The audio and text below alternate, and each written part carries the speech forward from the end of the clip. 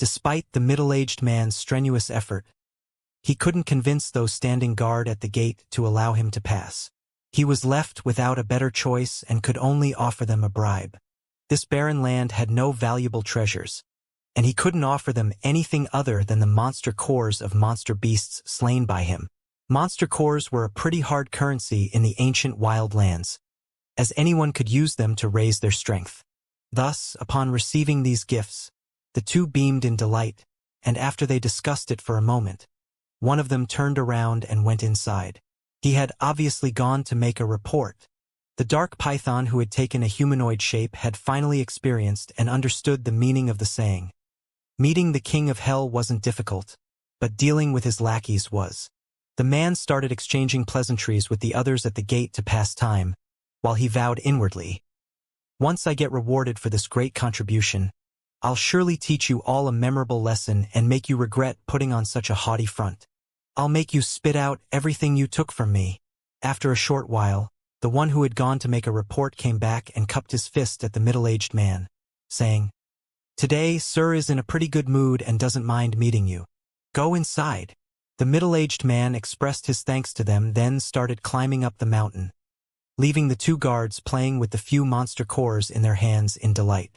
There wasn't anyone to guide the middle-aged man, but he could still make his way through with ease, as this wasn't his first visit. He quickly crossed several checkpoints and reached the peak of the mountain where a large palace was built with a rough design completely different from the ones commonly seen in the star boundary. It was just a large mass of boulders piled up together without an ounce of beauty. Moreover, there was a large sculpture of a mighty-looking galloping rhinoceros outside the palace. This was the true body of Monster King Xilei. He had just been an ordinary rhinoceros who managed to cultivate to the peak of the 12th order. Who knew what kind of fortuitous encounter had helped him accomplish this great feat? But nonetheless, he had now become the ruler of a large expanse of the ancient wildlands with over 100,000 monster race subordinates under him. There were only 32 beings in the same realm as Xilei in all the ancient wildlands. They all had their own territories and wouldn't invade nor assault each other, and they were all under the jurisdiction of the 4 great divine spirits. Every divine spirit had 8 monster kings at the peak of the 12th order under them, while monster kings had monster commanders and monster generals, as well as an innumerable number of monster beasts below the 12th order. One could well imagine how dangerous the ancient wildlands were. However, the humans outside were obviously oblivious to this, and they only knew that the ancient wildlands was a chaotic land fraught with dangers. They were unaware that deep within the ancient wildlands, it had already developed its own social order. After the middle-aged man reached the palace, the monsters guarding the gate just checked his identity, then allowed him in. It couldn't be said that they were careless, as it was pretty much impossible for the middle-aged man to wreak havoc in the face of the Xilei with his low cultivation. The monster race had always been pretty casual about customs, and they didn't attach great importance to them. If this was a sect of the human race, then it wouldn't have been so easy for a Dao Source Realm cultivator to meet a third-order Emperor Realm Master. After the middle-aged man entered the palace, soft music, light singing, as well as decadent noises reached his ears, taking him aback and almost making him assume he walked into the wrong place. But when he raised his eyes to take a look, he sighted a muscular man sitting cross-legged at the end of the hall with a table decorated with the corpse of a monster beast in front of him. A bloody corpse that died not long ago. The muscular man was holding the corpse of the monster beast and gorging himself with blood dripping off the corners of his mouth. It was a pretty ghastly sight, yet the man was eating with gusto with his eyes shining with a scarlet gleam. The legs of the middle-aged man went soft and he had almost escaped on the spot. He had heard that monster kings were fond of devouring their subordinates' flesh, but he didn't take it for more than a mere rumor. This was a sight he had never expected to see. The muscular man was obviously none other than Monster King Xilei. The middle-aged man had once seen him from afar, and he could recognize him with a glance. Xilei took a few more bites of the meat, then laughed heartily out of delight. 2 women clad in revealing clothes with pretty much all their skin exposed were next to the muscular man, serving him and fawning over him. They were both endowed with pretty good figures hidden behind light gauze, making for a breathtaking sight. Once Xilei let out a peal of laughter, One of the women took advantage of this chance to stuff one of the peeled grape-like spirit fruits on the table into his mouth. Xilei was pleased by this, and he embraced the woman and started having his way with her. After a short moment, the woman was also left with a bloody mouth. But she wasn't displeased by this. Rather, she licked off the blood with her little scarlet tongue in delight. The middle-aged man observed this in trepidation and longing, wondering when he would obtain a cultivation equal to Xilei.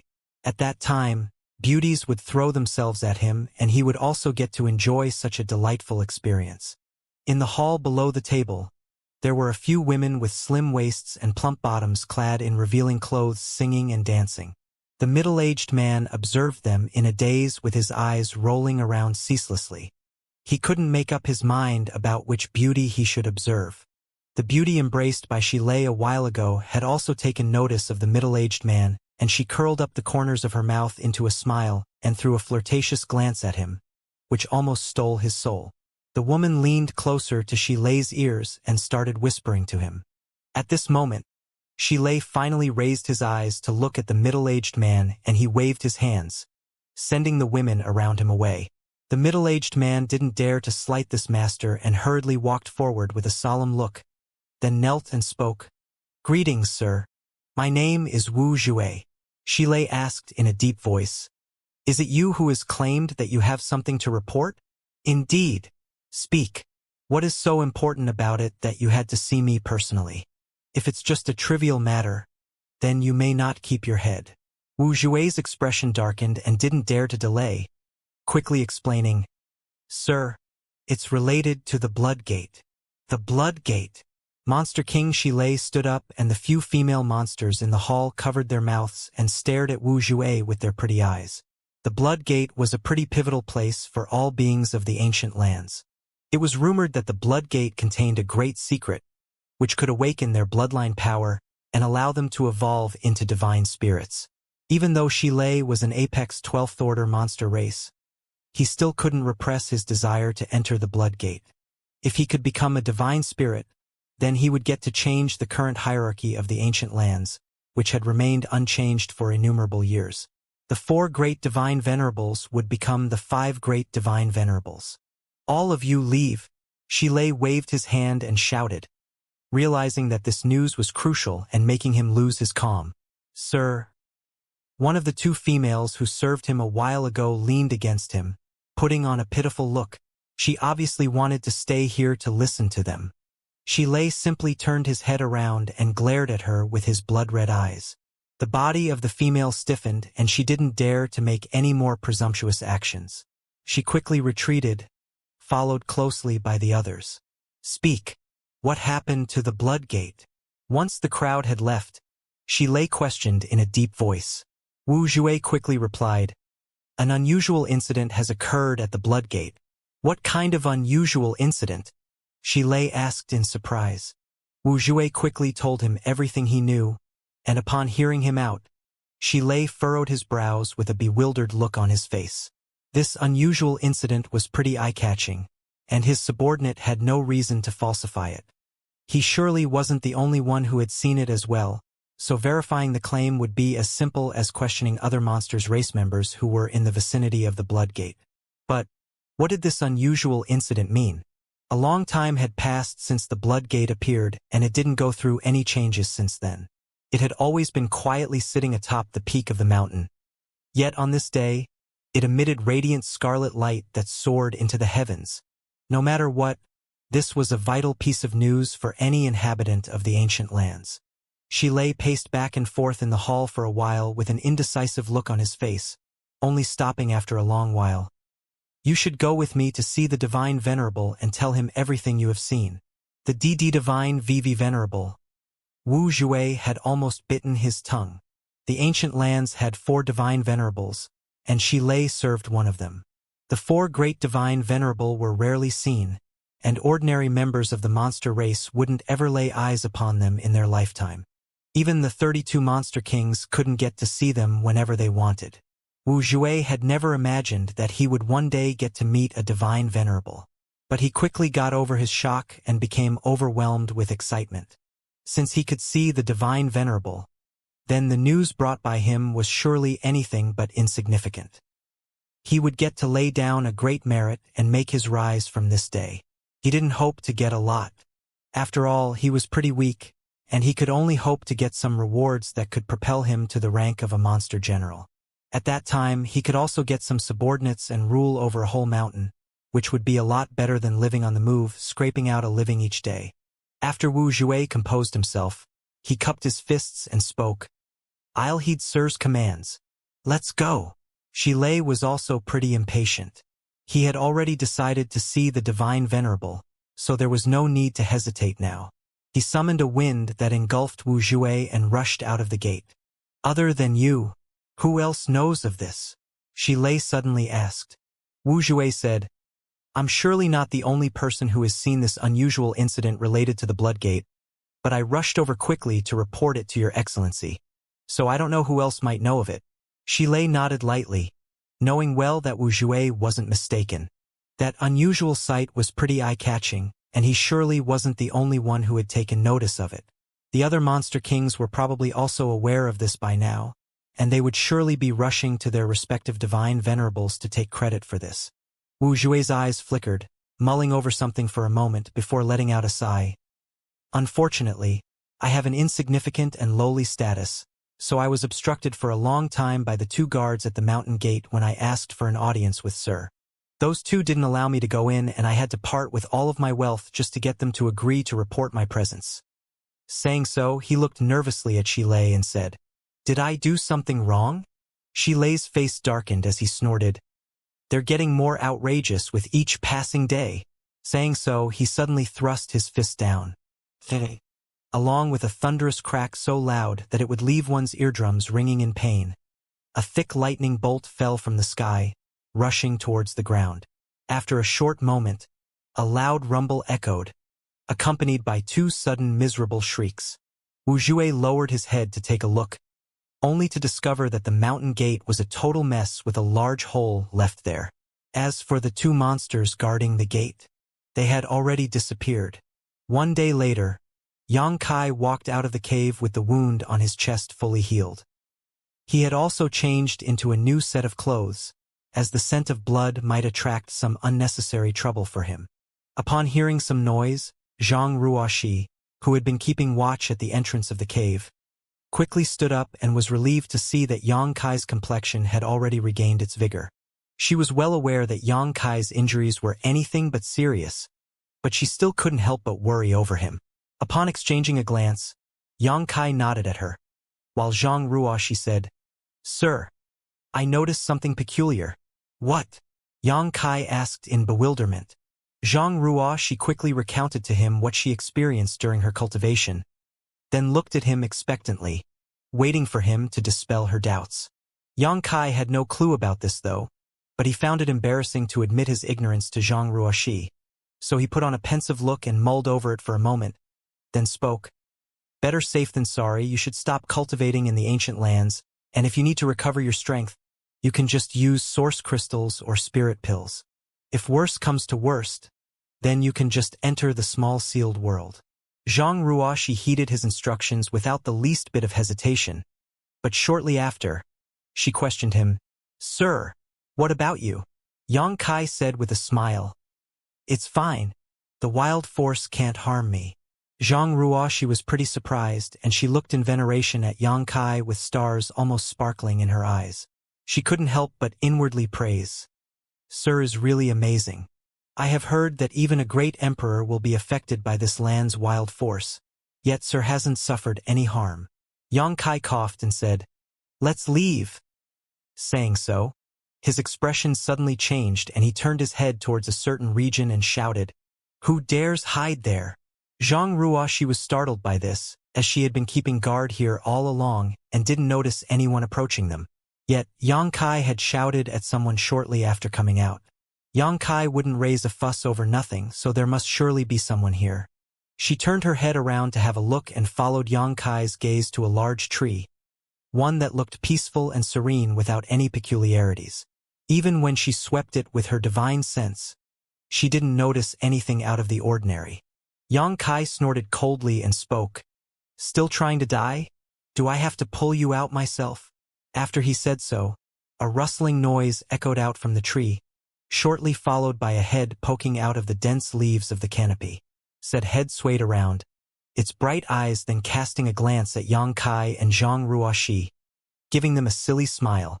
Zhang Ruoxi's expression darkened, having been caught off guard by this. After all, someone she had failed to notice approaching her was now smiling dumbly at her in this damned place. Yang Kai exclaimed in surprise as he observed this human-looking face carefully. It could be seen that it had quite disheveled hair, as if this individual hadn't washed it for many years, leaving a knot but a tangled mass. This person's face was dark with indistinct features, but it had a pair of bright eyes and pearly white teeth. It was definitely a woman. Even though Yang Kai couldn't get a clear look at her face, he still recognized with a glance that it belonged to a woman. All women cared a lot about their appearance, yet this one was a total mess, even more so than the bustling world-great emperor in Maplewood City. Who knew what this woman had suffered and gone through in the ancient wildlands? It wasn't limited to appearance, though, as Yang Kai could clearly tell that this woman hanging upside down from the tree was mentally impaired. Her gaze was pretty bright, but it still looked chaotic and erratic. However, what Yang Kai cared most about was this woman's concealment technique. If she didn't suddenly let out some noise from the tree earlier, then even Yang Kai wouldn't have noticed that she was hiding there. Just who was she? Upon sweeping her with his divine sense and detecting the faint energy fluctuations emanating from her body, Yang Kai discovered in surprise that she was a second-order Emperor Realm Master. While doubts were still flooding Yang Kai's mind, the woman suddenly giggled and spoke, "Come and catch me." Having said this, she jumped off the tree, but she turned around in midair and rushed into the forest, quickly disappearing, leaving only a peal of laughter behind her. "Come catch me. Catch me. Who the hell wants to catch you?" The corners of Yang Kai's mouth twitched. He was now certain that the woman had a mental impairment. If that wasn't the case, why would a solemn second-order Emperor Realm Master do such a ridiculous thing? She wasn't just in a disheveled state. Her speech and words were also a mess. Yang Kai was dumbfounded. He had just come into the ancient wildlands and ended up running into a crazy woman. He obviously wasn't in the mood to play hide and seek with her. "Sir, her attire?" It looked like Zhang Ruoxi had noticed something, and she covered her rosy lips with her hand, looking in shock at the region where the crazy woman had disappeared.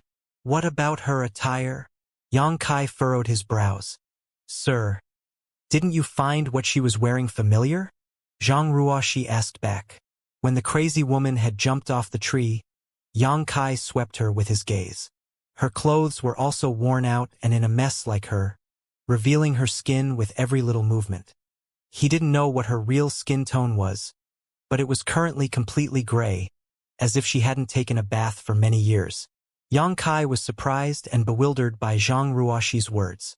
"Those were the robes of Ice Heart Valley," Zhang Ruoxi said anxiously. "Are you certain?" Yang Kai widened his eyes. Zhang Ruoxi nodded. "I have seen many disciples of Ice Heart Valley the last time we were in the Northern Territory's Ice Moon City. They were all clad the same way as her. Her clothes were torn and worn out, but they still had an ice crystal symbol over her chest. Why would a disciple of Ice Heart Valley come here?" Yang Kai was pretty stunned. Ice Heart Valley was located in the Northern Territory, while they were now in the Eastern Territory. There was a large distance between the territories and ordinary people wouldn't ever travel so far, much less come to a place like this. But, upon giving it more thought, he recalled that all masters of the Star Boundary eyed this treasure land. He could also be counted as a disciple of the Southern Territory, yet he had come here so it wouldn't be strange for the inhabitants of the Northern Territory to come here. After all masters of the 4 territories converged here. But he was still bewildered by something. From the moment Ice Heart Valley was founded by its martial ancestor Bing Yun until this day, they didn't have a lot of Emperor Realm Masters. So, how did a second-order Emperor Realm Master end up here? Worse, in a chaotic mental state. Upon mulling this over, Yang Kai's eyes suddenly lit up and he recalled something.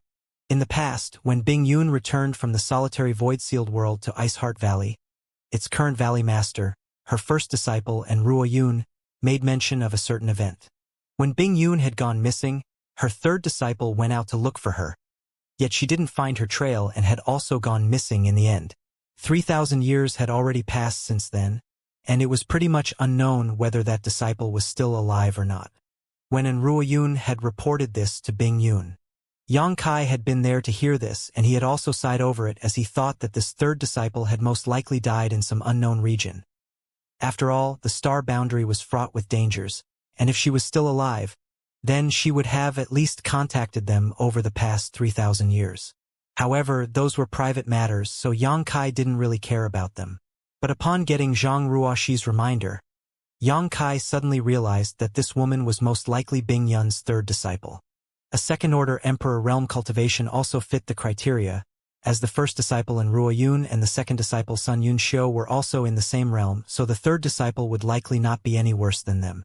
Upon thinking of this possibility, Yang Kai looked at where the crazy woman had disappeared to, but he couldn't catch even her shadow. She had already escaped from him. Yang Kai could guess why this third disciple was here. In the past, she had left Ice Heart Valley to look for Bing Yun, and she surely wouldn't miss the famous ancient wildlands. She must have come here to seek Bing Yun. As for why the woman was now in a state of mental chaos, Yang Kai had no ideas about this, but he could still imagine that she must have suffered a lot here, else why would a second-order Emperor Realm Master end up so demented with no regard to her own image?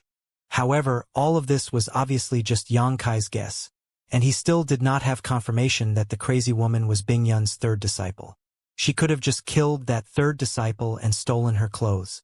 If Yang Kai didn't get to see this, then he wouldn't have bothered with it, but since he had already become involved, he couldn't just ignore this matter.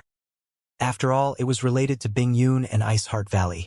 Sir, Old Ban once said that an Emperor Realm Master had gone missing in the Ancient Lands passageway more than 10 years ago, and it was a woman. Could it be her? Zhang Ruoxi suddenly asked. This possibility didn't cross Yang Kai's mind, but upon giving it more thought, he realized that it was pretty likely the case. She must have gone crazy because she got lost in the Ancient Lands passageway for more than 10 years. Old Ban had said that the woman was a First-Order Emperor Realm Master, but Old Ban was just a First-Order Dao Source Realm, so he surely couldn't distinguish between the First and Second-Order Emperor Realm and must have just made an assumption. Let's go after her and investigate. Yang Kai waved his hand, enveloping Zhang Ruoxi with his Emperor Qi, then rushing in the direction where the crazy woman had disappeared. Along the way, he couldn't find any trace of her, and even though he completely released his divine sense, he couldn't detect even a wisp of her aura. He did, however, notice a lot of monster beasts. It was as if that crazy woman had vanished into thin air, the same way she suddenly appeared. Where did she go? Yang Kai was pretty vexed. If he had known earlier that the crazy woman was linked to Ice Heart Valley's third elder, then he would have made a move to intercept her and not allowed her to run away. Now, it was extremely difficult for him to find her. After Yang Kai spent most of the day searching for her in vain, he found himself forced to give up and stop. Running around the ancient wildlands aimlessly was nothing short of insanity. After all, he might end up catching the attention of a powerful monster race. If he couldn't find her, then so be it, he would just give up for now, then take a trip to the Northern Territory after dealing with his affairs here and pass the crazy woman's news to Bing Yun, leaving her to deal with this herself. Yang Kai took out a jade slip and checked it, only to discover that he had already ventured a lot deeper into the ancient lands in his half-day-long pursuit. If he continued further, then he would end up in a gathering spot for monster beasts, which had a 12th-order monster beast presiding over them. Yang Kai didn't want to attract trouble for no reason, as he had come here just to seek Xiao, so he would surely try to avoid danger as much as possible. When Yang Kai had just put away the jade slip after deciding to make a detour around this region, a peal of laughter reverberated in a large tree near him, shortly followed by a dark face poking out of the tree's leaves. She grinned at him, revealing her pearly white teeth, and she beckoned to Yang Kai. "Come catch me! Hurry up and catch me! This crazy woman!" Yang Kai was almost driven crazy with rage at this moment when he realized that all this time he was unable to find her. She had actually been hiding nearby to mess with him. Yang Kai really didn't know what to do with this kind of person. If she was sane and could think properly, he would have sat down and talked with her, asked her about her origins and background, but she was completely insane. The only way he could talk to her was if she allowed it.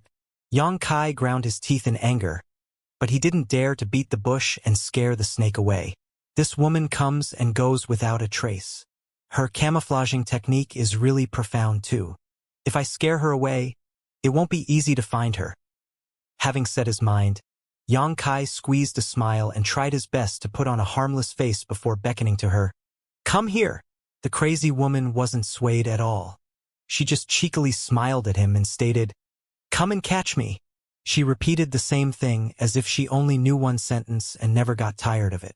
Yang Kai tried to call her a few times, but it didn't work, leaving him feeling utterly helpless. Sir, why don't you tempt her with something and see whether she will come over? Zhang Ruo, she suddenly proposed.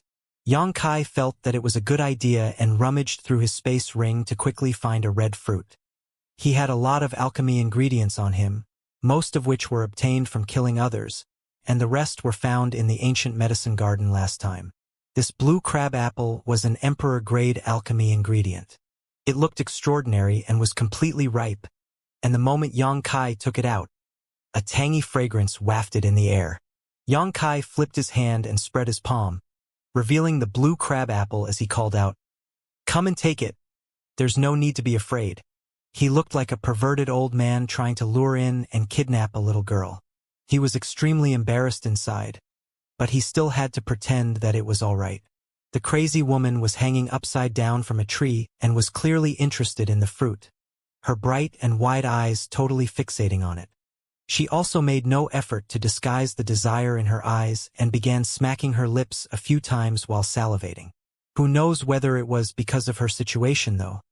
But she was still very vigilant. Despite the hungry look on her face, she didn't rush over as Yang Kai had hoped. Chi. The leaves rustled for a while before the crazy woman suddenly disappeared. Yang Kai was struck dumb and quickly spread his divine sense to lock onto her position. If he lost her this time, considering how vast the ancient lands was, trying to find her would make looking for a needle in a haystack feel trivial by comparison. He would really have no idea where to search for her. Chi. Another rustling noise came from nearby. Yang Kai turned his head to look and suddenly found that the crazy woman had reappeared on the branch of another tree, holding the trunk with one hand, quietly standing there. Fast. So fast. Yang Kai's pupils shrunk when he saw how swiftly she had moved. Before he could grasp her position, she had reappeared like a ghost. However, she was a lot closer than before. Yang Kai secretly breathed a sigh of relief, knowing that the fruit in his hand had finally aroused her interest. Yang Kai smiled and pushed the fruit forward before speaking in a soft voice. Do you want it or not? If you don't want it, I will eat it. While speaking, he pulled back the fruit and slowly brought it towards his mouth. The crazy woman immediately became anxious at this sight and took a bent stance, as if she could not wait to pounce and grab the apple. But she appeared to have some scruples still and swayed back and forth on the tree, refusing to come down. Yang Kai ground his teeth in anger, steeled himself, and bit into the blue crab apple. In just one bite, Yang Kai's mouth was filled with rich fruit juice. It was an emperor-grade spirit fruit after all, and the essence within it was quite amazing. On top of that, it tasted quite good and the attractive fruity fragrance only grew stronger once the flesh was exposed. Baji. Yang Kai ate it with relish, making some exaggerated noises, clearly causing the crazy woman's heart to ache. She looked at the blue crab apple again before a firm look flashed in her eyes. She seemed to have made up her mind, and with a flicker she shot out towards Yang Kai, leaving a streak of white light in her wake like a bolt of lightning. Yang Kai was waiting for this very moment, so how could he let it pass? He threw the spirit fruit in his hand straight at her while, at the same time, stretching his hand out, grabbing towards a certain place in the air like a dragon. The crazy woman suddenly appeared in front of Yang Kai with a flash. Her bright and shiny eyes were focused on the blue crab apple that had been thrown by Yang Kai, as if nothing in this world could distract her from her prize. If the spirit fruit continued to fly like this and there was no accident, it would definitely hit her right in the forehead. Although Yang Kai didn't mean to kill her with this attack, it was by no means a casual throw either. Rather, he had poured some of his emperor chi into it as he wanted to distract the crazy woman so that he could proceed with his next move. But much to his surprise, the crazy woman leaned back at the critical moment, evading the spirit fruit by a hair's breadth. Immediately after, she opened her mouth wide and directly took a bite at the spirit fruit. In a flash, her eyebrows rose in pleasure and an overjoyed look filled her face. In the twinkling of an eye, though, Yang Kai had flashed to her side and grabbed her arm. The crazy woman was greatly shocked and quickly looked at Yang Kai as an inexplicable coldness flashed through her smiling eyes. She twisted her body at an impossible angle and changed her posture like there were no bones in her body, standing face to face with Yang Kai. Next, she raised her hand, while palming hard at Yang Kai, before her attack even reached him. An extremely icy cold pressure that seemed capable of freezing the entire world spread out. Yang Kai took a deep breath and couldn't help but shiver as he shouted in a grim voice, "Ice principles!" If it was just speculation before that this crazy woman was somehow related to the third elder of Iceheart Valley, who had gone missing many years ago, now it was all but certain she was that very person. After all, every Iceheart Valley disciple cultivated an ice attribute secret art. Yang Kai's face turned serious as he didn't dare to be negligent. He also sent out a palm that radiated space principles. Hong! A deafening clap immediately followed as both of their bodies fiercely shook like two small boats caught in a violent storm. The two different principal strengths clashed with each other, but they were evenly matched. This wasn't a surprise, though, as the crazy woman's cultivation was a little higher than Yang Kai's, and she had attacked in anger, whereas Yang Kai could only hastily respond. Forcing a draw here was already Yang Kai's limit, and had it been any other First-Order Emperor, he or she might have suffered serious injuries. Before the two clashing principal strengths could dissipate, the crazy woman suddenly twisted her arm held by Yang Kai, which had turned soft and boneless like a snake, and in the next moment, she slipped out of his grasp. Yang Kai was greatly shocked by this, but it was already too late to grab her again. After being frightened by Yang Kai once, the crazy woman had quickly retreated, opening a huge gap with him. Hu Chi Chi. Only now did the two clashing principal strengths finally die down. Yang Kai stood with a wry smile hanging on his lips as he didn't dare to make a rash move for the fear of scaring off the other party. Over 20 meters away, the crazy woman stood in place, her eyes filled with resentment. It appeared as if Yang Kai had abused her and then abandoned her, making Yang Kai feel apologetic. It was really not a glorious thing to lie to a person whose brain was not currently working right, and to a woman no less.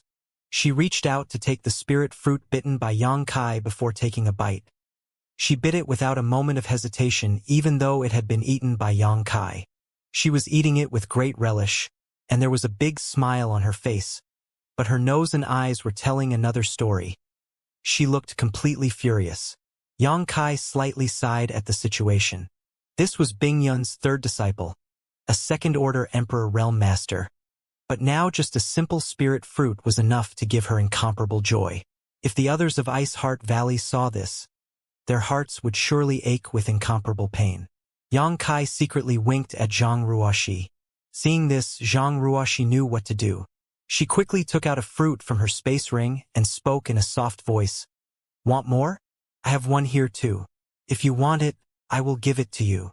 The crazy woman raised her brow and looked at her, but the next moment, her face paled as she repeatedly waved her head in refusal. Having been tricked by Yang Kai, she was acting like she was bitten by a snake, shying away from ropes for 10 years.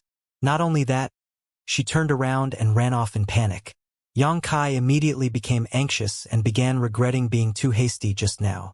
In fact, he was confident before he made his move.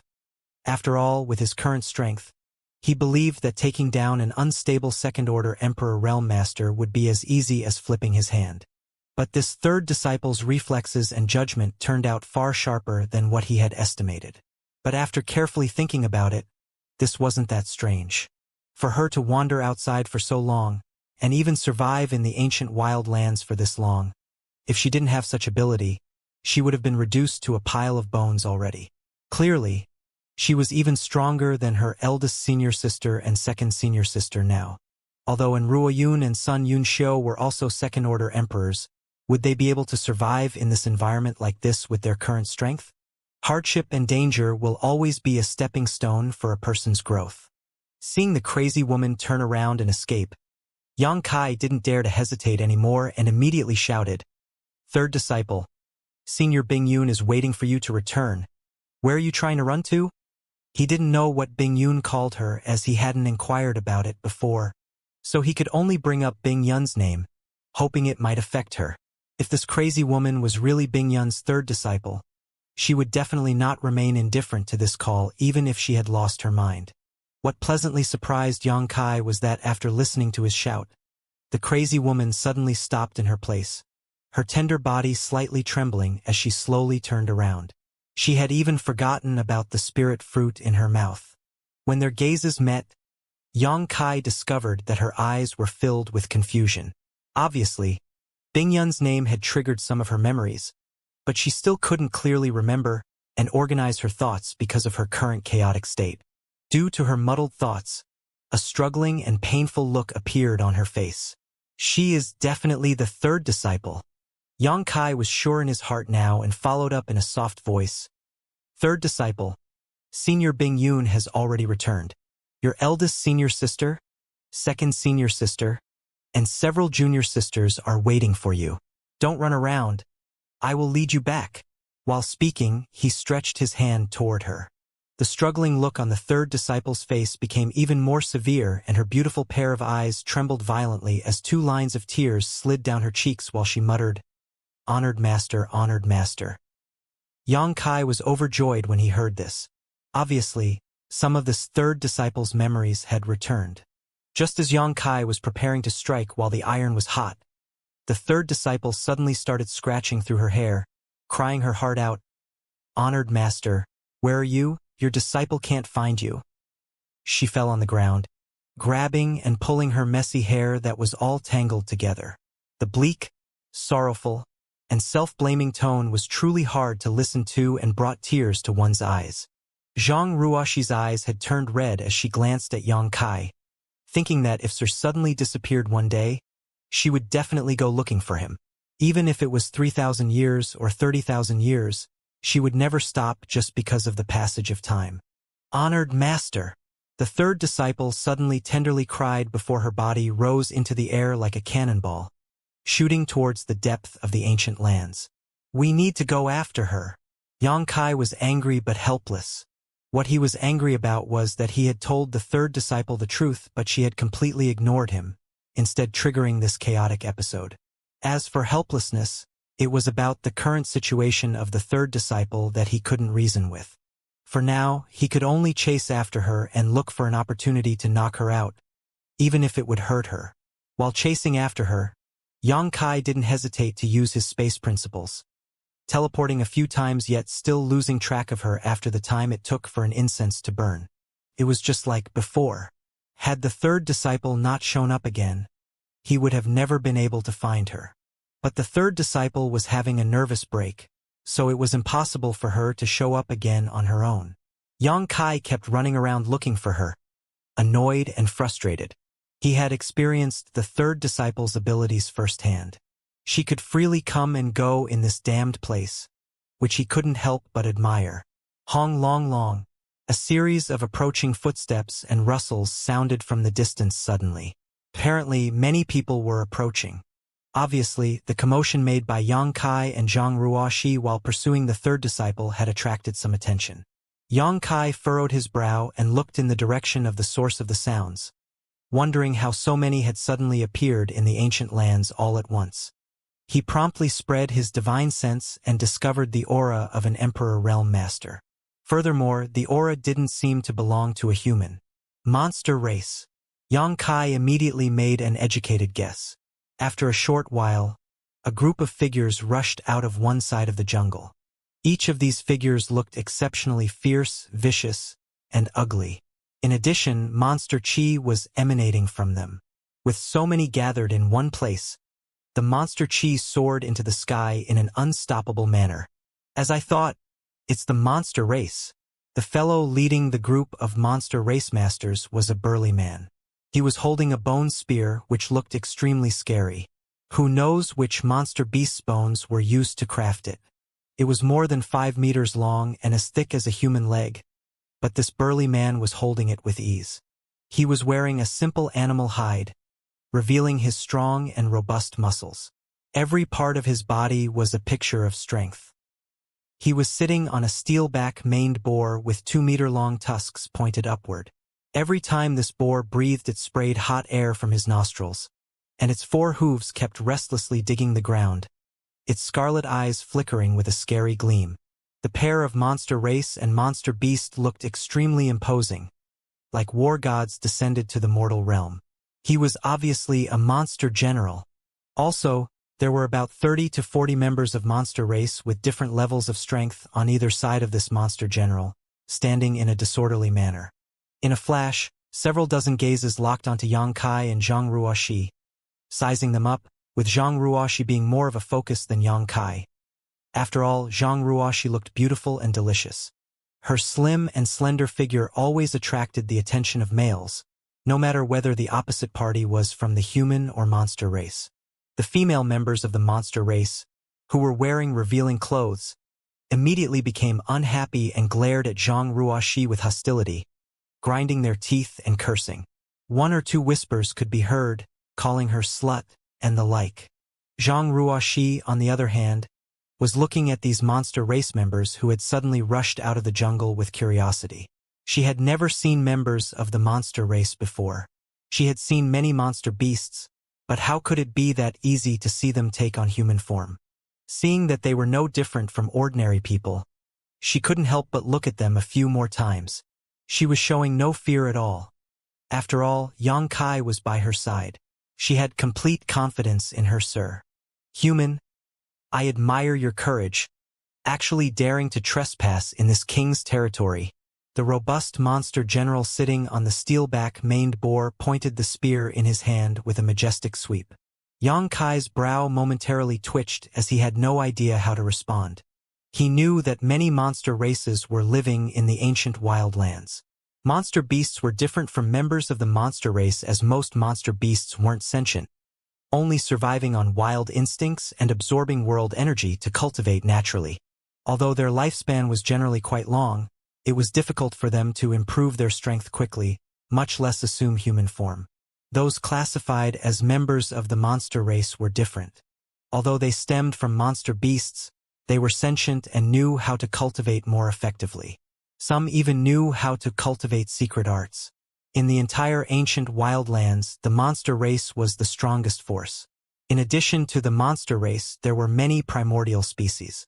These primordial species included countless near-extinct races that, while small in number, were all extremely powerful because of their ancient bloodlines. All primordial species could unleash some unimaginable abilities. Yang Kai wasn't clear about the distribution of forces in the ancient lands, as the only information he had was the things recorded in the jade slip given to him by Pai San. Naturally, this jade slip didn't have comprehensive information and just gave a brief rundown about the outer areas of the ancient lands. Seeing this team of monster race cultivators appear, Yang Kai immediately knew that while pursuing Ice Heart Valley's third elder, he had inadvertently rushed into the territory of this monster general. Kill, kill, kill. The crowd of monster race suddenly started chanting.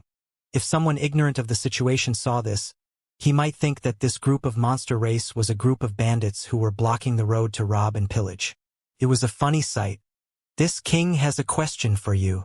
The monster general reined in his monster beast mount while keeping his bone spear pointed at Yang Kai as he asked with no trace of politeness, "Have you seen a crazy woman? Is he talking about Bing Yun's third disciple?" Yang Kai didn't want to get involved with the monster race, but by the looks of it, they had obviously seen the third disciple, so Yang Kai immediately shouted, "Have you seen her?" The monster general blew his top seeing this and pushed his monster chi madly, rebuking with a cold snort. "It's this king who will ask the questions here. If you don't want to suffer, obediently answer this king. Otherwise, I will let you know how fearsome this king is." Determining that civil discourse was impossible with this fellow, Yang Kai decided to start talking with his fists instead. grinning as he taunted. "I'd like to see you try." The monster general sneered. "Since you're courting death, then don't blame this king for showing no mercy." While remaining seated on his mount, he waved his hand as he ordered aloud, "Kill the man! Capture the woman!" Just as he shouted the order, the 30 or 40 members of monster race howled and acted as swiftly as the wind.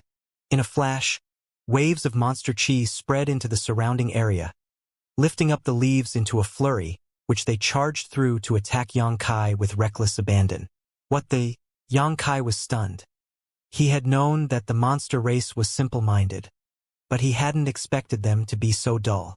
Before they even assessed the strength of their opponent, they all swarmed forward, as if they feared being late to the fight. It must have been really hard for the monster race to survive in the ancient lands for this long. However, Xianxia's vision was now higher, owing to his higher strength. In any case, this group of monster race was led by a monster general, and there were many of them. More importantly, the human cultivators were usually suppressed by the wild force present here, so even if they ran into a second-order Emperor realm human, they could attack like this without any fear. After so many years, many emperors had lost their lives to the monster race like this. Furthermore, if a cultivator was not strong, how could they survive in the ancient lands for so long? They would have long died in a place like this where there was no peace. The monster race group rushed in, unleashing all kinds of techniques. Many of them revealed their true bodies halfway through. In a flash, various strange monster beasts were seen galloping everywhere, showcasing all kinds of monster race secret techniques. The world instantly lost color in the chaotic storm. The monster general, on the other hand, remained seated in the rear, coldly observing everything. A giant python spewed a breath of poisonous mist, covering Xianxia and the space around him, blinding him to his surroundings. Inside the poisonous mist, a figure suddenly appeared and leapt at Xianxia, its fangs shining with a cold gleam. It was a wolf-type monster beast that had launched a sneak attack under the cover of the poisonous mist. Zhang! A soft metallic cry rang out as a cold gleam flashed. Xianxia remained standing in place, as if he hadn't moved at all, but the myriad sword had at some point appeared in his hand. The giant wolf flew past him, its scarlet eyes crazily flickering as if it had seen something terrifying. After crashing to the ground, it uncontrollably slid forward before a squishing sound rang out and blood gushed from its neck like a fountain. Its head separated from his body as its body constantly twitched.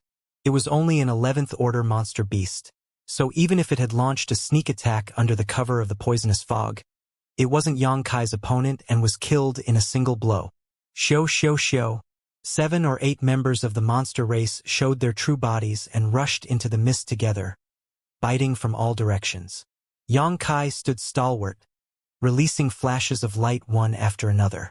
Splattering sounds echoed to no end as all the monster race attacking him flew past him, splitting into two in the air, their blood and internal organs dyeing the ground red as miserable wails rose and fell everywhere. The remaining monster race members instantly quieted down and halted their charge right then and there. All of them were staring with widened eyes as a look of shock covered their faces. They hadn't expected Xianxia to be so powerful. Dida. Only the sound of blood dripping down the myriad sword could be heard, but to the members of the monster race, this light dripping was like a death knell deafening their ears, making them tremble in fright. At this point, they finally noticed that Xianxia was a little different from the humans they had encountered before. He didn't seem easy to mess with. "Boy, how dare you, to have killed so many of my men. This king will send you to hell." The monster general, who was originally sitting in the rear, continuously leering at Zhang Ruoxi, blew his top when he noticed that over 10 of his men had died in just the blink of an eye. He spurred his mount as he charged at Xianxia with his spear. Who knows what kind of exotic beast the steelback mane boar was, but its speed was so fast that its limbs instantly blurred. The enormous trees in its path, which could only be hugged by several people working together, all broke under its charge, proof of how powerful it was. As soon as the monster general made his move, his subordinates naturally avoided and went to trouble Zhang Ruoxi. Xianxia coldly snorted as he slid his finger across the myriad sword, a serious look appearing on his face as he mumbled, Myriad sword arts? Radiant moon swallows the wolf? Chi chi chi. The sword danced around as thousands of sword chi blades shot towards the surroundings like a shower. The monster race members were thrown off their feet, miserably wailing as they were helplessly struck by the thousands of sword chi blades before they could even approach Yang Kai. Blood gushed out from their bodies as if they had been riddled with holes like a sieve. After this one move, Yang Kai suddenly disappeared from his position. Shua! His figure flickered as he flew to the front of the charging monster general, swinging his sword down. The monster general had never seen such a scary human before. After having seen his subordinates cut down like straws, he realized that things weren't looking good for him. This human seemed to be different from the ones he had encountered before. He was too scary. Having been suddenly attacked, the monster general was naturally shocked and angry. However, his reaction was swift as well. The bone spear in his hand left afterimages, forming a screen of thrusts directed straight at Yang Kai. Monster chi burst forth as the sound of the spear cutting through the air filled the surroundings. Yang Kai similarly swung his sword again, and coupled with his emperor chi, the myriad sword became incomparably sharp. So sharp that the white bone spear was chipped off bit by bit, and in the blink of an eye, only half of the long spear in the monster general was left. Ah! The monster general turned pale in horror.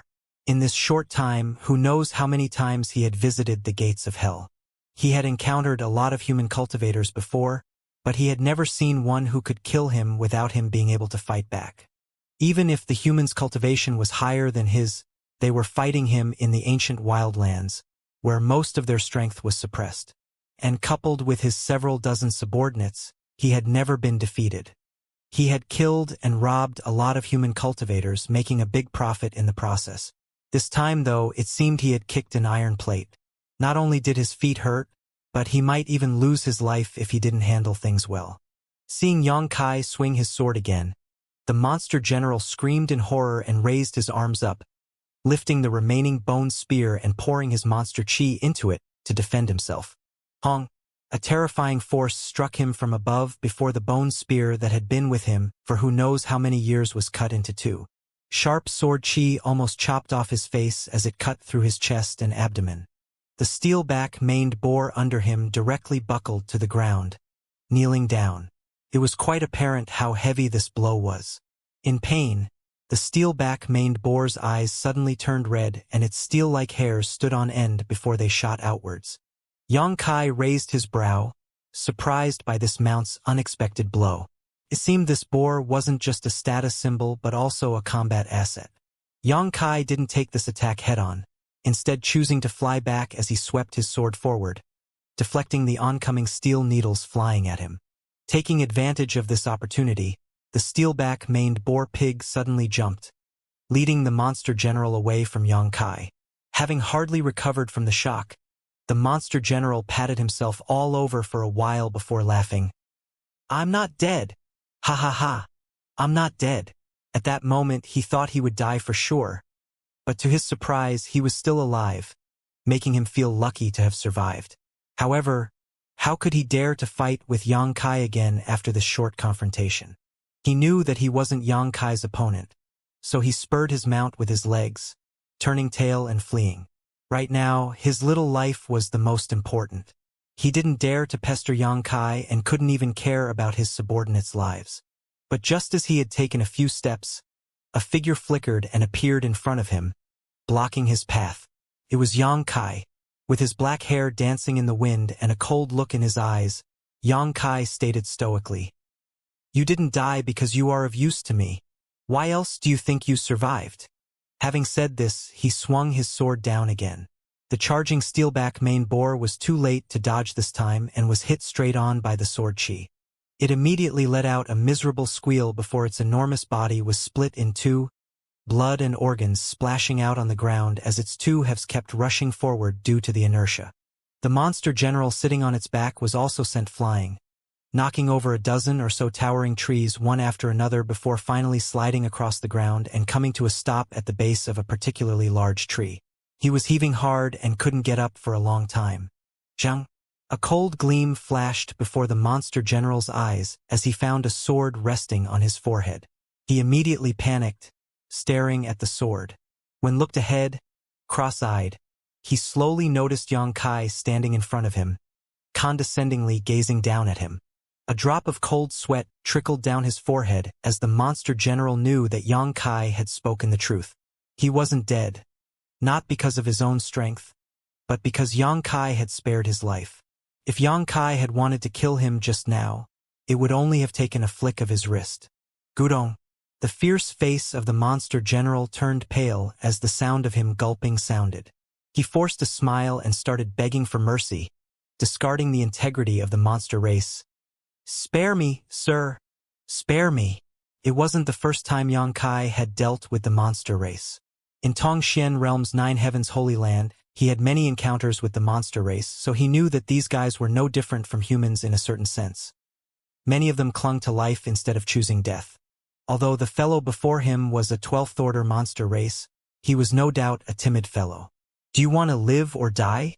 "Of course," the monster general shouted. "Live! I want to live. If you want to live, answer my questions. If you dare to lie even one word, I will immediately take your dog life." "Sir, just ask away." The monster general didn't dare to move, otherwise his head would have been repeatedly nodding like a chicken pecking rice. Yang Kai asked, maintaining a cold face, "You asked about a crazy woman just now. Have you seen her?" The monster general immediately understood that the cause of this disaster was its stupid mouth. This human master must have some connection with that crazy woman. He nervously gulped and gingerly asked, "May I ask, sir, a question? Is that woman your—" Yang Kai immediately glared as he coldly snorted through his nose before rebuking. "I am the one asking the questions. You only need to honestly answer them." "Yes, yes, yes." The monster general's body went stiff as he hurriedly replied, "I've seen her. Not only have I seen her, but I have also fought with her more than once." "What happened? Tell me everything in detail." Suddenly, an agonized look appeared on the monster general's face as he sorrowfully explained, "Sir, please understand, that crazy woman, cough cough." Knowing nothing about the relationship between Yang Kai and the crazy woman, the monster general didn't want to annoy Yang Kai and have his head cut off.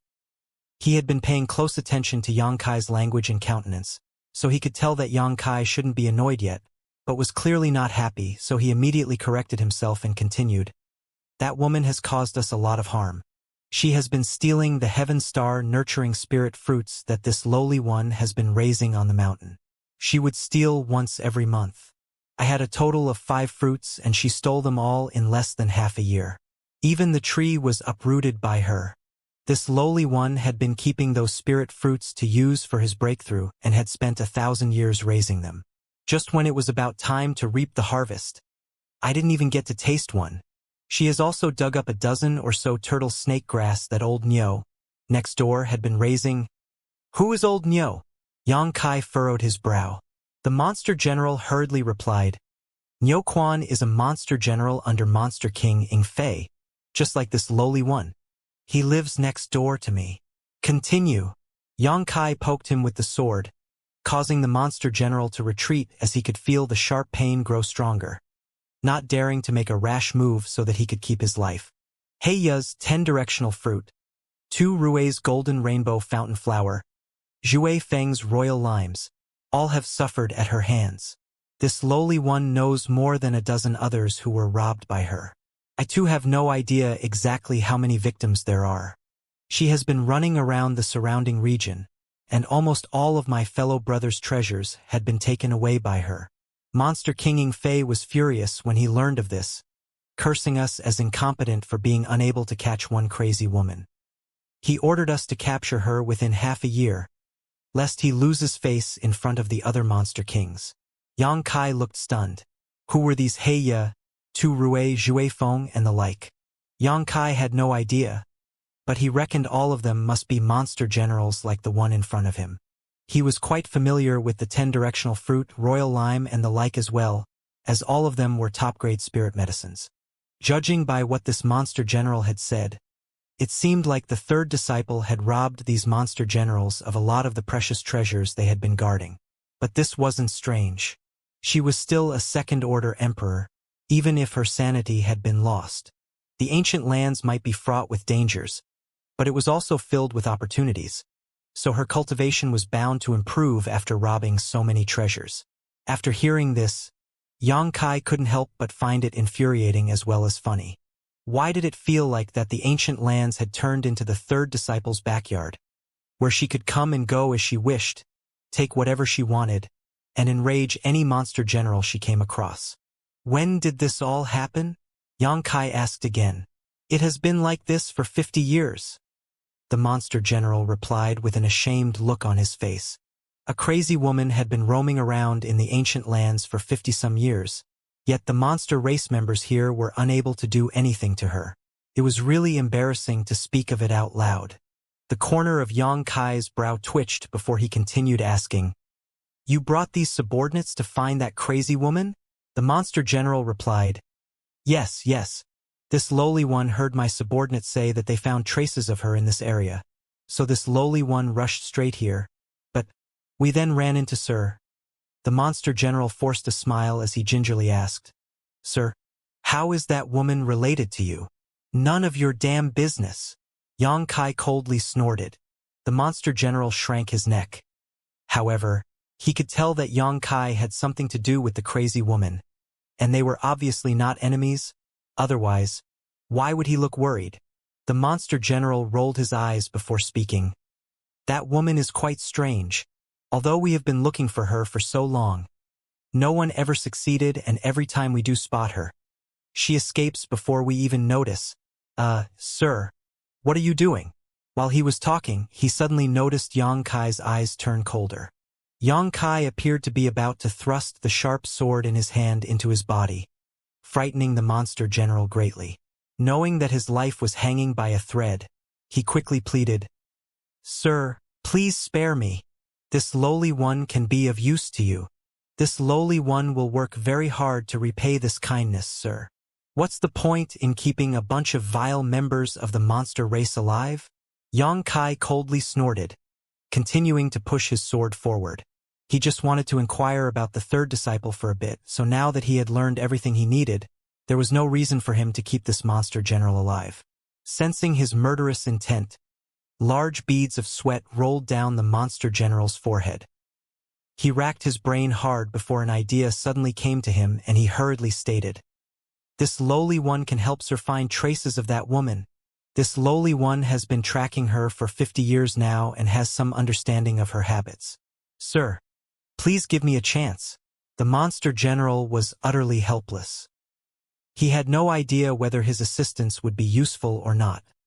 However, he was grasping at straws from the beginning. To his surprise, Xianxia really stopped. The monster general felt like he had just survived the storm and knew he had bet right, immediately adding, "Sir, rest assured. As long as Sir lets me live, this lowly one will definitely not disappoint Sir. Besides, this lowly one also has some men under him. If you make them search, they will surely be helpful one way or another." That makes sense. Xianxia had never ever thought that he would run into Ice Heart Valley's third elder in the ancient wildlands. But now that he had run into her, he couldn't simply let her roam free like this. However, the third elder's movement skill was extremely strange, and her camouflaging techniques were fearsome. If just he and Zhang Ruoshi tried looking for her, they might not be able to do anything no matter how hard they tried. If they could get the help of this monster general, it would save them some time. After all, the monster general had many subordinates at his disposal. In order to put Xianxia at ease and safeguard his own life, the monster general gritted his teeth and proposed on his own. "If Sir wants, this lowly one is willing to hand over his soul brand. This lowly one will be at Sir's beck and call and work myself to the bone." Handing over one soul brand was tantamount to becoming a soul slave. His life and death would be up to Xianxia to decide. In order to control Hua Qingxi, Xianxia had done the very same thing. However, Hua Qingxi was forced to do it and was powerless about it. But the monster general was actively proposing it. However, the monster general wasn't doing this for no reason. He could care less about anything else to save his own skin, but who knows whether he would regret it in the future or not. "Hand it over." Yang Kai stretched his hand towards him. Yeah. The corner of Monster General's mouth started twitching, noticing Yang Kai's cold gaze pointed at him. He didn't dare to resist anymore and obediently closed his eyes and used a certain secret technique. In a few moments, a glowing golden wisp flew out of his forehead before being caught by Yang Kai. The Monster General let out a stifled groan, his face going slightly pale. After Yang Kai had stored the Monster General's soul brand in his knowledge sea using some means, he finally put away the myriad sword and indifferently ordered, "Get up!" Although the Monster General was agonizing in his heart, he knew that his life was saved somehow. He quickly got up, patted the dust off his body, then faintly sighed as he glanced over at his mount that had been cut in half. "Sir, can you ask that young lady to stop? This lowly one is afraid that she might accidentally get hurt." The Monster General pointed at Zhang Ruoxi, who was still fighting with the other monster race members. Yang Kai nodded and transmitted his voice into Zhang Ruoxi's ears. The Monster General also shouted at the same time, "Everyone, stop!"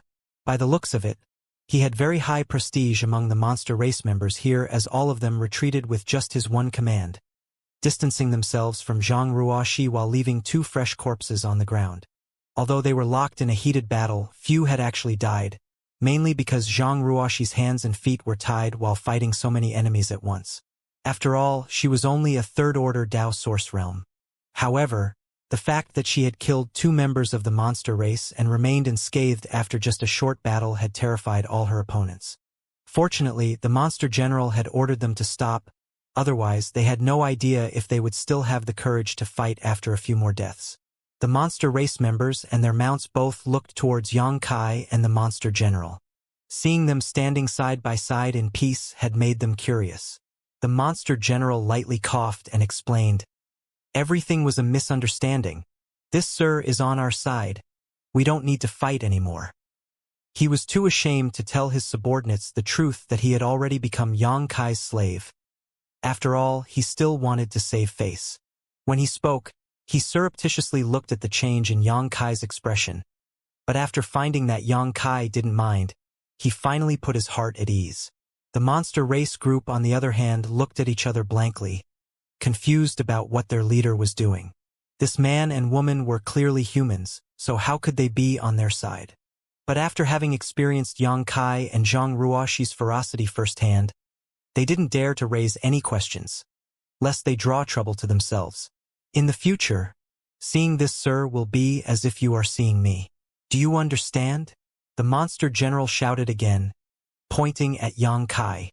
Although the monster race members were totally confused, they still nodded in agreement, mainly because they were scared and they had no desire to risk themselves to avenge their fallen comrades.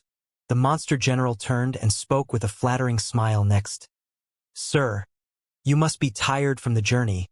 How about you take a rest at this lowly one's mountain?" "Rest?" Yang didn't give him face and ordered, waving his hand. "Hurry up and ask them to find her. If they can't find her, death will be the punishment." The Monster General immediately looked bitter as he replied, "Sir, I believe you don't know about this yet, but when that woman is frightened, she won't show up for some time. It's useless to look for her during that period." Yang Kai calmly asked, "What do you mean?" The Monster General continued to explain, cupping his fist. "She is very timid, and every time she is frightened, she will hide for a month or 2. During this time, no one has ever been able to find her. So, if Sir wants to look for her, the best method is to wait and lie low. After a time, she will naturally show up again." Seeing Yang Kai looking at him suspiciously, the Monster General began sweating profusely. "Sir, this lowly one is speaking the truth. Sir can ask them." Yang Kai had experienced Bing Yun's third disciple's timidity firsthand. It should be because of her problem with her sanity, so he felt that the Monster General wasn't lying to him.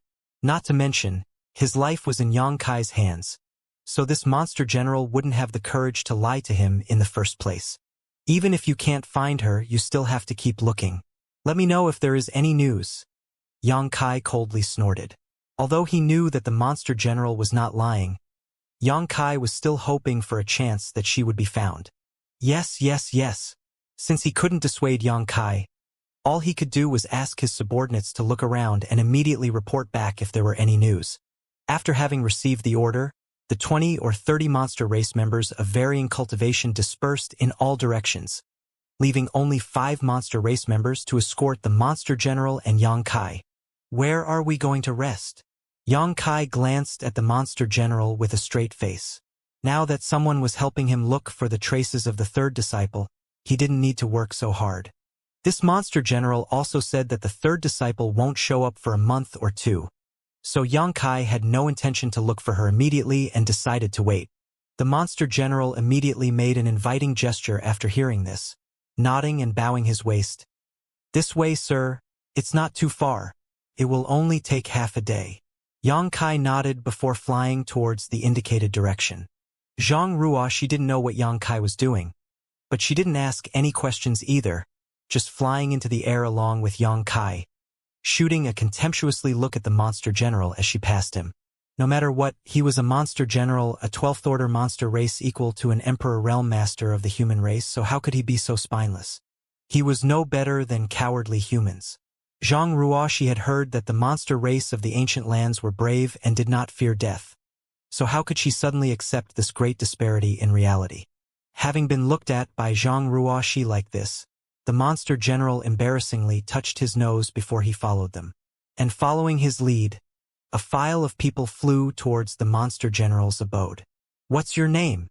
Yang Kai suddenly asked in the middle of the journey. The monster general cupped his fists and introduced himself. "This lowly one is Yang Yue. I heard you mention a monster king Inflate. Who is he?" Yang Kai curiously looked at him. Yang Yue immediately turned serious as he replied, "Sir Inflate is one of the 8 monster kings under the Divine Venerable. His strength is unfathomable and has already reached the peak of the 12th order, which is comparable to a 3rd order emperor realm human master." 8 monster kings. Yang Kai furrowed his brow. So to say, there are 7 other monster kings? Yang Yue chuckled before proudly stating, "Not just 7. There are 32 monster kings in the ancient lands." Yang Kai was shocked. "So many? Are all of them at the peak 3rd order emperor realm?" Yang Yue responded with a nod. "But of course, how can they secure the position of monster king without such a level of strength? In fact, there are more than 32 with this level of strength, but there are only 32 monster kings, that's all. Those who couldn't seize the position of monster king are all powerful masters who serve the divine venerables directly. There are more than a dozen of them, and they aren't any worse than any monster king. Some of them may even be stronger." Yang Kai gasped a cold breath of air. Before coming here, he had never known that there were so many fearsome monster race masters in the ancient wildlands. Hearing information about this, Yang Kai finally realized that he had been greatly underestimating the ancient lands. In the entire star boundary, no sect had so many 3rd order emperor realm masters. Even those sects led by great emperors did not have such formidable strength. At most, a single sect would have 7 or 8 such masters. In other words, the force of the ancient lands was comparable to 4 or 5-star soul palaces combined. No wonder everyone called the ancient lands a dangerous domain. It was far more than dangerous, it was simply a gateway to hell. One might not even know how they died in this place. Yang Kai felt slightly lucky now that he didn't kill Yang Yue right away. Otherwise, he might not have been able to get hold of this important information. This made him a little worried about the task that lay ahead of him. "Then who or what is this divine venerable you speak of?" Suddenly, a fearsome notion flashed in Yang Kai's mind as he hesitatingly asked. "A divine venerable is a divine venerable." Yang Yue meaningfully grinned. "They rule over the entire ancient wild lands." "Oh yes, according to humans, a divine venerable is also referred to as a divine spirit."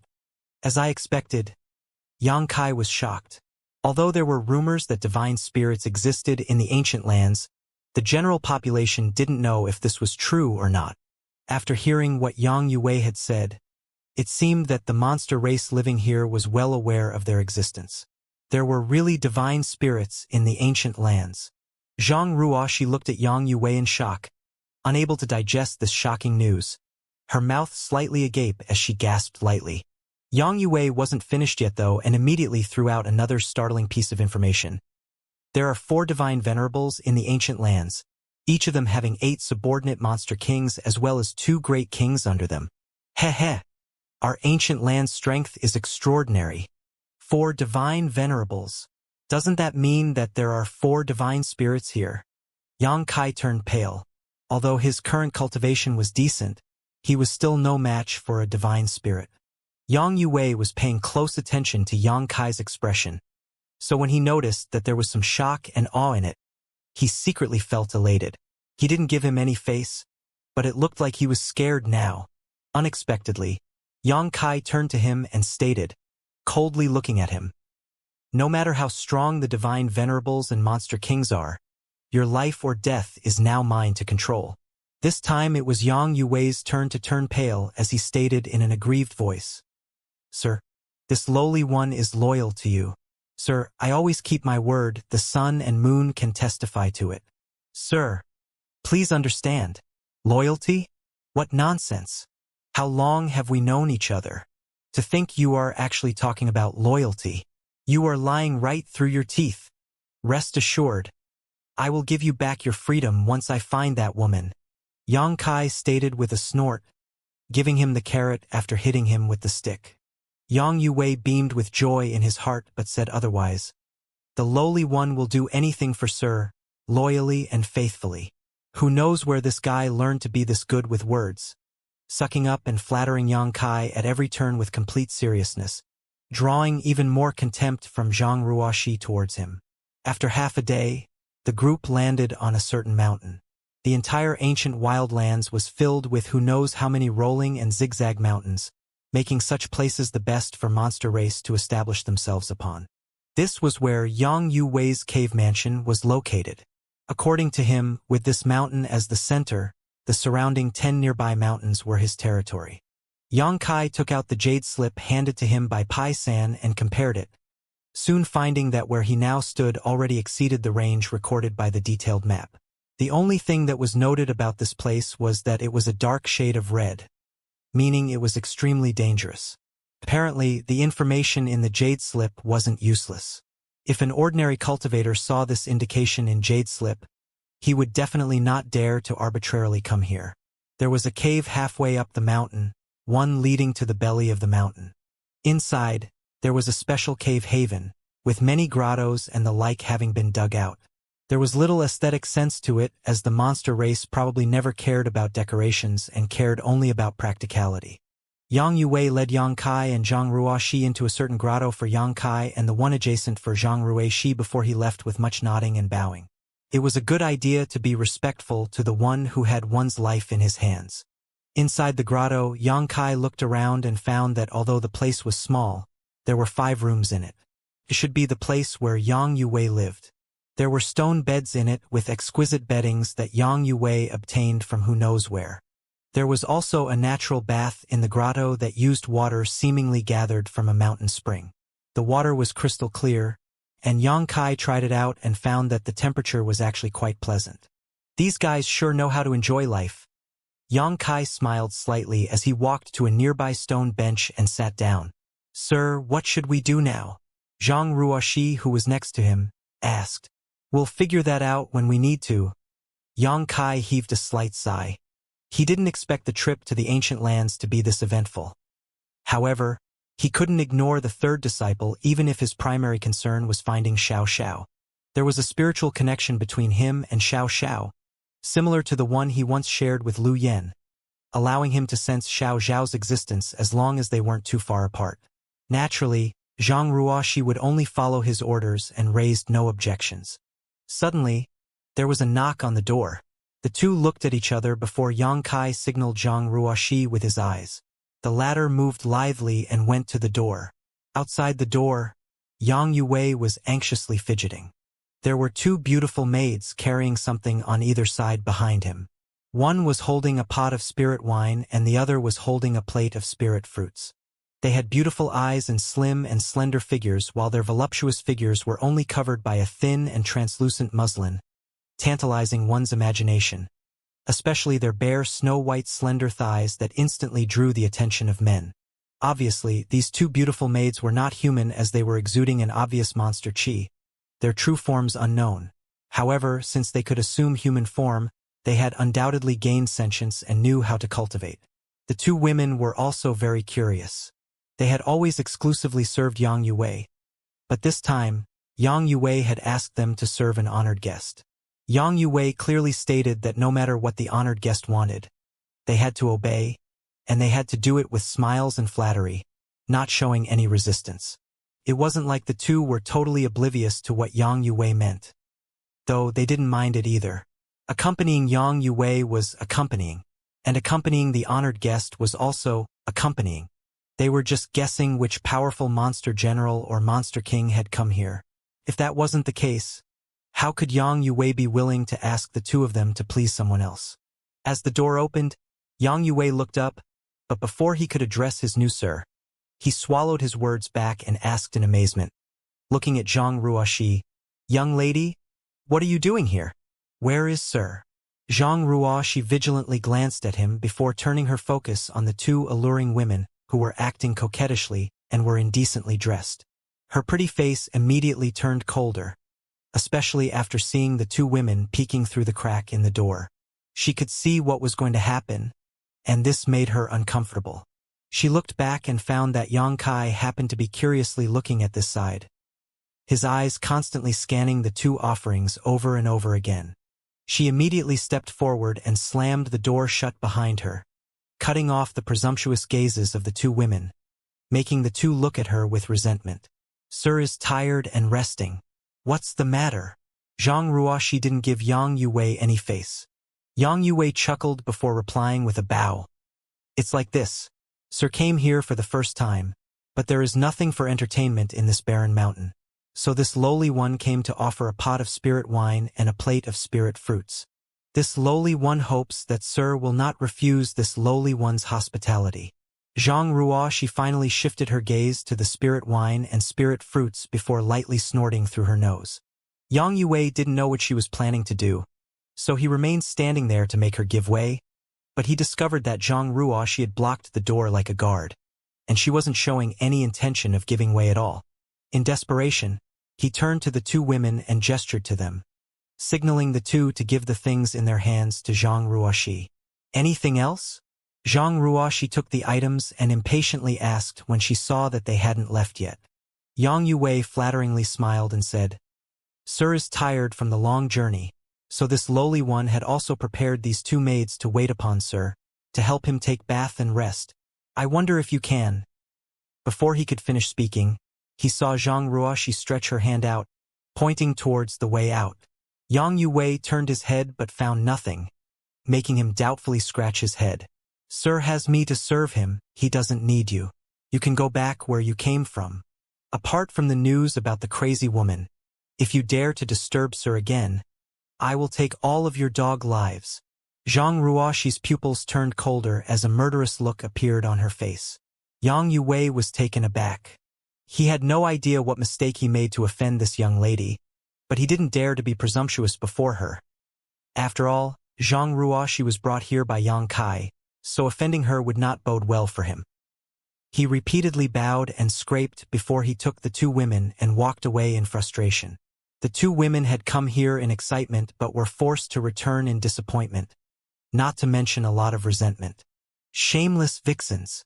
Zhang Ruoxi, holding the wine pot with one hand and the fruit plate with the other, ground her teeth and cursed. Two impure vixens actually dare to aim for sir. How dare they? How annoying. What's more annoying is that sir's eyes actually lit up when he looked at their bodies. That look was very different from...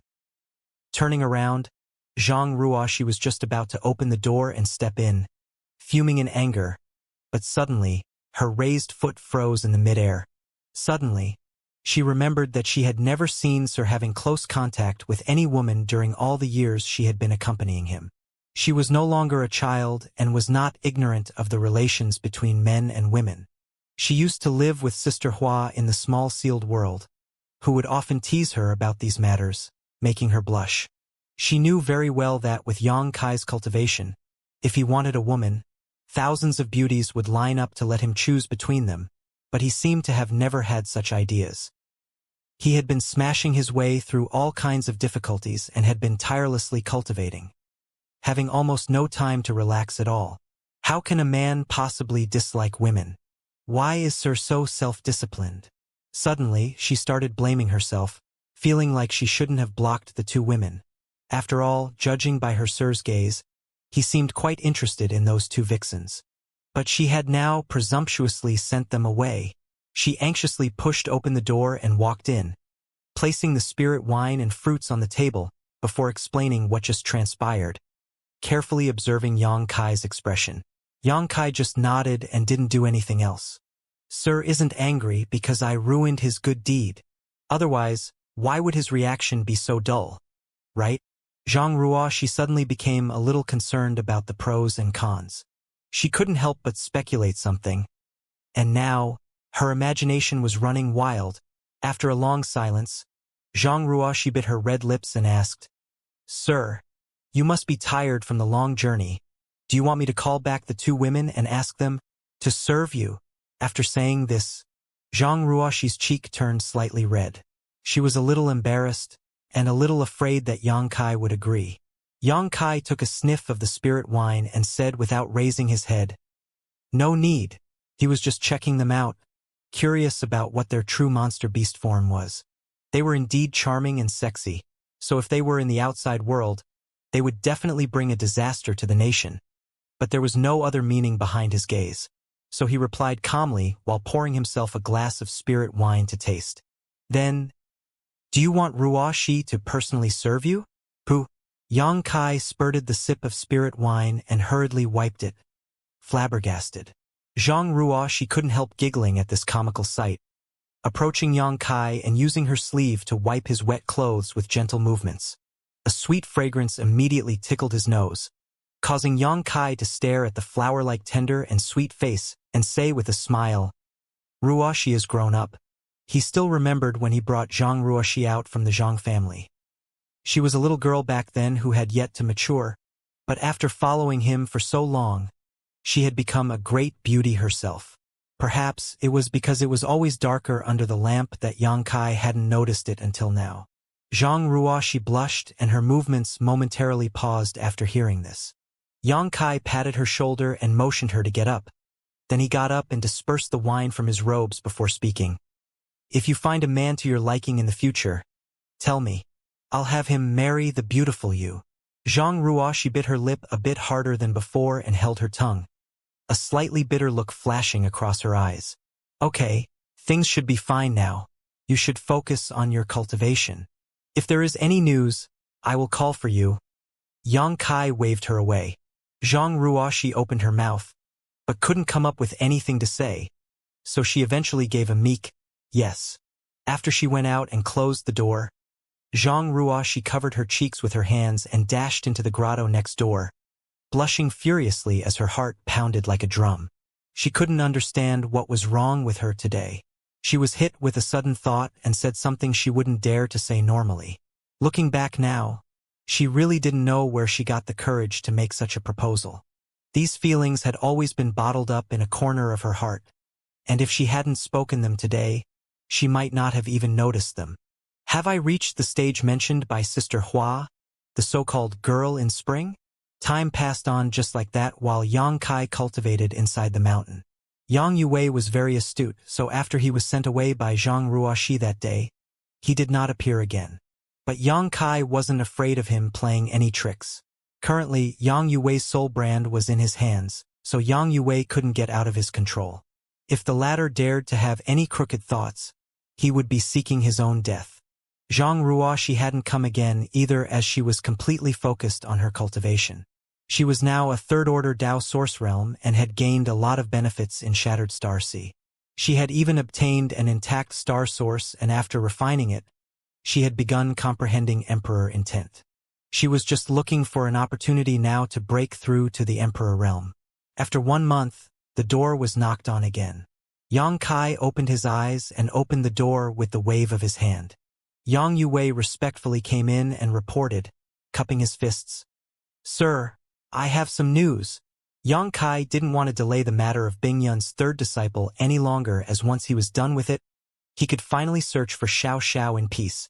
Therefore, as soon as he was done listening to Yang Yue, he set off without wasting a single moment. Just as he walked out of the door, Zhang Ruoxi, who had received Yang Kai's divine sense message, also hurriedly walked out. After exchanging a glance, Yang Kai slightly nodded to her, after which Zhang Ruoxi followed him without a word. A streak of light soared into the sky, leaving the top of the mountain before turning in the air and shooting towards a certain direction. On the way, Yang Yue carefully reported his findings. His 20-some monster race subordinates who had survived the last incident had been searching for the third disciple's tracks over the past month. And just half a day ago, one subordinate had suddenly discovered something and quickly reported it to Yang Yue. The third disciple was too vigilant, though, so that subordinate had kept a good distance after finding traces of her. They had found the third disciple many times over these few decades, but they were unable to capture her, so they had developed a habit of secretly tracking her from afar.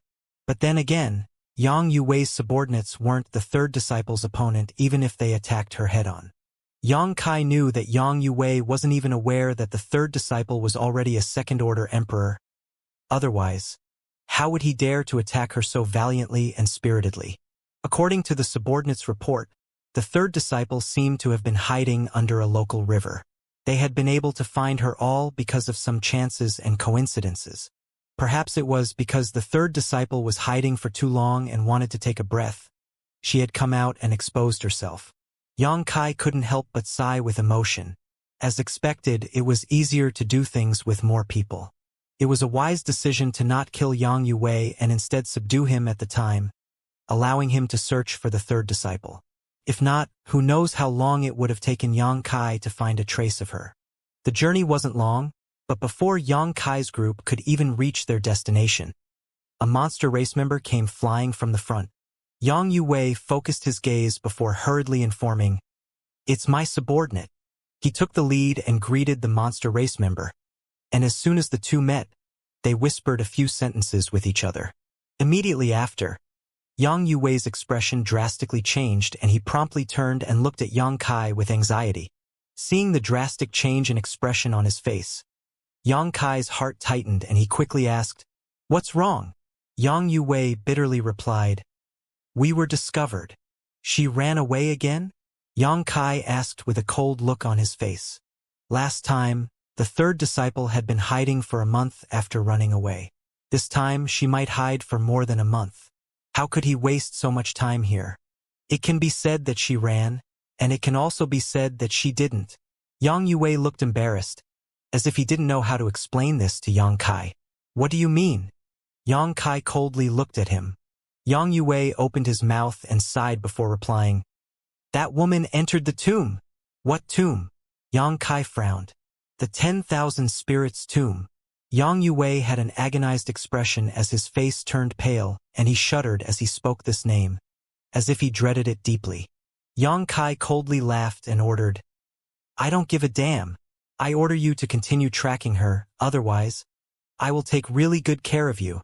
Yang Yue cried in surprise, "Sir, I think you are hearing about the 10,000 spirits tomb for the first time and do not know its circumstances. After you come to know about it, you will understand that this lowly one wants to follow your orders but is unable to do so."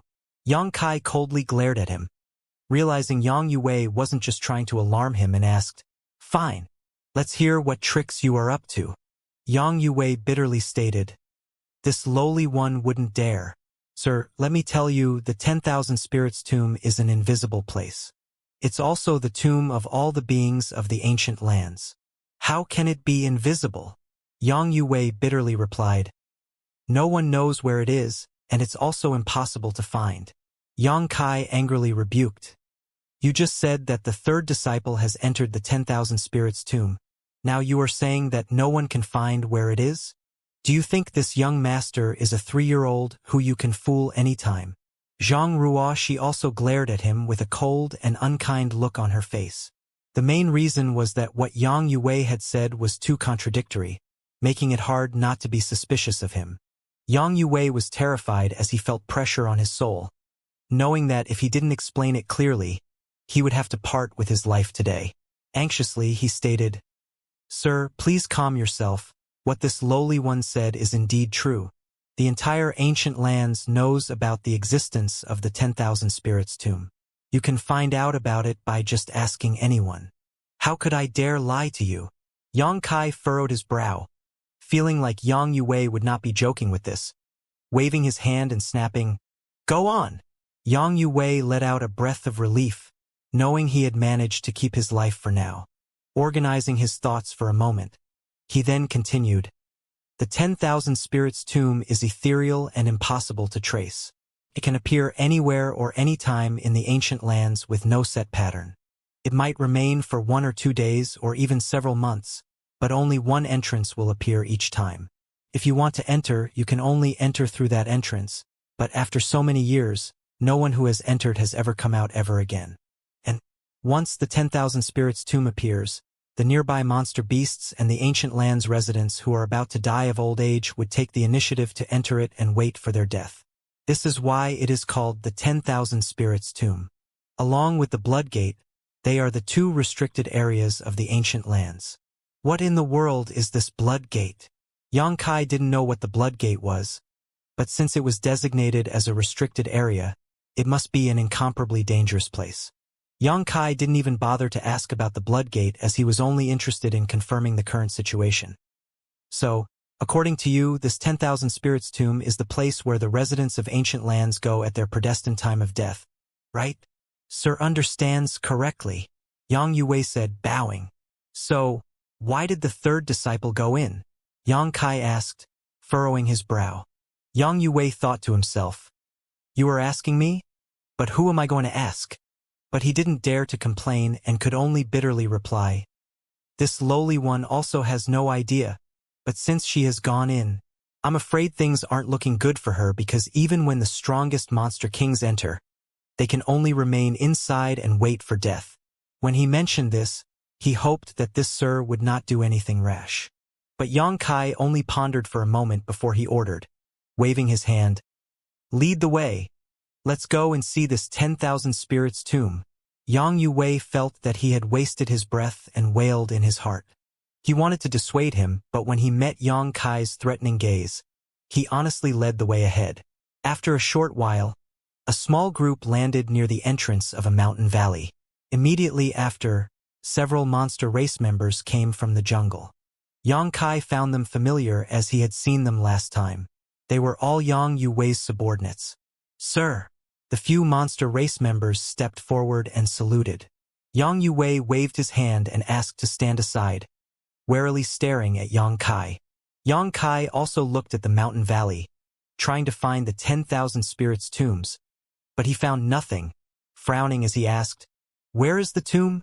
Yang Yue looked at a subordinate and that monster race member immediately replied, pointing ahead, "It's just ahead. Quit playing with me." Yang Kai's face turned gloomier and colder. Yang Yue was shocked as he hurriedly stated, "This lowly one doesn't dare to. It's just that the entrance to the tomb is invisible. One cannot see it unless they have reached the end of his or her lifespan. Only then will they be able to find some clues." "Really?" Yang Kai suspiciously looked at Yang Yue. He didn't find anything with his powerful divine sense, but Yang Yue seemed to be speaking with absolute certainty, which made it harder for him to not doubt it. "Sir, can't you see it?" Zhang Ruoxi suddenly intervened. "See what?" Yang Kai looked at her in amazement. "There is a door of light over there. A dark gray door of light." Zhang Ruoxi replied, pointing in a certain direction. The eyes of the few monster race members present here widened in shock as they stared at Zhang Ruoxi in disbelief. Yang Kai was still looking around and thoroughly swept the area with his divine sense, but still came up with nothing, stating in frustration, "There's nothing there. How is that possible? It's obviously there." A doubtful look appeared on Zhang Ruoxi's face. Yang Yue timidly looked at Zhang Ruoxi and tentatively asked, "Young lady, can you see the entrance of the tomb?" "That's right." Zhang Ruoxi didn't know what was so strange about it. Yang Yue's countenance immediately became unnatural as he looked around and found that the other members of the monster race had strange looks on their faces too. Yang Kai coldly looked over at them and asked with a snort, "Didn't you say that only someone at the end of their lifespan can see the entrance? How do you explain this? Is Ruoxi about to die of old age too?" Zhang Ruoxi was taken aback, furrowing her delicate brow as she angrily glared at Yang Yue. It was like Yang Yue was actually cursing her to die. Just as she had first suspected, he was a bad man. Yang Yue stated with a crying look on his face. This saying has been there since ancient times and remains true till today. Therefore, when this lowly one said that the 10,000 spirits tomb is invisible, he was simply stating the truth. "I also don't know what's going on." He turned to one of his subordinates and grabbed him by his collar, angrily asking, "Are you sure that the entrance to the tomb is right there?" The monster race member hurriedly nodded. Yes. That woman disappeared when she went in. When she entered, the entrance to the tomb flashed. Everyone saw it. The two monster race members on the side also repeatedly nodded in agreement. Yang Yue finally let him go and anxiously looked at Yang Kai. Dong dong dong. Right then, several loud thuds sounded, as if something huge was approaching, and from the direction of the sound, trees could be heard snapping and crashing to the ground. Yang Kai and the others turned their heads when they heard this clatter and quickly caught sight of a rising cloud of dust. A huge figure was coming from the jungle, step by step, shaking the ground and mountains. Also, many monster race members happened to be flying in the sky above the huge figure, constantly shouting, all looking extremely anxious. "Sir, it's Sir Nyo's men." A monster race member suddenly approached Yang Yue and shouted. Yang Yue's countenance changed after hearing this and quickly rose into the air to get a better look. After seeing the appearance of a behemoth figure approaching, he couldn't help but shout, "Nyo Quan!" He had mentioned Nyo Quan before, and although Yang Kai didn't get into the details, he knew that Nyo Quan was a monster general, someone on the same level of strength and status as Yang Yue, but he didn't expect to meet him here today. Yang Kai was considering whether he should ask Yang Yue to cooperate with him to silence the witness, so as to prevent other irrelevant monster race members from knowing about Yang Yue cooperating with him, which might lead to some accident. But he hadn't expected Yang Yue to actually fly straight ahead and shout loudly, hovering in the air, "Old Nyo, what are you doing?" He didn't get any response. Yang Yue's face changed again as he anxiously asked, "Old Nyo, it's Old Yang. Wake up and look at me."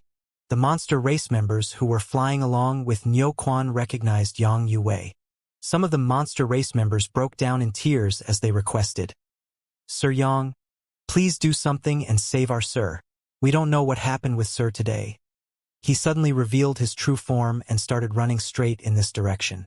We couldn't stop him. He is also not responding to our shouts. Hearing this, Yang Yue's conjecture was immediately confirmed. He glanced at the place where the invisible tomb entrance was as a trace of sadness appeared on his face. He heaved a heavy sigh before waving his hand and flying back to Yang Kai's side. Hong long long, the towering trees snapped as the behemoth figure finally rushed out of the woods. Yang Kai focused his gaze and found an enormous ox-shaped monster beast suddenly entering his vision. Its entire body was glowing green and its skin was filled with deep cracks. The crisscross patterns were obviously the marks left by the passage of time. Each of its hooves were the size of a house, and every time they fell, the ground and mountains quaked. There were two sickle-like curved horns on either side of the monster beast's head, but one of them was cut off. Who knows by what or whom, but the broken horn did not make this ox look weaker, instead just giving him a ferocious air. This should be the monster general named Nyo Quan. Yang Kai made an educated guess in his heart, but he couldn't come up with the reason why this monster general would show his real body here. Although the strength of a monster race member would increase after they took on their real form, that form wasn't ever as agile or flexible as a human form, so most monster race masters would not reveal their original forms unless it was a last resort. What happened? Yang Kai looked at Yang Yue. His predestined time has come. He is about to enter the tomb. Yang Yue suddenly heaved a sigh, his tone carrying a bit of sadness. He had known that Nyo Quan would not live for much longer, but he hadn't expected this day to come so suddenly. Yang Kai looked at Niu Quan and then he looked in the supposed direction of the tomb entrance that the monster race members had pointed out before. Then he suddenly came to realize, can he feel the call of the 10,000 spirits tomb? Yang Yue agreed with a nod. All inhabitants of the ancient lands can feel the location of the 10,000 spirits tombs when their time of death arrives and will involuntarily try to enter it. Old Niu, Che. He heaved a heavy sigh and was unable to speak any further. I see. Yang Kai raised his brow. He didn't have any friendship with Niu Quan, and he wasn't sure about whether the 10,000 spirits tombs was real or not. But now, there was actually a way to verify everything. So Yang Kai didn't hold any sadness. On the contrary, he was watching the situation with interest, thinking these next few moments would broaden his horizons. Niu Quan's subordinates were still calling out to him. However, after assuming his real form, it seemed that he couldn't hear anything anymore and only knew how to charge towards the location of the tomb entrance, step by step. After a while, all the monster race members following Niu Quan came to know about the truth of the matter from Yang Yue's subordinates. After they came to know that their sir was about to enter the 10,000 spirits tomb, they were extremely saddened and started weeping loudly. In front of everyone's eyes, Niu Quan walked into the mountain valley and suddenly stopped. He raised his head and mooed loudly before plunging forward. Yang Kai's eyes widened in an instant, because a dark gray gate of light suddenly appeared out of thin air. This gate of light was tens of meters tall and had been invisible before now. Had Niu Quan's entrance not caused a ripple, others might not have been able to see it. As Yang Yue had said before, only the residents of the ancient lands, who were close to their predestined time of death, could see the tomb entrance. Niu Quan passed through the entrance, creating ripples as he did so, and his enormous body quickly disappeared. At the same time, the tomb entrance concealed itself again. The monster race members, who had followed Niu Quan here, cried and wailed. Yang Yue also sighed as an unpleasant look appeared on his face. There really is a tomb entrance. After witnessing it with his own eyes, Yang Kai knew that Yang Yue and the others weren't trying to deceive him. It also confirmed that the third disciple had really entered the 10,000 spirits tomb. What should I do now? Yang Kai was having a terrible headache. He didn't know what dangers were inside this strange tomb, or if he could leave if he entered it. If the 10,000 spirits tomb was really a place where one could only go in, but could never come out, wouldn't it mean that he would be seeking his own death if he charged in recklessly? Although he was proficient in the Tao of space, he dared not act rashly. But Ruoshi could actually see the tomb entrance, which made things all the stranger here. Considering all this, Yang Kai turned his head and looked at Zhang Ruoshi, receiving a great shock as he did because Zhang Ruoshi had arrived at the front of the tomb entrance at some point. She had her hand stretched out, reaching it towards the invisible entrance, her pair of pretty eyes flickering with a strange glow as she stared blankly forward. Ruoshi, what are you doing? Yang Kai shouted aloud. Zhang Ruoshi's tender body trembled and she suddenly regained her senses. When she realized that she had unknowingly come to the tomb entrance, her beautiful face turned pale and she immediately tried to withdraw. But right then, the hidden tomb entrance manifested again, and this time, it revealed itself in its entirety. In the vast mountain valley, an enormous dark gray door of light flashed a gloomy light that bathed the surrounding space in dark light. All the monster race members illuminated by this light were horrified as they found themselves suddenly unable to move. A terrified look appeared on everyone's face as they shouted and clamored madly. Yang Kai's eyes also bulged to the point that they were almost ready to pop out. Illuminated by that dark gray light, he couldn't take even a step at all, and no matter how much he prompted the space principles, he was unable to teleport away. All the surviving humans and monster race in the mountain valley seemed to have a petrification technique cast upon them. Sir, Zhang Ruoshi was on the verge of crying.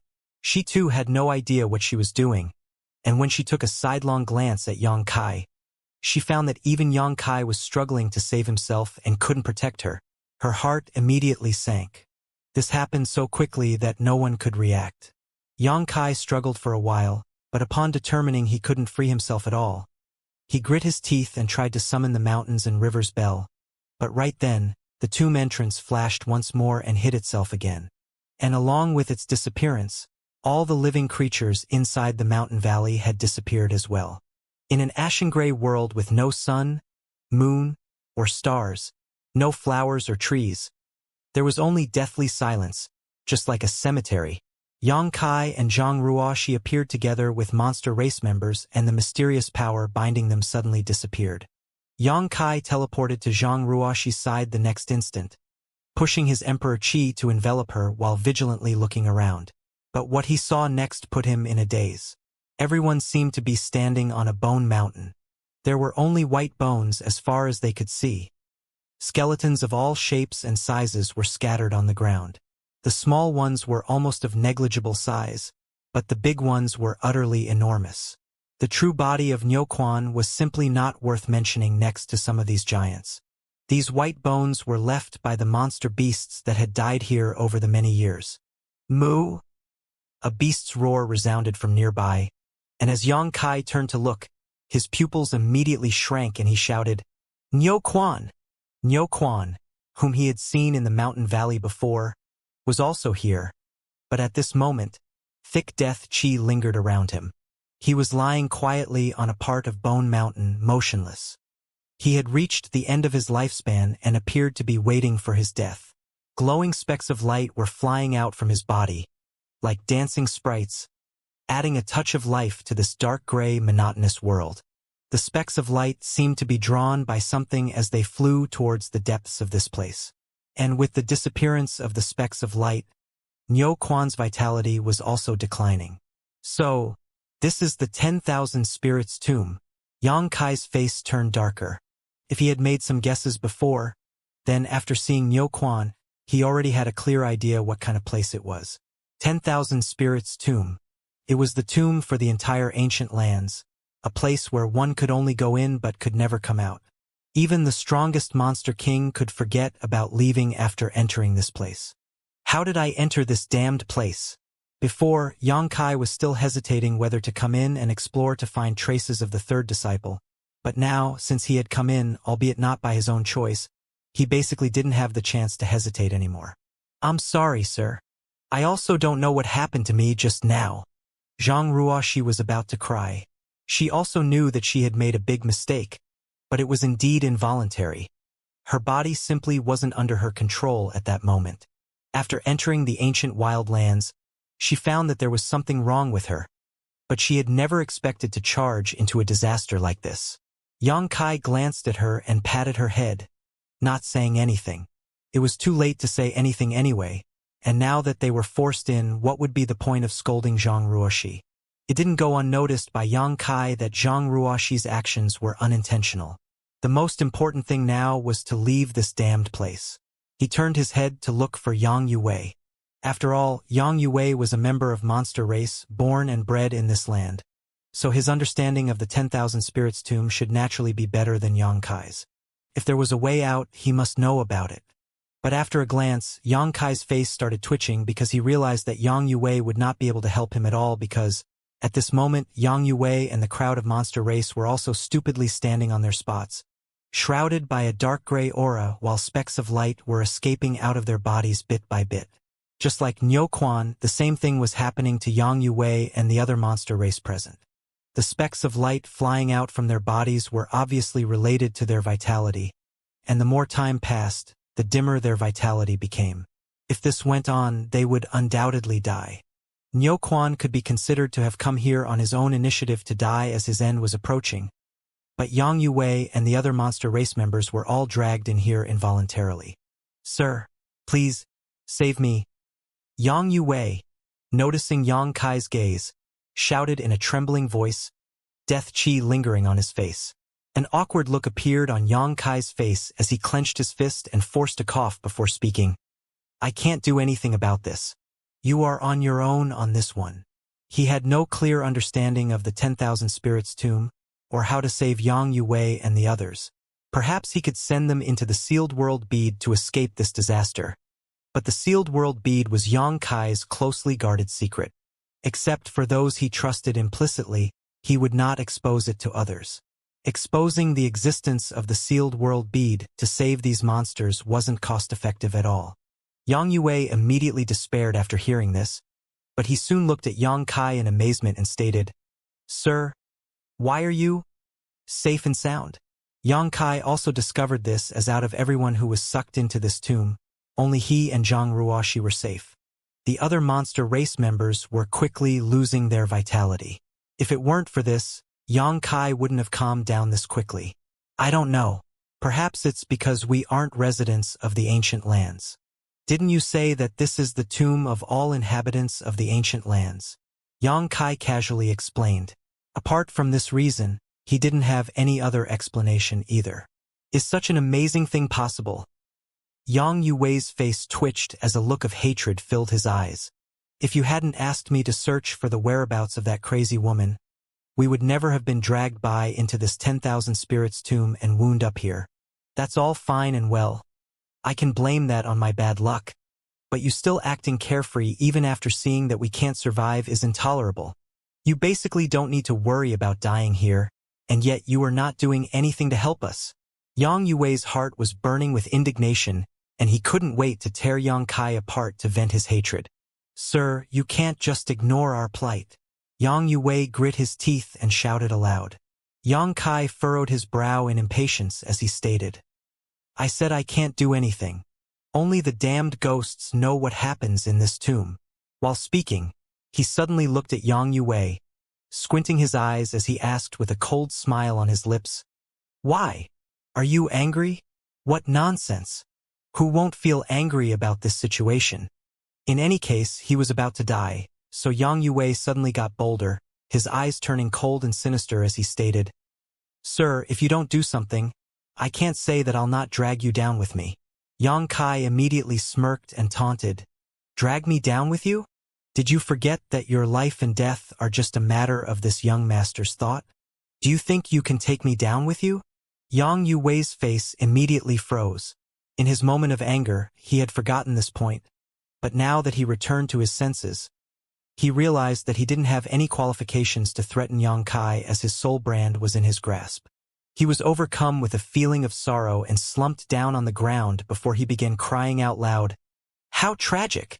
This old Yang has been bitterly cultivating till now, but who would have thought that I would die without being able to enjoy my life? The heavens really have no eyes. Damn you, heavens! This old Yang cannot coexist together with you. His cry was heart-wrenching and his voice was filled with sadness. Other monster race members also felt grief after hearing this. After having fallen into the tomb, they could also foresee their own fate, but they weren't reacting in such an exaggerated manner. Nevertheless, they too must be feeling extremely sad in their heart. Yang Kai snorted, Don't cry in such an ugly manner. If you die, everyone will die together with you. Everyone will accompany you on the road to the Yellow Springs. You won't be lonely. Yang Yue wiped his tears and angrily stated, If you were standing in my shoes, you wouldn't say that. This is the tomb of all the ancient land's creatures. It has nothing to do with you.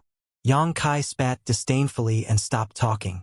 In fact, he also found it very strange why this place had no effect on him or Zhang Ruoxi. Instead, the vitality of other monster race members was passing away with every breath, turning into specks of light and floating off. Is it really because of what I just said? At this moment, mournful wails rang out as glowing black wisps suddenly flew out from under the white bones. As soon as those pitch-black lights wisps appeared, they transformed into monster beasts of all kinds of shapes and sizes that swiftly pinned the surviving monster race members to the ground. Every time the phantom of a monster beast crashed into them, it would dim the vitality of the surviving monster race, and the speed at which the glowing specks left their body would increase noticeably. A beast soul! Yang Yue turned pale and cried in shock. Yang Kai's countenance also changed, because in this short while, thousands of shadows flew out from below the bone mountains. These shadows were similar to Yin souls and were emanating strong Yin chi. Obviously, all of them were the residual beast souls of the monster beasts who had fallen here.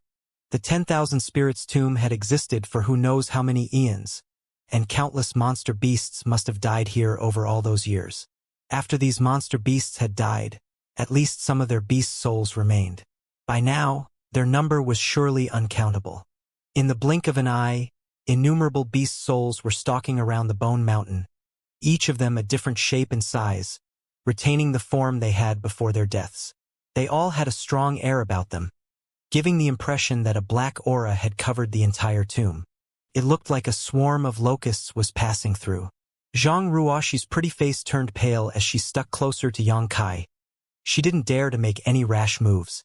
Having prior experience with Yin souls, Yang Kai directly summoned the insect enslavement bracelet without a moment of thought, releasing all the soul-devouring insects and surrounding themselves with their swarm. He first ensured his own safety before allowing the rest of the soul-devouring insects to swarm the beast souls. Once the soul-devouring sects appeared, the countless beast souls acted as if they had encountered their nemesis and fled away from Yang Kai and Zhang Ruoxi's location, not daring to approach them. Yang Kai was pleasantly surprised. The success of soul-devouring insects in this place was too surprising, and they were definitely the best way to deal with things like Yin souls. He secretly decided to focus on training them in the future. When the soul-devouring insects fully matured, maybe he would be able to fight off Serene Soul Great Emperor if he ever ran into him again. That old fogey relied on his higher cultivation to cover up his daughter's misconduct. But I couldn't do anything. This really made Yang Kai grind his teeth in anger. The miserable shouts of Yang Yuwei and other monster race members being annihilated rang out one after another. And within just a few breaths, silence had returned to the tomb. Obviously, all of them were dead. Yang Kai felt the soul brand belonging to Yang Yuwei under his control shatter, making him sigh with some emotion. Although he hadn't planned to pay attention to Yang Yuwei's life and death before, and was controlling him to find the whereabouts of Bing Yun's third disciple, the fact that he died like this was a little out of his expectations. "Sir, please open a gap," Zhang Ruoxi suddenly requested. Yang Kai didn't know what she wanted to do now. He was really frightened by Zhang Ruoxi's previous actions, and someone bitten by a snake once would be afraid of a rope for 10 years. However, once he saw Zhang Ruoxi take out a huge wooden seal, his eyes immediately lit up and he promptly controlled the soul-devouring insects to open a gap. Zhang Ruoxi patted the seal with her hand, directly sending it flying through the gap. Immediately afterwards, she continuously made hand seals, controlling the huge seal's ability. After the huge seal flew out, it suddenly grew bigger, turning into the size of a house and making it give off a pitch-black light. Walala! The sound of chains clanking rang out as Zhang Ruoxi's hand seals changed. Suddenly, countless black chains shot out from the enormous seal, shooting in all directions.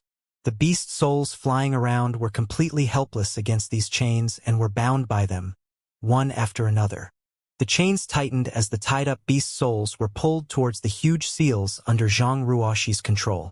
In the blink of an eye, hundreds of menacing beast souls were pulled into the huge seal, disappearing in a flash, and no matter how the beast souls struggled, they couldn't get free. "You have already refined the 10,000 beast seal completely?" Yang Kai asked, looking surprised.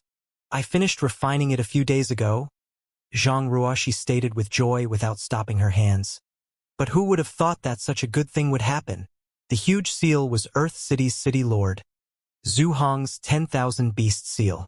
After Zhu Hong was killed by Yang Kai in the ancient medicine garden, the latter had given the 10,000 beast seal to Zhang Ruoxi to defend herself. In any case, it was an emperor artifact that could display extraordinary might depending on the number and strength of beast souls sealed in it. The more beast souls that were sealed inside, and the stronger their strength, the mightier the 10,000 beast seals would be. After Zhu Hong got the 10,000 beast seal, he had worked hard but was only able to kill less than 1,000 monster beasts and seal their souls inside the seal using his secret technique. Furthermore, most of those beast souls were 10th or 11th order. The number of 12th order beast souls he possessed could be counted on one hand, so he simply couldn't unleash the true might of the 10,000 beast seal. But inside the 10,000 spirits tomb, 12th order monster beast souls were everywhere. If all of them were sealed inside the 10,000 beast seal by Zhang Ruoxi, the might of this emperor artifact would be unimaginable. Beast souls were hard to find. After all, one could only get a beast soul by killing a monster beast, and then refining it with a special secret technique. If one's luck was poor, during this refinement they would damage the beast seal and drastically reduce its strength. But this place was a natural gathering place for beast souls, simply tailored for supplementing the 10,000 beast seal. Before, Zhang Ruoxi was still thinking about where she should go to kill monster beasts and increase the might of 10,000 beast seal. However, she hadn't expected for everything to be delivered to her doorstep. One could imagine how many tyrannical beast souls were gathered here. If she could really seal all the beast souls present here into the 10,000 beast seal, when she went to use it against an enemy, the entire star boundary would certainly tremble under its might. Hualala! The sounds of chains clanking rang out to no end, and every time Zhang Ruoxi made a move, hundreds of beast souls were dragged into the 10,000 beast soul. She repeated it again and again, working without stop. Seeing this, Yang Kai couldn't help feeling a bit envious. The 10,000 beast seal obviously had a powerful restraint on the beast souls. Those flying beast souls, no matter how strong or weak they were all suppressed by the 10,000 beast soul and were unable to break free. One after another, they were taken into the large seal and disappeared thereafter. Yang Kai clearly saw many beast souls comparable to 12th order monster beast dragged into the big seal. Ruoxi was making a killing. After this trip was over, the might of the 10,000 beast seals would be unfathomable. As this thought crossed his mind, Yang Kai's countenance sank again. He was inside the 10,000 spirits tomb and had no idea how to get out of here. He didn't even know whether tearing space would work here. Walala! As the countless wandering beast souls collided with each other, the bone mountain shattered and the white bones turned into dust. Suddenly, a vague yellow glow caught Yang Kai's eyes. Curious, Yang Kai reached out, grabbing that glow in his hand. It was warm and round. Also, he immediately felt decent energy fluctuations from it. A monster core. Yang Kai's eyes lit up as a look of surprise filled his face. Much to his surprise, it was a monster beast core. Furthermore, judging by the energy fluctuations, it appeared to be the monster core of a 10th order monster beast. Yang Kai stood there in a daze for a while. Who knows what was going on in his mind, but he seemed extremely excited. Suddenly, he flicked his sleeve, giving rise to a gust of wind. Ooh!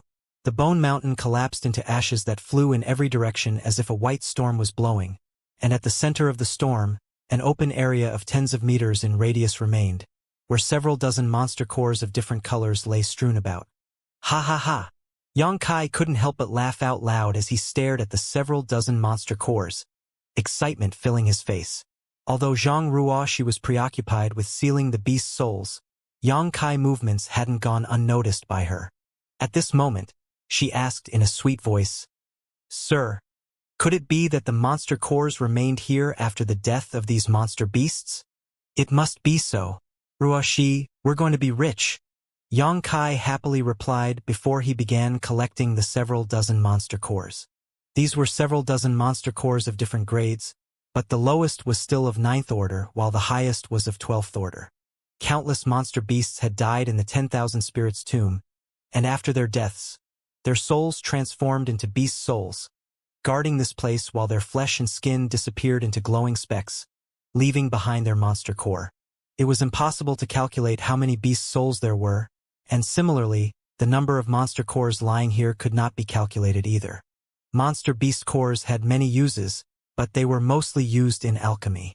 Many spirit pills required monster beast cores to refine, and while Yang Kai had collected many spirit grasses and herbs over the years, he was always short on monster cores, but after today he would have many choices in this regard when refining pills. Previously, he felt that Zhang Ruoxi got an opportunity by coming here, but he hadn't expected an opportunity to fall into his lap in the very next moment. If I could clean out the monster cores in this tomb, I would be making a killing. Even the 10 great emperors might be jealous. After collecting the several dozen monster cores, Yang Kai waved his hand again, sweeping away the nearby skeletons. Immediately, several dozen more monster cores of different grades appeared on the ground.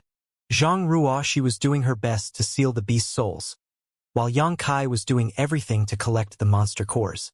The two were performing their duties without interfering with each other, cooperating seamlessly. In the beginning, Yang Kai would sweep away the bones to expose the cores, but he soon found that tiresome. So he began to simply spread his divine sense to search for every monster core he could find, then use his golden blood threads to pull them out, saving himself from dealing with the bone dust. This way, his efficiency had improved a lot too. In a short time, all the nearby beast souls had been collected by Zhang Ruoxi, while all the monster cores within a dozen kilometers had been cleaned up by Yang Kai. Although he didn't count, he was certain he collected over 10,000 monster cores. Even if only 1% of the 10,000 or so monster cores were 12th order, there would be over 100 12th order monster cores, each of which was extremely valuable. Let's change places.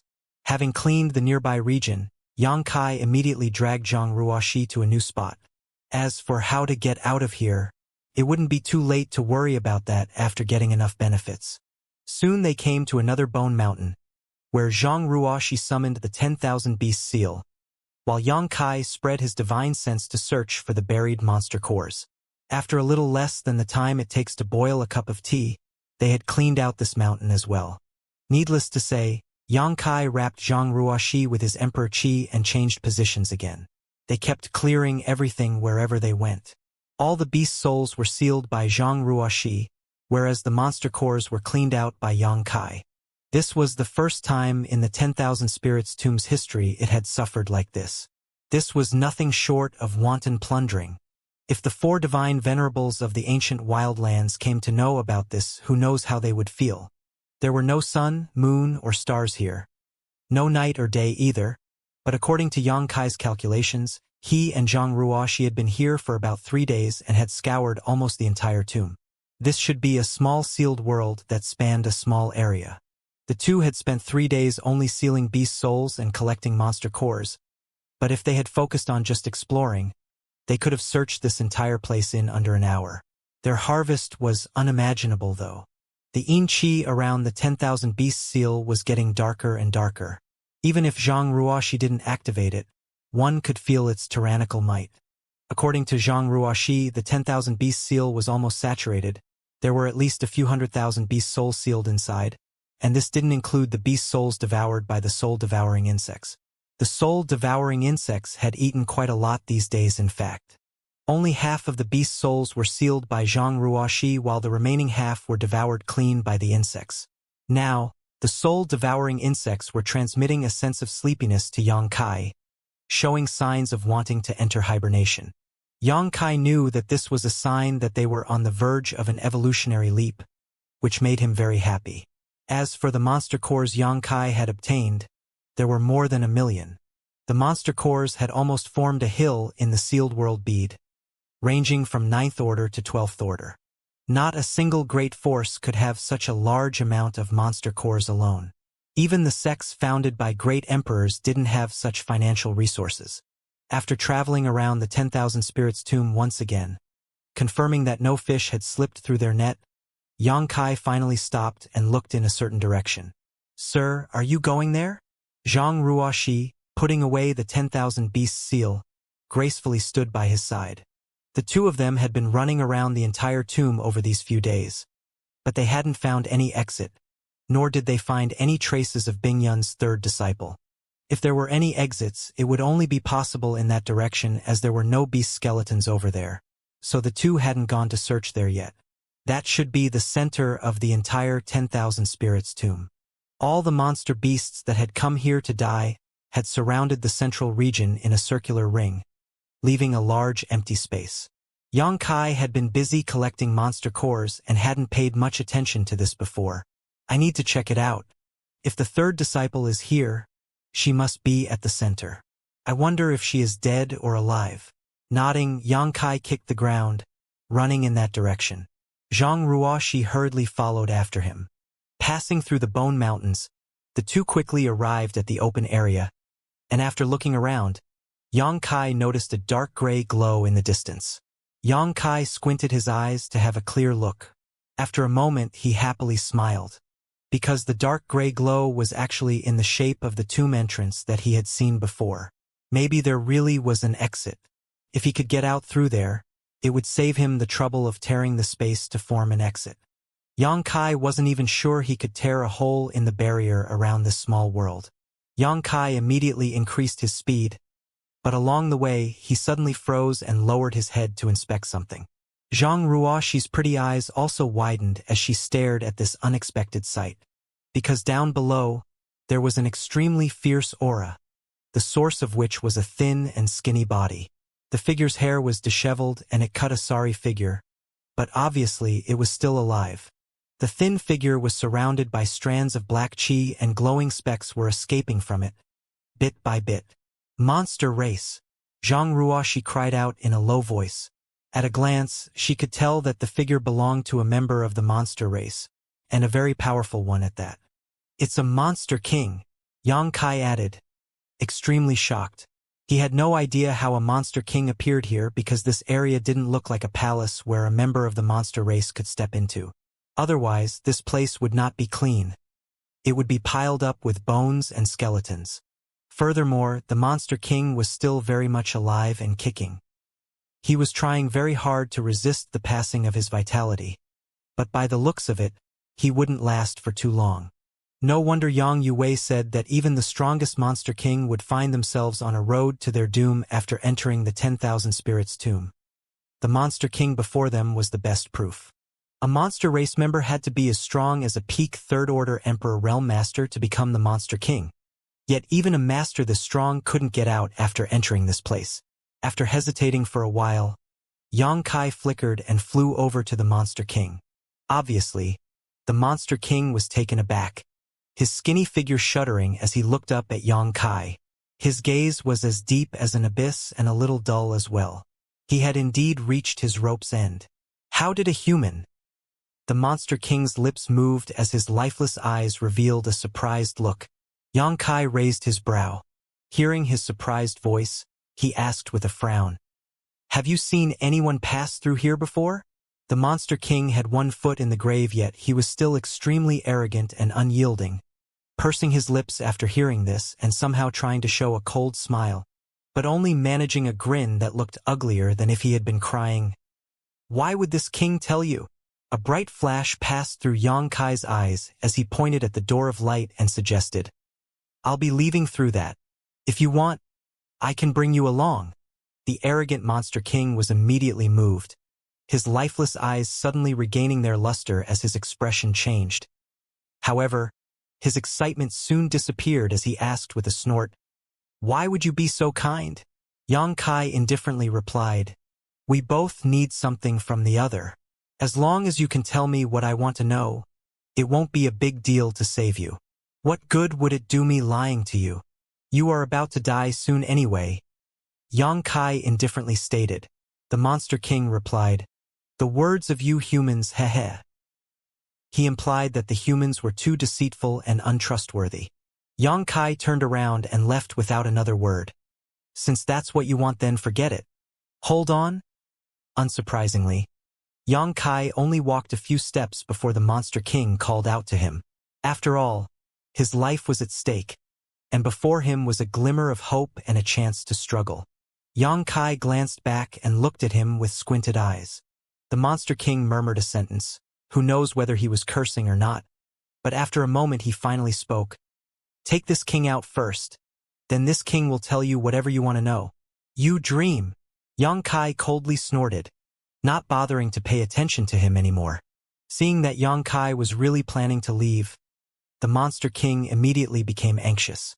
He didn't have the time to negotiate with Yang Kai either, so he replied in a hoarse voice, "Yes, someone did pass through here." Yang Kai halted his footsteps once more, turned around and added, indifferently looking at him, "Don't play games with me, or I will immediately leave." The monster king's face turned ugly, but he didn't dare to say anything. Yang Kai stated, "What did the person who passed here look like?" The monster king angrily replied, "It was a woman. Her hair was a mess and she was clearly crazy. She even smashed a monster core on this king's forehead. If this king hadn't fallen in this predicament, how would this king be bullied by her?" Yang Kai found it very funny. However, the third disciple might really do something like this, so he continued asking in a calm voice, "Did she leave in that direction?" "Indeed," Hearing this news, Xianxia couldn't help but be relieved. Having failed to find the third disciple before, he was really afraid that something might have happened to her. After all, this place was extremely dangerous. It wasn't good to provoke the countless beast souls here. Xianxia, touching his chin, asked, "If she can leave, why are you trapped here?" Monster King replied with indignation. "If you can leave, why is this king trapped here?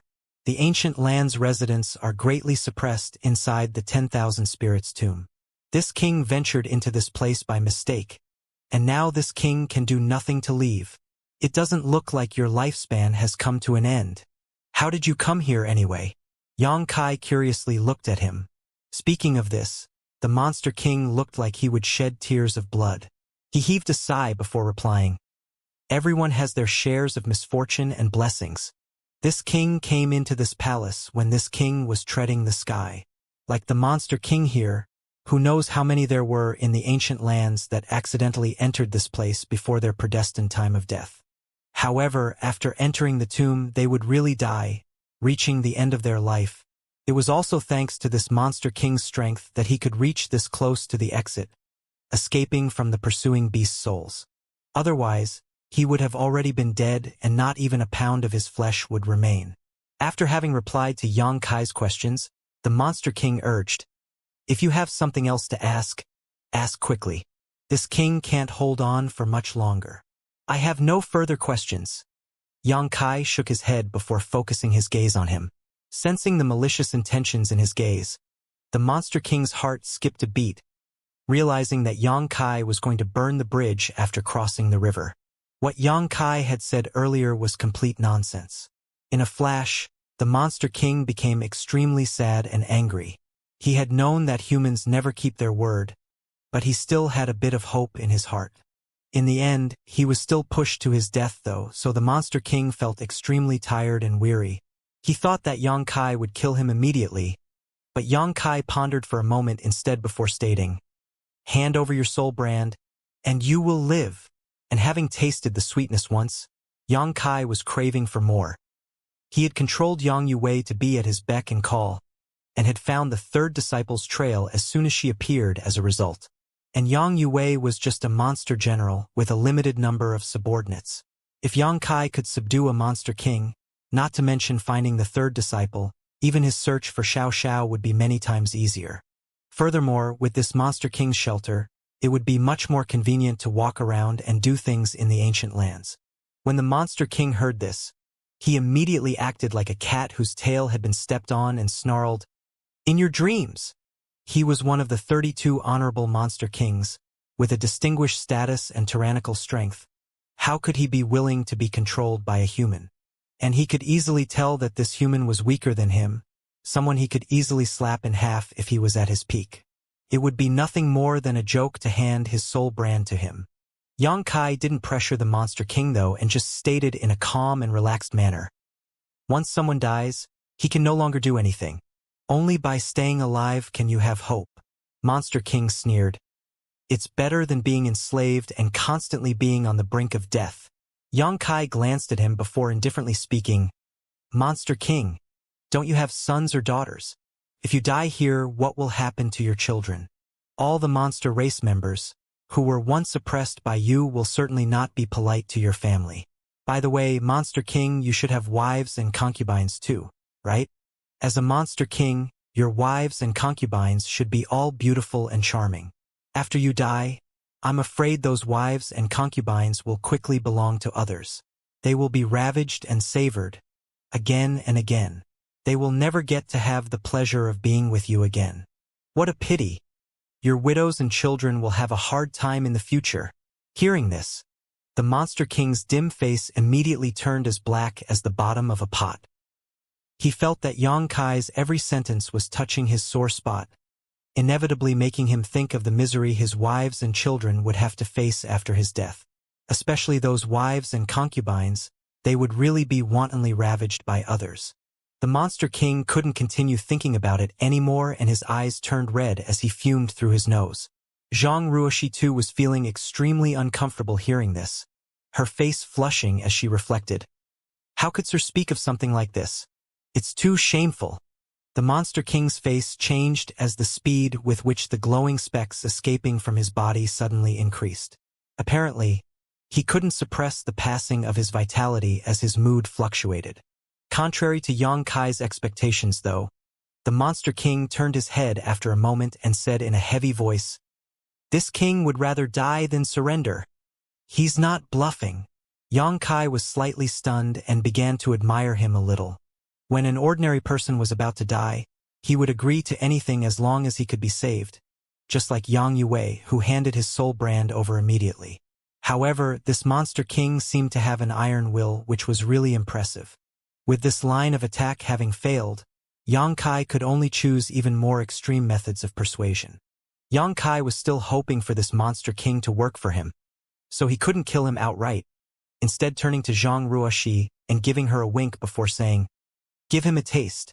Zhang Ruoxi was confused at first, but she was quite clever and soon understood what Yang Kai meant. She stretched her hand out and immediately summoned the 10,000 Beast seal. The Monster King kept sneering, "If you want to kill me, you can stop wasting time and get on with it." He looked as if he would calmly accept his death. It was quite a sight.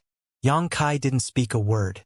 Zhang Ruoxi, on the other hand, constantly formed seals with her hands and then patted the 10,000 Beast seal, releasing a seemingly never-ending tide of beast souls of various shapes and sizes from it. Each beast soul retained the appearance it had before its host's death, and all of them were extraordinary and majestic. Judging by the aura, many of them weren't any weaker than the Monster King, with some possibly even stronger. The Monster King's eyes widened as he blankly gawked at this sight. Zhang Ruoxi remarked, "This is the 10,000 Beast seal. It has strong suppression ability against the souls of monster beasts. Are you going to surrender to my sir?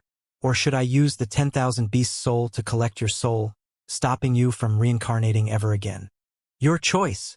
The Monster King's sickly body immediately trembled, raising his finger and pointing at Yang Kai as he grudgingly scolded, You're going too far." He would rather die than surrender, and refused to hand over his soul brand just to save his skin. But now, with the appearance of the 10,000 Beast seal, he would not even be at peace after his death. His soul would be received inside the 10,000 Beast seal. By then, his life would be no worse than death. A slave either way. Yang Kai grinned meaningfully, signaling Zhang Ruoxi to put away the 10,000 Beast sea before he patted the Monster King's shoulder and explained, "Don't make it sound so ugly. Monster King, you would rather die than live on in dishonor. Your heroic spirit is really admirable, but we belong to two different races. In the end, it's not possible for me to simply save you out of good faith. You just promised me?" Monster King glared at Yang Kai, but he could do nothing to him. Yang Kai stroked his chin and stated, "Times have changed. As the saying goes, a wise man will submit to circumstances. Monster King, I will not make things difficult for you. If you surrender to me, I just want you to do some little things for me. When I'm done with them, I will leave the ancient lands. At that time, I will definitely return your freedom. Do you think I will still believe you?" Monster King contemptuously looked at him. Yang Kai stated with a snort, "Do you have any other choice?" This guy's face flips faster than the page of a book. The Monster King stared at him in a daze. "I don't have the time to waste on you. Either hand over your soul brand or I'll immediately kill you and collect your soul into the 10,000 Beast seal. Your choice." Yang Kai waved his hand. His tone was beyond question. Meanwhile, Zhang Ruoxi controlled the 10,000 Beast seal to fly over the Monster King's head, giving the impression that if he didn't agree, she would immediately do it. The Monster King was unwilling, but he had no other choice. He could only grit his teeth and agree. "Take it." His voice was filled with grief, indignation, and unwillingness. This time, he was like a tiger that had gone down to the plains, leaving himself to be humiliated by the dogs, like a phoenix in the cage mocked by the small birds. Yang Kai immediately put on a smiling face, stretching his hand toward him. The Monster King used a secret technique next, and soon, a wisp of golden light floated from his forehead. Yang Kai promptly grabbed it and took it inside his knowledge sea. I might have lost Yang Yuwei in this tomb, but I have gained a Monster King instead. It's not a loss. As for the Monster King, who had used the secret technique to surrender his soul brand, he had become incomparably weak and the glow around him collapsed, giving him the appearance of a man near death. Yang Kai grabbed him, turned around, and sprinted straight towards the dark gray door, asking, "It's all right to get out from here, right?" The Monster King slightly nodded, a complicated look in his eyes. He might have escaped alive, but he had lost his freedom. He was a slave now. It wasn't something he wanted. Therefore, he didn't appear to be happy being able to escape from the gates of death. Rather, he was very depressed. Not long after, Yang Kai had arrived before the door of light with the Monster King. He pushed his Emperor Qi, enveloping the Monster King and Zhang Ruoxi before rushing straight into the door. Everything before their eyes changed as the 2 humans and 1 monster race member left the 10,000 spirits tomb and reappeared in a lush and vibrant world. They were surrounded by ancient trees that reached straight to the clouds, and wild force filled the air once more.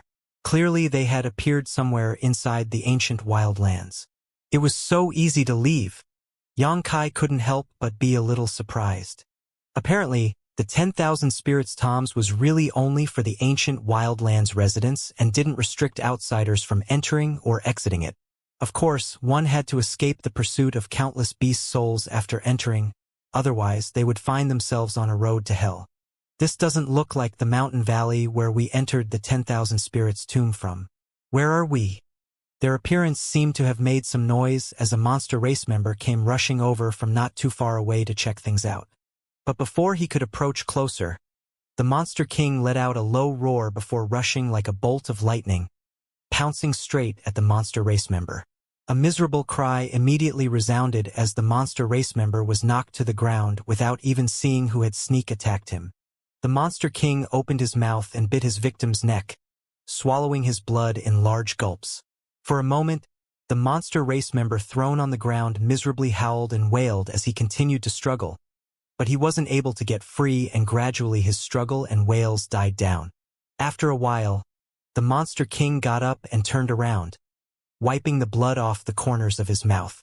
The monster race member's blood seemed to have provided him a lot of energy, and his skinny and ragged figure had improved a lot. At least, his skin had regained a bit of luster, and his figure had become a little bulkier. Even his dwindling vitality had improved a little. He glanced at Yang Kai with a complicated look in his eyes, but finally, he lowered his head and heavily sighed. "What should I call you, Monster King?" Yang Kai asked. "Xie Wu Wei," the Monster King snappily replied. However, seeing that Yang Kai had no intention of disregarding him just because he was a soul slave now, he felt relieved. He was afraid that Yang Kai would throw insults and abuse him after bringing him out. If that were the case, he would definitely not be able to bear it with his explosive temper. Fearless and dauntless. A good name, Monster King. Yang Kai smiled. Xie Wu Wei responded, waving off.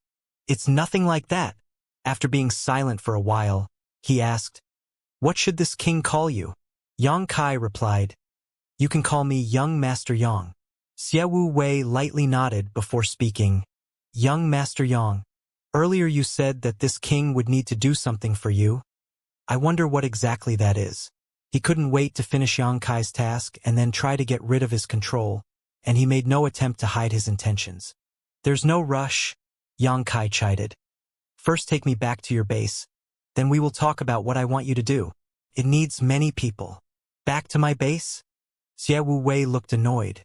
As one of the 32 Monster Kings, he had a distinguished status, and it wouldn't look good if someone saw him with a human. Worse, if he were to be seen taking orders from a human, how would he show his old face in the future? Yang Kai could tell what was going on in his mind and added, "Monster King, rest assured, I won't make things difficult for you. If your subordinates ask, you can tell them that this young master is your friend from outside. It's okay for Ancient Land's monster race members to make 1 or 2 human friends. Right?" Xie Wu Wei's brow twitched as he reluctantly agreed. Fine. With his soul brand being controlled by Yang Kai, how could he disobey?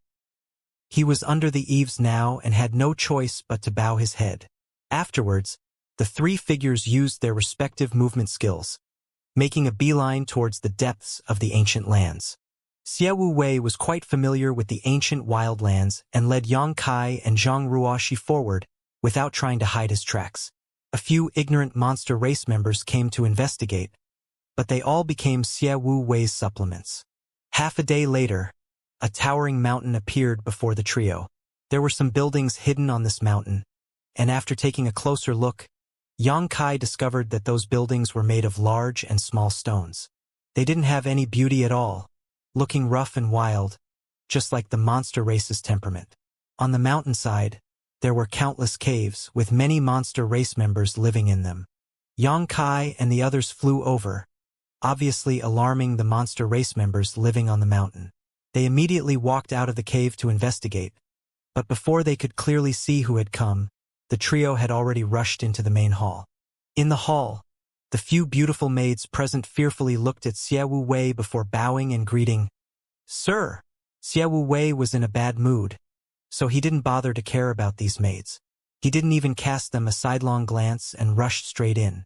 But Yang Kai and Zhang Ruoxi, following Xie Wu Wei, had immediately provoked the maids. After all, the two of them had no monster chi around them and were clearly humans.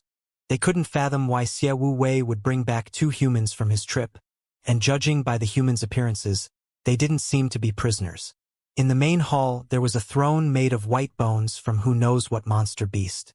Xie Wu Wei walked straight ahead, turned around, flicked his robes, and sat down on the throne, looking around with his tiger-like fierce eyes, his actions giving him a sense of majesty.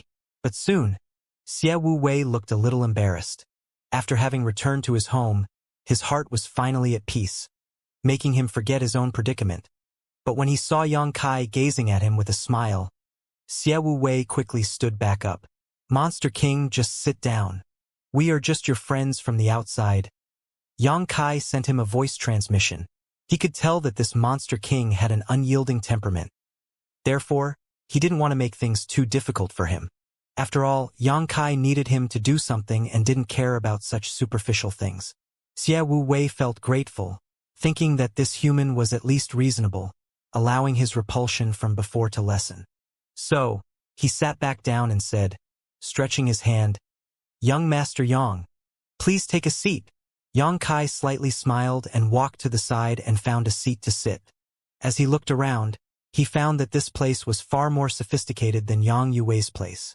The two couldn't compare whether it was in terms of style nor in layout.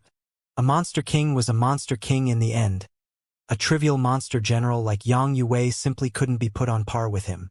Just as he arrived, Yang Kai felt the auras of many 12th order monster beasts, which were equal to Emperor Realm human masters. Just a single Monster King has so many Emperor Realm masters among his subordinates, so how many do the 32 Monster Kings have in total? Not to mention, there are 4 divine spirits in the ancient wildlands.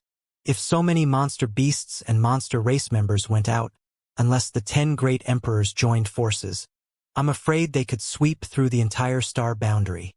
The ancient wildlands can't be underestimated. Zhang Ruoxi, who was obediently standing behind Yang Kai, was also curiously looking around with her pretty eyes. "Come in," Xie Wu Wei yelled in a deep voice. 6 monster race members with imposing auras promptly entered the hall, all of them seemingly having been waiting for a long time. Each and every one of them exuded a powerful pressure. Yang Kai's pupils immediately shrank at the sight of them, as all of them were mid-level 12th order, equal to 2nd order Emperor Realm. The 6 monster race masters entered the main hall and respectfully greeted, cupping their fists. "Greetings, sir." Xie Wu Wei gestured to them to dispense with the ceremony before speaking. Nothing happened while this king was away, right? He also didn't tell his subordinates that he had accidentally fallen into the 10,000 spirits tomb. Otherwise, he would be unable to explain how he got out. A thin monster race member on the left immediately stepped forward and spoke, cupping his fists. "Reporting to Sir. There is something your subordinate wishes to report." "What is it?" Xie Wu Wei indifferently asked, without so much as raising his eyes, simply sipping the tea from the cup handed to him by the maid at his side. Who knows what was used to brew the tea? but it was red and thick like blood and exuded a strange aroma. When the thin monster race member heard this, he hesitatingly glanced at Yang Kai, who was sitting on the side, and stopped talking. Clearly, he didn't want to make a report in front of a human to prevent leaking of secrets. Xie Wu Wei, taking another sip and putting down the cup, raised his eyes and stated, "You may speak freely, young Master Yang is this king's life and death friend. There is nothing to hide." He was also helpless in this situation as now his soul brand was in Yang Kai's hands. His life and death were just a matter of Yang Kai's whims. Even if he wanted to make Yang Kai leave, he couldn't do so. He was completely powerless and secretly regretting it. If he had known how awkward this would be earlier, he would not have summoned his subordinates in. Now that things had come to this though, he could only choke down his grievances and let his subordinates report on whatever matters. The monster race members were also taken aback when they heard this. When they saw a human sitting in the hall earlier, they were filled with suspicion. They had no idea about his origins, or why Sir Monster King was treating a mere human like this. But when they heard Xie Wu Wei mention that he was a life and death friend, they were even more shocked. When did Sir Monster King have such a good friendship with a human? But then they recalled that Sir Monster King had once left the ancient lands several dozen years ago. Apparently, he had gone to the human world to explore, and rumor had it that it was an extremely dangerous trip and Sir Monster King almost lost his life. Later, they heard that the Monster King was rescued by a certain human, which finally allowed him to return to the ancient lands safe and sound.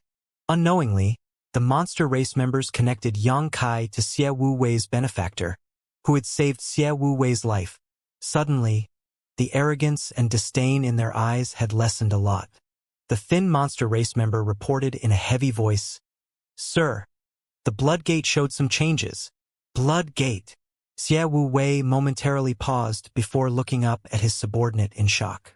The latter slightly nodded in confirmation. Immediately, Xie Wu Wei's breathing became rapid as he quickly asked, "Is this news correct?" The monster race member replied, "It's certainly true.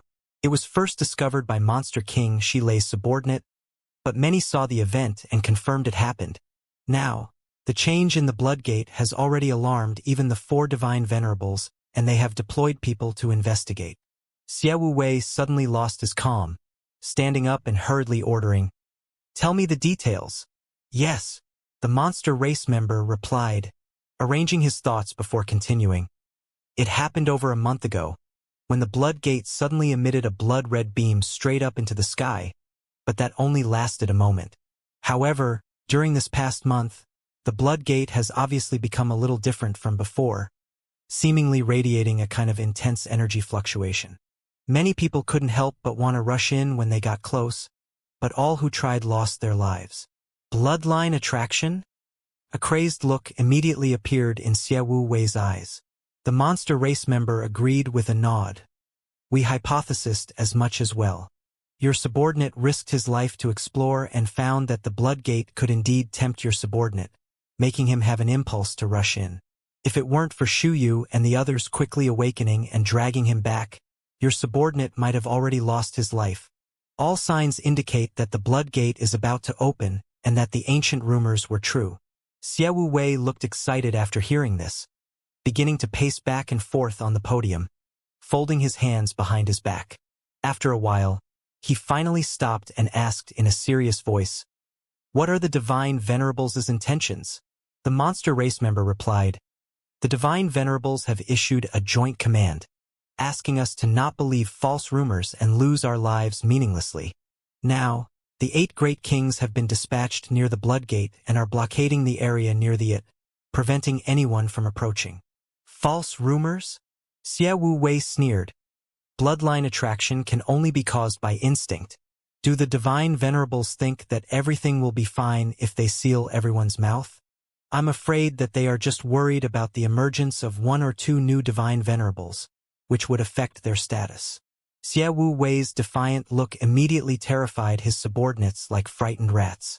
They secretly thought, "Sir Sure is hot-headed."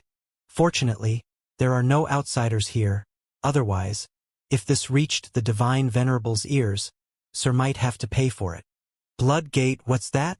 Yang Kai, after listening for a while, finally couldn't help but ask out of curiosity. He had also heard Yang Yuwei mention the Blood Gate before and knew that it was one of 2 restricted areas of the ancient wildlands, just like 10,000 Spirits' tomb. However, he didn't get into details that time. But now, seeing Xie Wu Wei's expression and listening to his words, it was apparent that this Blood Gate was of great importance. So much so that even the 4 divine spirits of the ancient lands were interfering in matters related to it. This was no small matter. Yang Kai was now looking for Xiao Xiao in the ancient wildlands, as well as the 3rd disciple, so it wasn't a bad idea to learn more about the situation here. As the saying goes, if you know your enemy and yourself, you can win 100 battles. Hearing Yang Kai's question, Xie Wu Wei gawked, suddenly remembering that there were 2 outsiders present here. The corners of his lips momentarily twitched as he had been so excited that he had forgotten about this. If it's inconvenient to speak about it, then forget it. Yang Kai smiled lightly before picking up the dark red tea served by the maid beside him. But after smelling the scent, he didn't dare to drink it, for the fear that it was really brewed from blood. He might have casually spoken, but Xie Wu Wei didn't dare to take it lightly. After all, Yang Kai was already interested, and who knows what was going on in his mind. So, all Xie Wu Wei could do was go along with the flow and satiate Yang Kai's curiosity.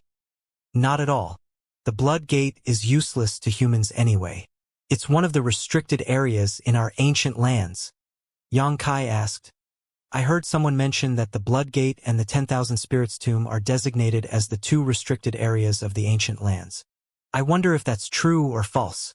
Xie Wu Wei agreed with a nod. That's right. The 10,000 Spirits' tomb is the place where we, who were born in the ancient lands, go when we reach our predestined time of death, while the Blood Gate is the place where one can go to obtain a whole new life. One for life and one for death. They are the 2 sides of the same coin. Where you can get a whole new life? Yang Kai was stunned. Xie Wu Wei quickly added, according to ancient rumors, if one can pass through the Blood Gate, he or she would basically be reborn, regain their ancestral bloodline, and transform into a divine spirit. Transform into a divine spirit? Yang Kai was shocked. Does that mean that if you can enter the Blood Gate, you can become a divine spirit? Xie Wu Wei replied with a nod. That is the literal meaning, but no one knows whether it is true or not. Since the ancient lands came into existence, the Blood Gate restricted area has also existed. However, no one we know of has ever been able to approach it, much less enter it. There are still ancient rumors passed down from generation to generation about it, though. In the ancient lands, even the weakest monster race member who has just gained sentience will know about these rumors. It's no secret that the residents of the ancient lands all have some bloodline connection to ancient divine spirits, some having a stronger inheritance while others were weaker. But in the end, quality is the key. One's strength is related greatly to his or her aptitude as well as the purity of their bloodline. If one can fully awaken their bloodline and reproduce the glory of their ancestors, then naturally they will have strength comparable to a divine spirit. Yang Kai was shocked. There is such a place in this world? Does the Blood Gate really have such a miraculous effect? Xie Wu Wei replied, whether it has such a miraculous effect or not remains uncertain, but rumors have it that all divine spirits originated from the Blood Gate. Unfortunately, those rumors are all from eons ago, so there is no way to verify them. Regardless, the Blood Gate is a great fortune to the residents of the ancient lands. Just like the rumors of a fish transforming into a dragon after leaping over the Dragon Gate, the Blood Gate is tantamount to the Dragon Gate. Who wouldn't want to give it a try? Monster King, do you also want to go in? A strange look appeared in Yang Kai's eyes. Xie Wu Wei stated with a sneer. That would depend on if the Sirs would give us a chance. They have now sent their great kings to block the vicinity of the Blood Gate, so who can get close to it? But by doing so, they have just given themselves away. If one asks who knows the most about the secrets of the Blood Gate best, the answer would undoubtedly be the 4 divine venerables. Yang Kai nodded in agreement. Listening to Xie Wu Wei, he immediately understood the significance of the Blood Gate. If it could really simulate the ancestral bloodline of the residents of the ancient lands, it would surely increase their strength. The Blood Gate was undoubtedly a place of rebirth. It was the complete opposite of the 10,000 spirits tomb, where the creatures at the end of their lifespan go to die. Nothing is too strange in this world. Yang Kai sighed in his heart. If he had not entered the ancient wildlands to search for Xiao this time, he wouldn't have been able to imagine that there was such a mystical place in this world. The divine venerables have been consolidating their power for a long time, and since the 8 great kings have been dispatched, no one would dare to do anything strange for the time being. However, no one can suppress the temptation of their ancestral bloodline. I'm afraid this move will only be counterproductive. Pass my order to closely monitor the situation of the Bloodgate, and if there are any changes, immediately report to me. I don't believe those 30 or so old fogies will obediently remain still, said Xie Wei, waving his hand. Yes, sir. The thin monster race member immediately retreated after having received the order. Xie Wei, standing on the platform, pondered with an uncertain look on his face for a while before he finally raised his head and asked, looking at Yang Kai, "Young Master Yang, you said that you want this king's help for something? What is it?" "To find someone." Yang Kai slightly smiled. "Find someone?" Xie Wei asked in astonishment. "It's the crazy woman you saw before?" While speaking, Yang Kai stretched his hand a bit as ripples appeared, displaying the 3rd disciple's appearance, causing Xie Wei to gawk and his face to turn black. He could still vividly remember the scene when he was hit by the 3rd disciple with a monster core in the 10,000 spirits tomb. "I have some connection with this woman. She has lost her sanity and it's dangerous for her to remain in the ancient lands. Therefore, I need to find her and take her away. This isn't that difficult." Xie Wei finally put his heart at ease. He was worried that Yang Kai would ask him to do something difficult after taking his soul brand, but now it seemed that he was just looking for someone, which was a trivial matter. He cast his gaze on a man with a deer head and rat eyes, and said, "Shu Yu, let the men pay more attention to this woman's tracks. Immediately report to me if you find something. Also, don't let anyone hurt her." The monster race member with the deer head, known as Shu Yu, immediately obeyed, cupping his fists. "Yes, sir." He then turned around and left the hall. Xue Wei then turned his head and stated, looking at Yang Kai, "If this woman is still in the ancient lands, as long as she shows up, she will definitely be spotted by this king's subordinates. Young Master Yang, you just have to calmly wait for the news." Yang Kai nodded with satisfaction. "Sorry to trouble you, Monster King." Xie Wei's brow twitched before he spoke words contrary to his convictions. "Young Master Yang's business is this king's business. You need not be so polite. Come, lead young Master Yang and arrange a place for him to take a rest." He couldn't wait to send Yang Kai away. After all, he was still feeling uncomfortable with him around, and was afraid that his men would find some clues from his words and expressions. "That can wait." Yang Kai raised his hand and interrupted him. "I still want to ask Monster King to inquire about another matter." Xie Wei slightly furrowed his brow, looking at Yang Kai unhappily. Yang Kai ignored him and lifted his hand, about to show him Xiao Zhao's image before a deafening clap from below interrupted them. Immediately after, the mountain and the ground started quaking, causing the entire palace to shake left and right.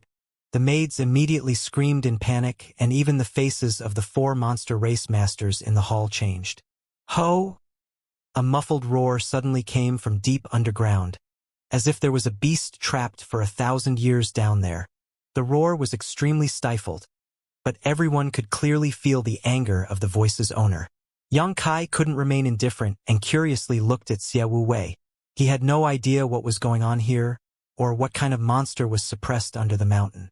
Xie Wei's face immediately turned ugly as he looked down at the monster race masters standing before him and shouted, "Has that big guy still not surrendered?" One of the monster race members replied with an ugly look, "That thing is a bit stubborn. We used all kinds of methods, but we can't make it submit." "A group of wastes," Xie Wei coldly snorted, causing the monster race masters to all lower their heads. "This king will go and see in person." Who knows why Xie Wei suppressed a monster under the mountain, but with a flick of his sleeve, he did just as he said and went to check the situation personally. However, after just a few steps, he turned around and stated, "Sorry about that, young Master Yang. Something has come up, so this king needs to personally deal with it. This king's maid will take you to rest. This king will later come to apologize to you for this. There is no harm. I'll also join in the fun. Yang Kai slightly smiled. Xie Wu Wei rolled his eyes, but he knew it would be pointless to try to stop Yang Kai. So all he could do was quietly walk forward. The remaining 4 monster race masters hurriedly followed after him, grumbling in their hearts. They felt that Sir Monster King was way too polite to this human, even allowing him to participate in such a confidential matter. After leaving the main hall, the group came to a cave where they walked in one after another in a file. The cave seemed to be the only entrance and had stairs leading downwards. Who knows where it led to? There were luminous stones on the cave walls on either side, providing illumination so the cave wasn't that dim. Xie Wu Wei and the others descended the stairs in large strides. After a few thousand meters descent, the cave suddenly widened up as a spacious underground cavern appeared below. There were a lot of monster race members gathered in this underground palace, but at this moment, these monster race members were acting as if they were facing a powerful enemy. Many monster race members were even in their true forms, looking in a certain direction warily. Seeing Xie Wu Wei and his men arrive, these monster race members retreated to either side, one after another, looking at him and his men with respect and fear. Xie Wu Wei scanned them before he called a monster race member and shouted, "What's going on?" The monster race member immediately turned around and stammeringly replied, "We don't know. It suddenly woke up and flew into a rage. We couldn't suppress it with our low strength, and a few of our brothers and sisters have already died. If Sir hadn't personally locked him with that chain, I'm afraid it would have already broken free. Scram! You lot are useless to this king." Xie Wu Wei flicked his sleeve with a displeased look on his face, throwing the monster race member to one side, then walking straight to the depths of the underground palace. Oh! Another roar came, giving rise to a powerful gust of wind that swept across the underground palace. Everyone's clothes and hair flapped along with this gust. A look of surprise appeared on Yang Kai's face, though, as he had no idea who or what powerful being was suppressed in this underground palace. Curious, he focused his gaze, looking inside. But what entered his vision next left Yang Kai dumbfounded. He stood rooted on the spot as if he was struck by lightning, mumbling in a trembling voice, "Xiao Xiao." About several dozen meters away, a huge, 15-meter-tall humanoid creature was shackled by heavy black chains. This enormous figure's entire body was sharp and angular, and at a glance, it looked to be carved from stone. It had an ore-like luster, but it also had distinct facial features and 4 robust limbs. It was giving off a sense of immense power. The big guy before him clearly looked like what Xiao Xiao would look like after he assumed his stone giant form. When the monsters heard this, they all had strange expressions as they glanced at Yang Kai, thinking to themselves, "Small? What the heck? This guy is clearly huge. Is this human blind?" There was also the divine binding chain suppression involved. If it wasn't for the divine binding chain, this guy could become even larger and would likely wreck the palace. Before the monsters could finish thinking about this topic, they saw that Yang Kai had actually stepped forward and was striding with large steps, his eyes filled with a complex expression. It seemed as if his entire world only contained the big guy over there. Xie Wu Wei was shocked as he shouted, "Be careful, young Master Yang. This guy has a violent temperament and has incredible strength. Please stand back for the time being and allow this king to deal with him." He didn't know what Yang Kai was trying to do, but he had personally experienced before just how difficult this big guy could be to deal with. Back when he was trying to make him submit, many of his subordinates had died, and even he had taken a blow that caused him to spit out lungful of blood, nearly dying right there and then.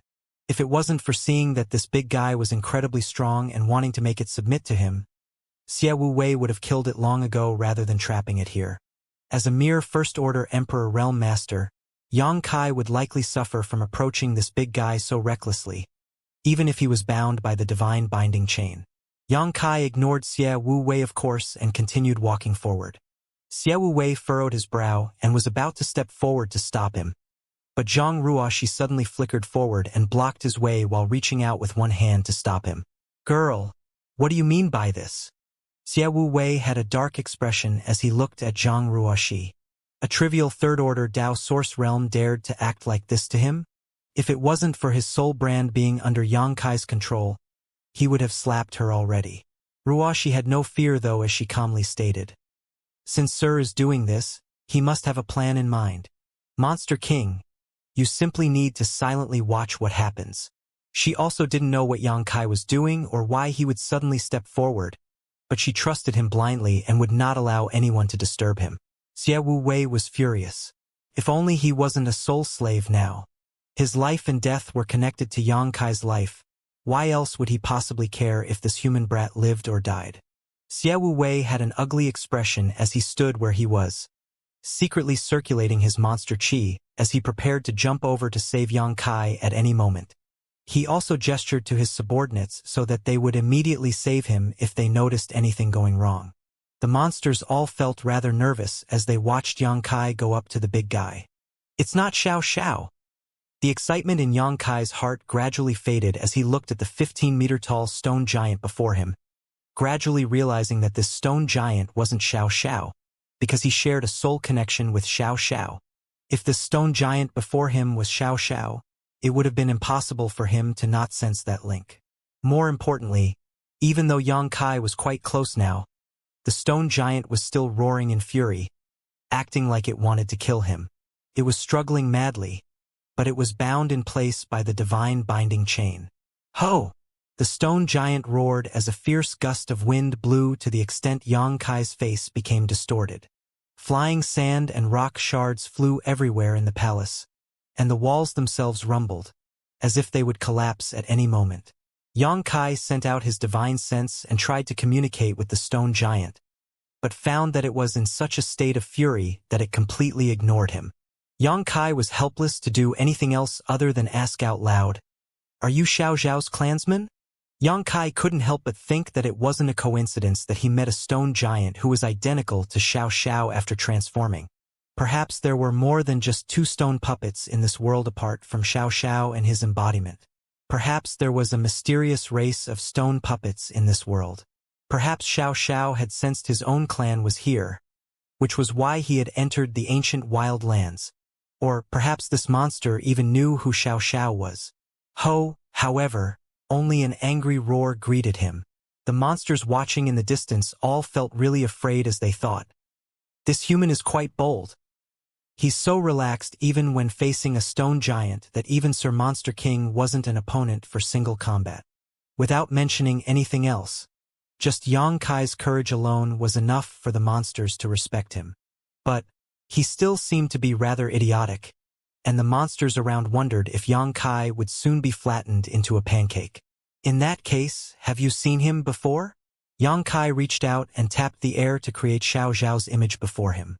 The image displayed quite clearly what Xiao Xiao had appeared like back when he separated from Yang Kai. Xiao Xiao had a foolish and honest appearance with spirited eyes. He was only half of an average human's height, and there was obvious sharpness to his stone skin. It was as if he was wearing a layer of stone armor that appeared quite sturdy. On top of that, Xiao Xiao was carrying a pitch-black stick on his shoulder. Xiao Xiao had one hand on the stick, and his other hand was on his forehead as he gazed off into the distance. The roaring stone giant suddenly quieted down, the fury in its eyes receding as he stared blankly at the image in front of him before he glanced at Yang Kai again. Soon, a confused look appeared on his face. Xiao Xiao was simply too attention-grabbing with his heaven-shaking pillar. "You've seen him before, haven't you?" Yang Kai was delighted when he observed the stone giant's expression. The stone giant remained silent for a while before it slowly nodded. "As I thought." Yang Kai was overjoyed as he hurriedly asked, "Where is Xiao Xiao now? Is he all right?" Yang Kai was really eager to find out how Xiao Xiao had been recently, as he blamed himself deeply for separating from him back in the Starlight Corridor. While he found Lu Yen rather quickly and even found Qi Yu and the others, who were now safely cultivating in the Thousand Leaves sect, Yang Kai had still been unable to locate Xiao Xiao after all this time. The star boundary was a dangerous place, and Yang Kai didn't know how Xiao Xiao was currently doing. In fact, Yang Kai felt incredibly worried after hearing from Yin Lushang that Xiao Xiao had entered the ancient wildlands. How could Yang Kai not be overjoyed now that he suddenly had a clue to Xiao Zhao's whereabouts?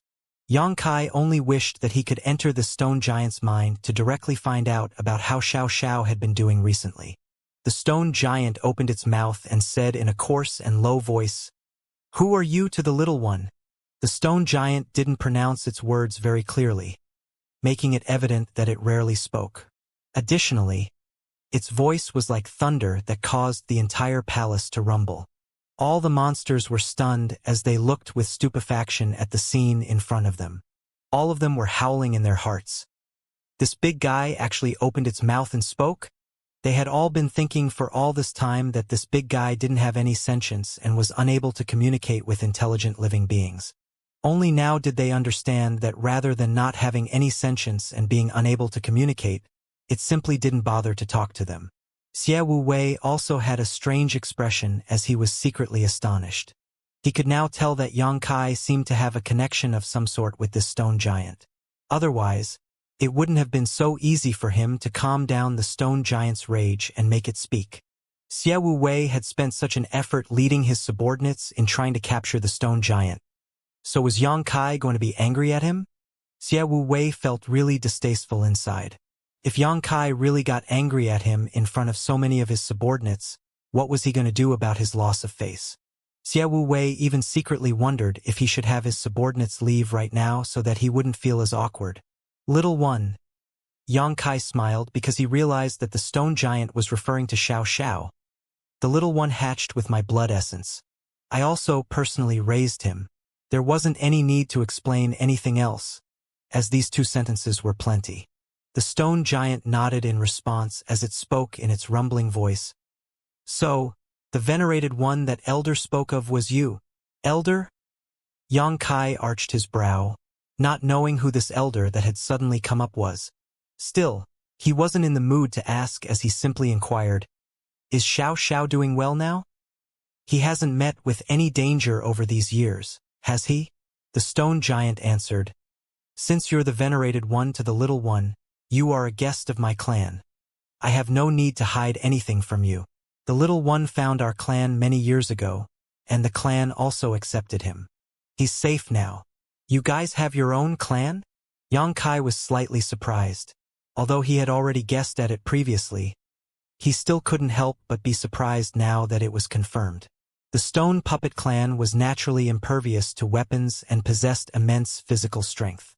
Even one would be difficult to deal with if it was allowed to reach the peak, but if there was a big group of them, it was likely that even a divine spirit would have to retreat before them.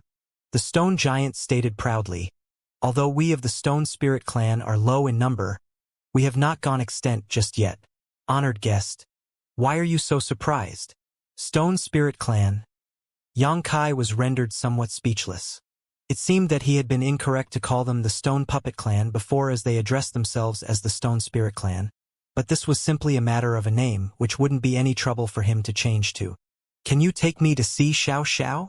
Yang Kai spoke up again with another question. The stone giant fell silent for a moment after hearing this, and it was quite some time before it spoke.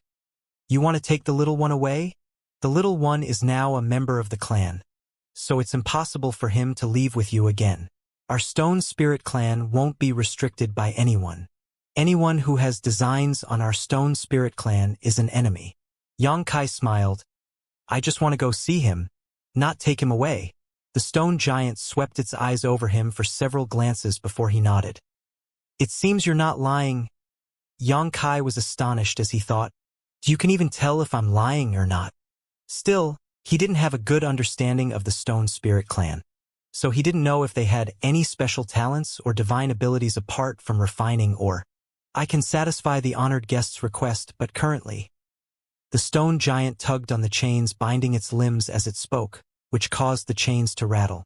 It was indicating to Yang Kai that it wasn't even able to defend itself right now, so it was likely strong in will but weak in strength. "That's simple." Yang Kai turned his head as he replied, "Monster King, please come over for a bit." Xie Wu Wei's mouth twitched as he walked over somewhat unwillingly. He had heard Yang Kai's conversation with the stone giant quite clearly, so he knew what Yang Kai wanted him to do. However, He had finally managed to find an opportunity to capture this stone giant when it was alone to imprison it here. Xie Wu Wei had originally intended on making the stone giant submit and work for him, but never expected that Yang Kai would suddenly appear. "Young Master Yang, what command do you have for me?"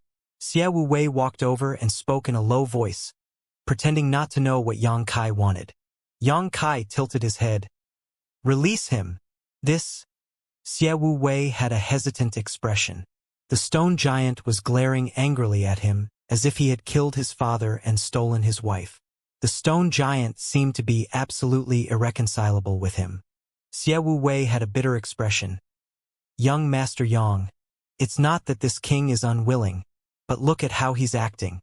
If this king releases him, he is likely to immediately stir up trouble and ruin this land. If he starts causing a ruckus, my entire mountain will likely be flattened." Xie Wu Wei wasn't just saying this, as the Stone Spirit clan was born innately understanding how to control Earth principles. It was quite normal that they would be able to instantly move or level a mountain. Yang Kai turned to look at the stone giant. "If he releases you, let bygones be bygones. How about it?" The stone giant coldly snorted. "Anyone who dares to have designs on our Stone Spirit clan is an enemy." Yang Kai was rendered somewhat speechless at how unwilling to compromise the stone giant was.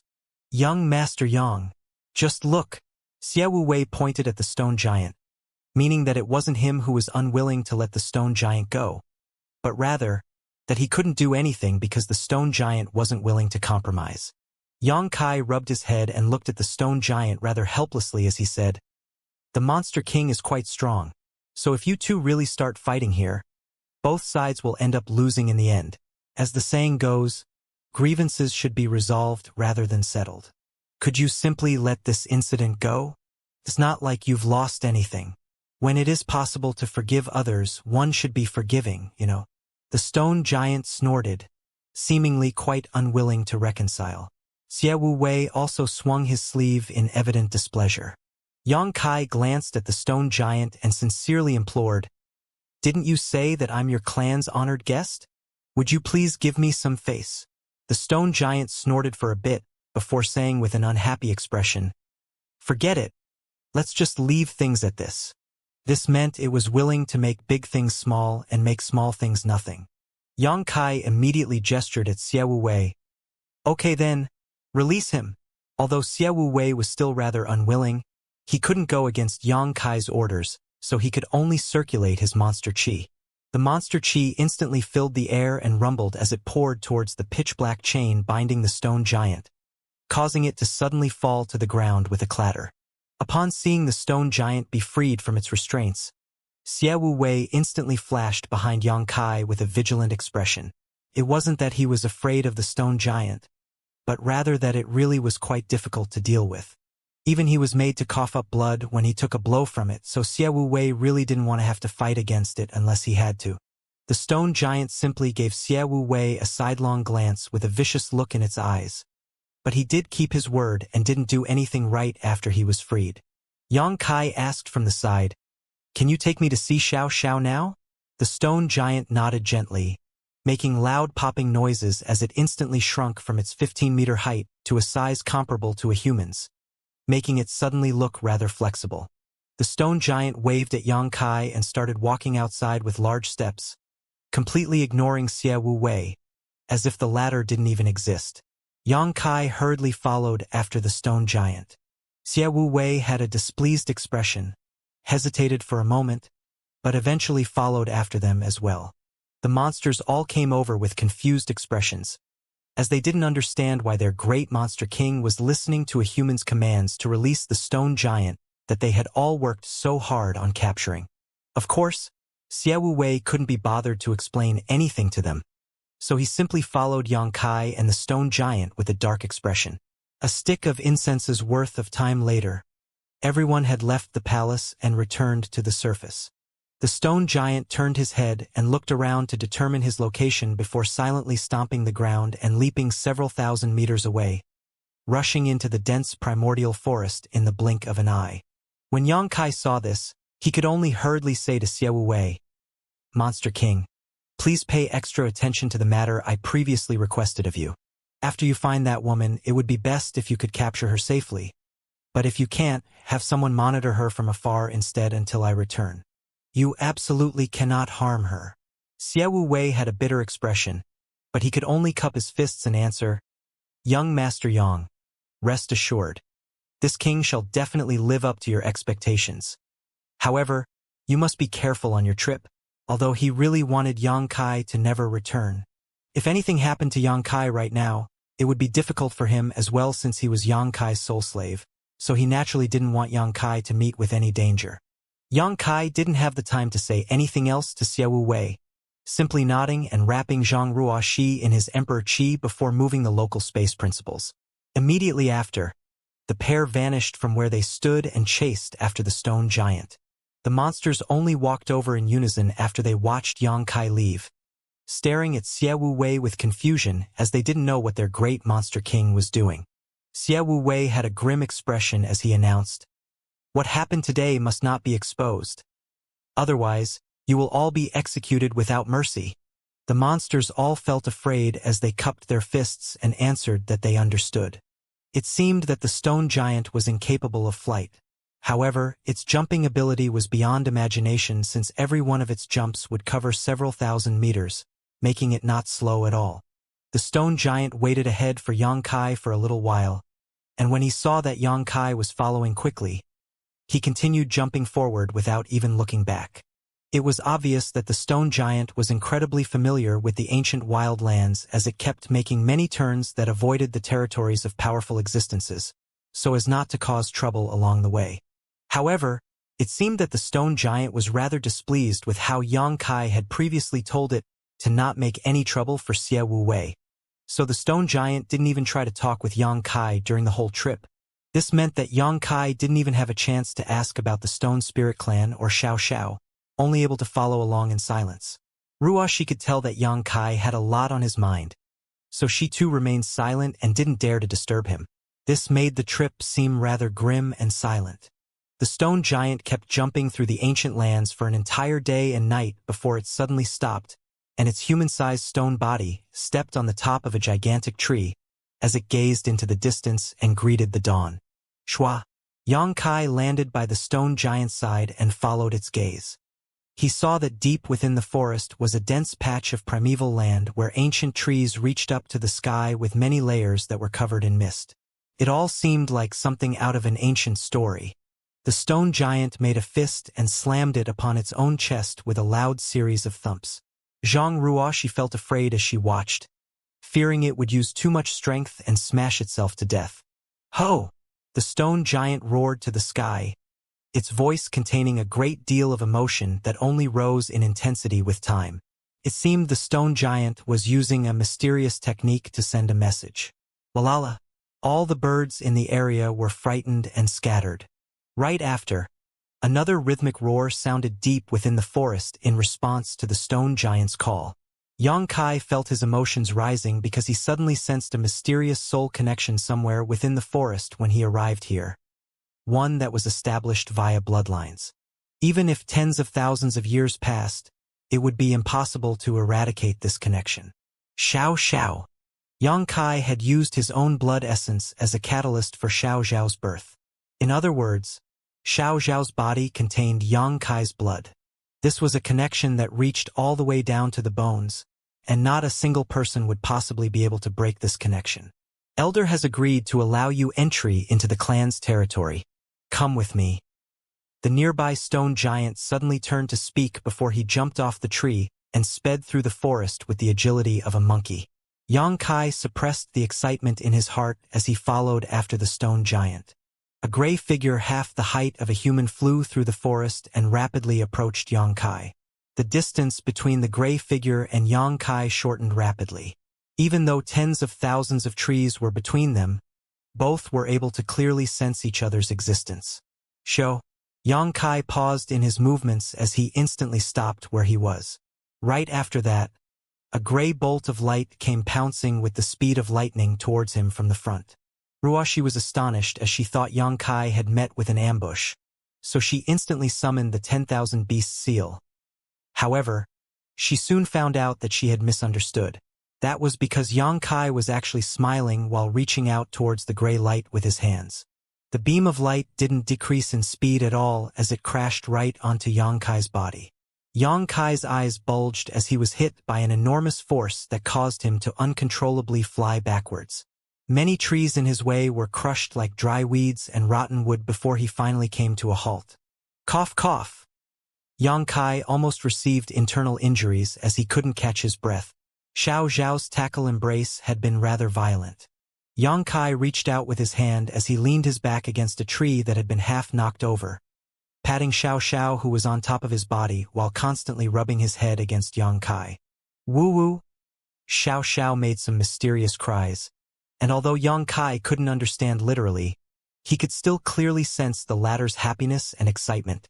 Xiao Xiao couldn't control himself because of the excitement from their reunion after such a long parting. That was why Xiao Xiao had charged so wildly at Xianxia right when he sensed him. Xiao Xiao soon seemed to realize that he had done something wrong as he hurriedly got up and half-kneeled in front of Xianxia. His eyes sweeping up and down as he nervously looked Xianxia over, fearing that Xianxia had been hurt. He even reached out to pat away the dust on Xianxia's clothes. However, Xiao Zhao's strength was still rather strong. I'm fine, I'm fine. Xianxia was all smiles as he patted Xiao Zhao's head and seriously looked him over. It didn't seem like Xiao Xiao had changed very much after parting for many years, but Xianxia could clearly sense his aura had become much stronger. Meanwhile, the stone giant who led Xianxia here was rather stunned at the sight. Xiao Zhao's tackle from earlier was just a light hug to the stone spirit clan. But such a hug wasn't something that most humans, who naturally had much weaker and smaller bodies, could handle. Yet, this human was completely unharmed and was even smiling happily. This human's body was rather sturdy. Woo-woo, Xiao Xiao kept whimpering. If the stone spirit was capable of crying, its face would likely be covered in tears already. Xiao Xiao was unable to vent all the excitement in his chest, so he could only jump up and down and scratch at his head, as if he was a comical and naughty monkey. Suddenly, Xiao Xiao darted to the side, opened his arms, and hugged a large tree. That tree had been alive for an unknown number of years, but it would require at least 3 people to encircle it. The tree's crown reached high up into the clouds, so Xiao Xiao, who was only half a human's height, seemed to be as insignificant as an ant in comparison to it. Yet, Xiao Zhao's embrace caused the entire tree to suddenly begin shaking violently. Ho! Xiao Xiao roared furiously, causing the land to vibrate as spiderweb-like cracks appeared on the ground as the tree roots became exposed. Hong hong hong. Xiao Xiao kept raising and lowering his arms, and every time that he moved, the tree kept shaking, after a few times actually being uprooted, causing dust and dirt to fly everywhere. Ruoshi was stunned at the sight. She now finally witnessed what it truly meant to have unlimited strength. Xiao Xiao pulled up the large tree by the roots. The tree seemed like it was as light as air as he tossed it into the sky. The tree instantly became a small black dot in the distance, and it was unknown where it eventually landed. Ho!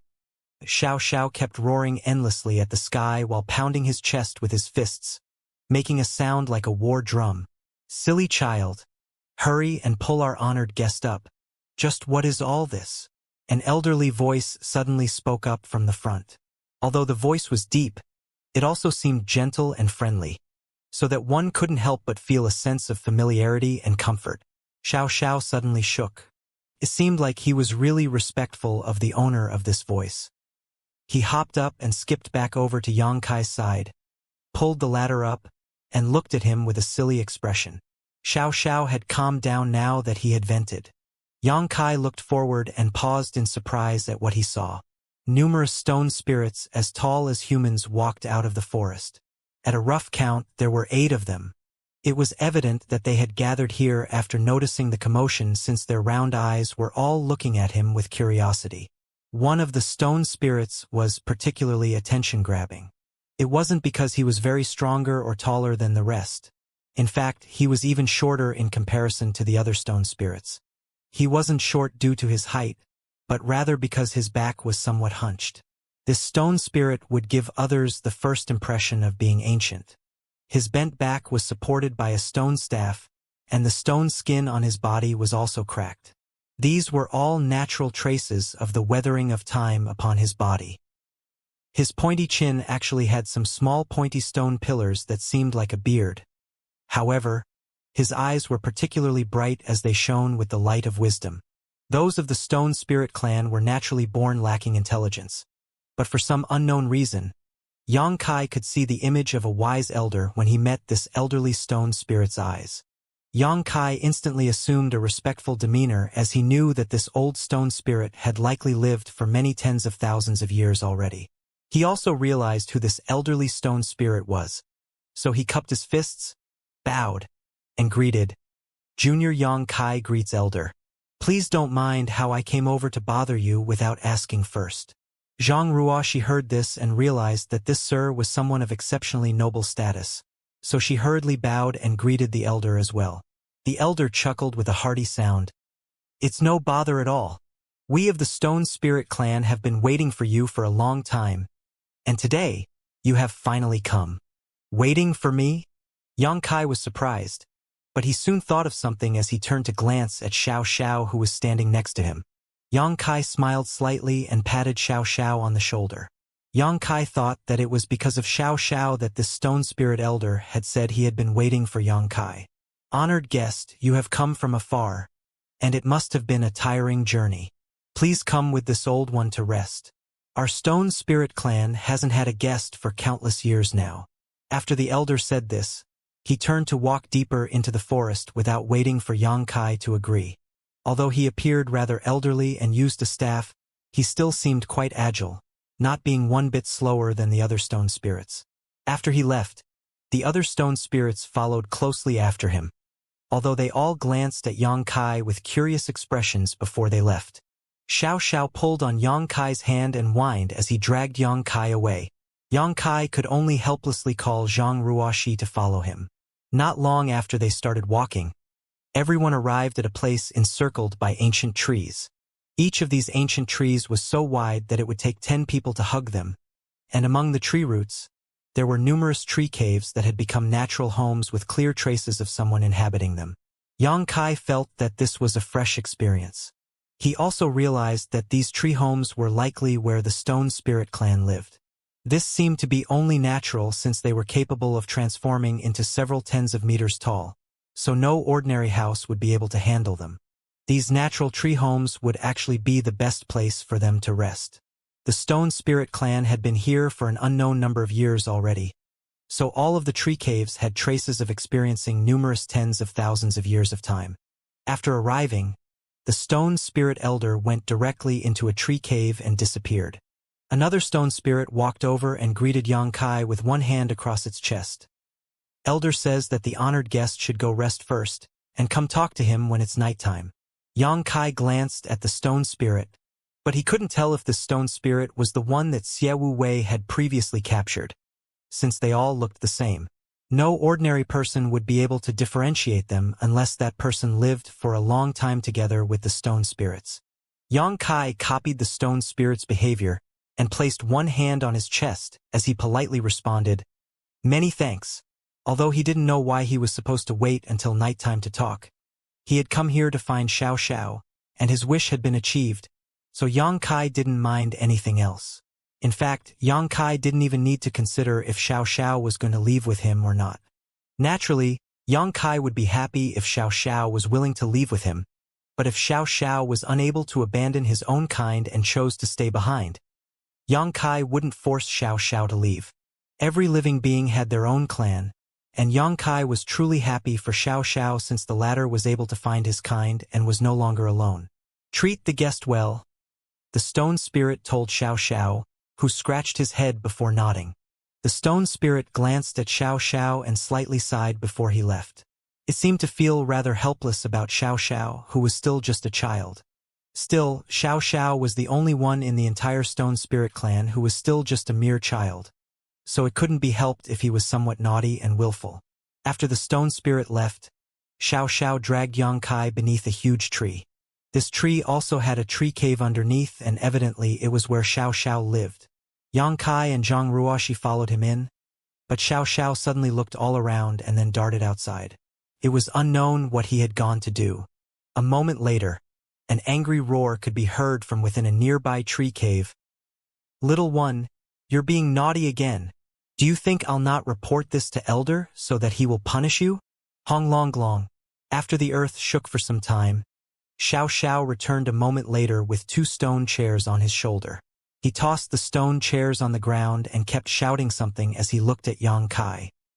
She couldn't help but cover her mouth and smile, since she understood that Xiao had likely run out to steal these 2 stone chairs from another stone spirit. Even Yang Kai couldn't keep a straight expression as he exchanged glances with Ruoxi, flicking his sleeves and sitting down with a smile. He glanced around and found that this tree cave was completely empty inside.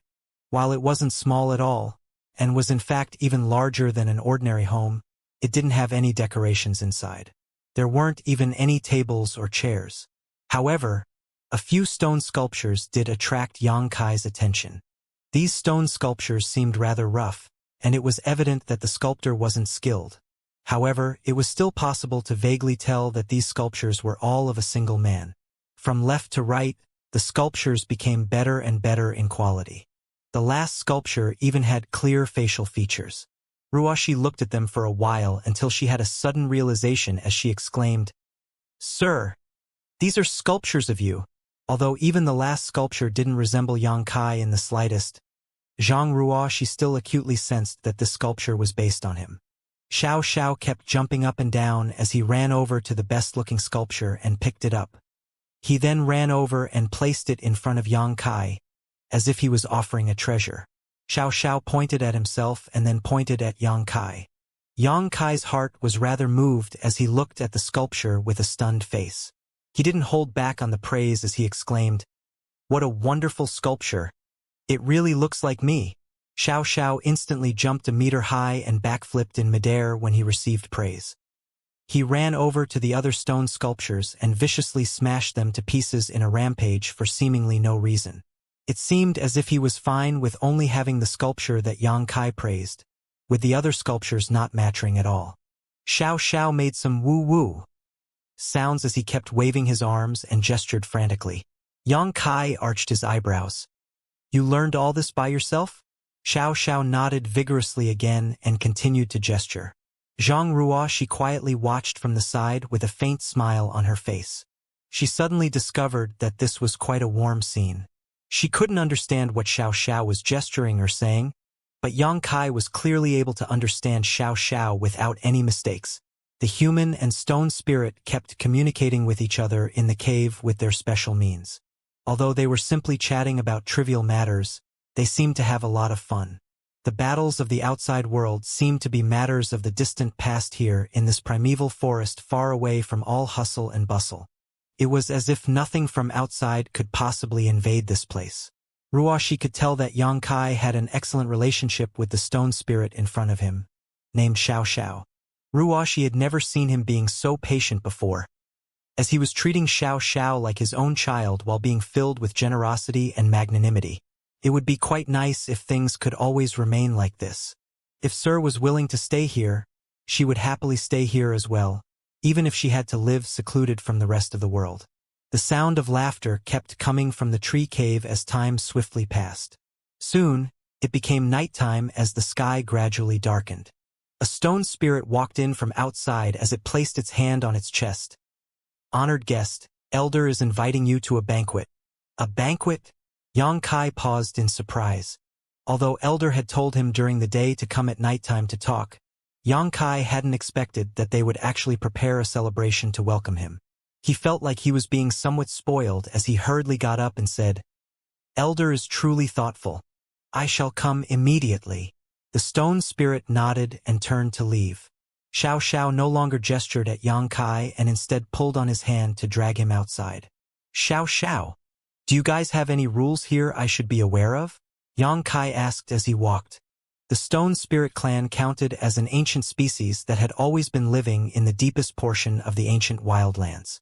This was Yang Kai's first time here, so he was afraid that he would accidentally break some taboo and make them angry, so he naturally wanted to ask so that he could be aware of and follow the customs here. However, Xiao only shook his head without saying anything else. as if he was trying to be mysterious. Xianxia felt rather helpless about this. They exited the tree cave's entrance then, and Xianxia and Zhang Ruoxi raised their heads to see a sight that caused a light to flash across their eyes. How beautiful! Ruoxi couldn't help but exclaim in astonishment. The night sky at this ancient wildlands was so beautiful that one could get addicted, and the ancient trees in the area had fireflies flying between them, spreading a colorful glow everywhere they went.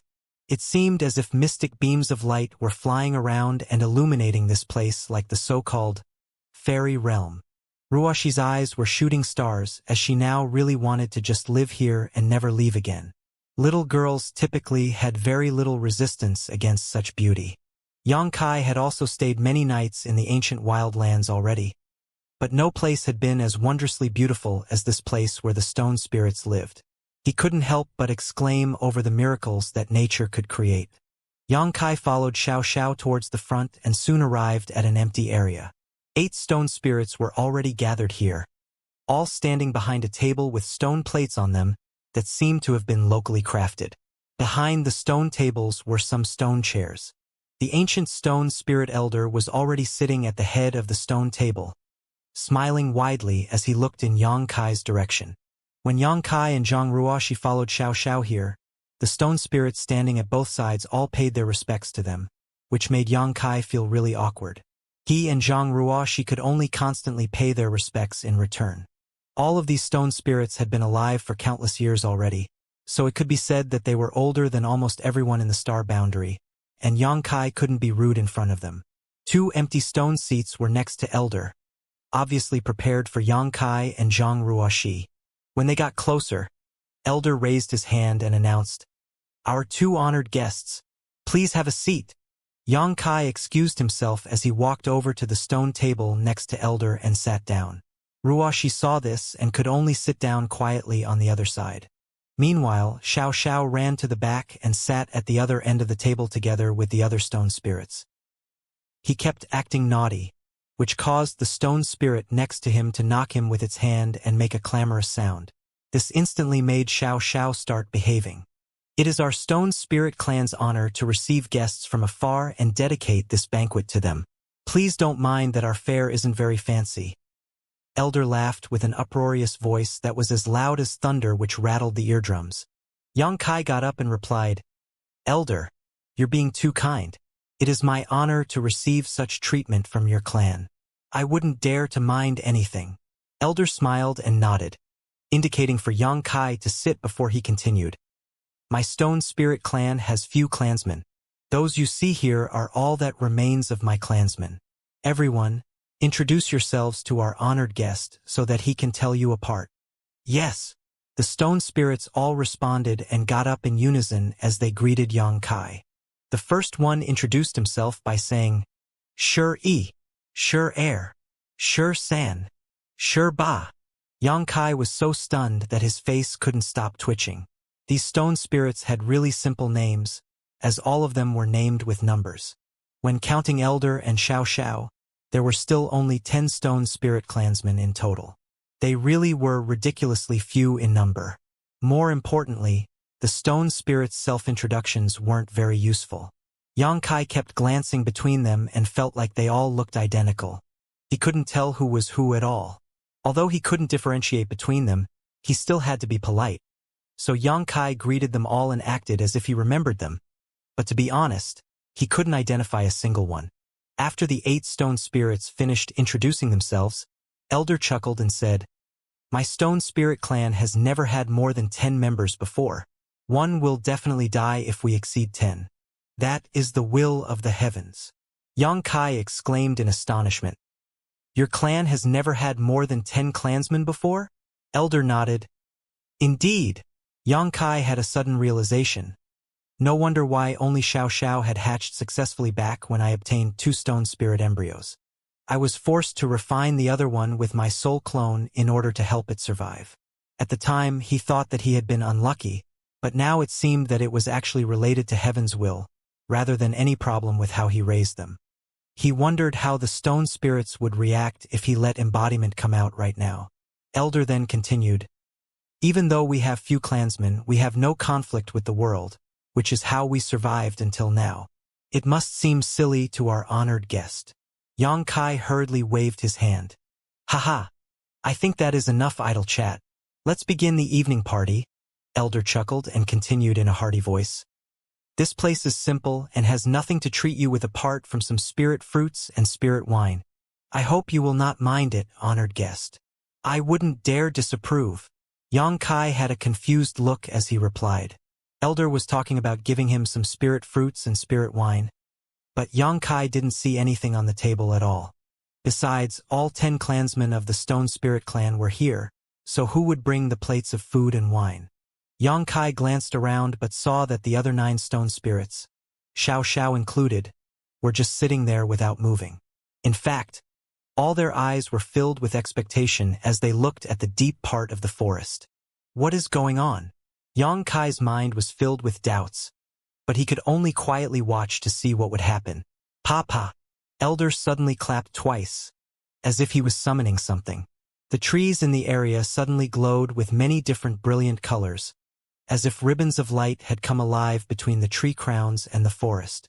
It seemed as if numerous dainty figures started flying in the hazy light, all of them moving along the colored ribbons like they were descending from the heavens above, a scene of indescribable beauty.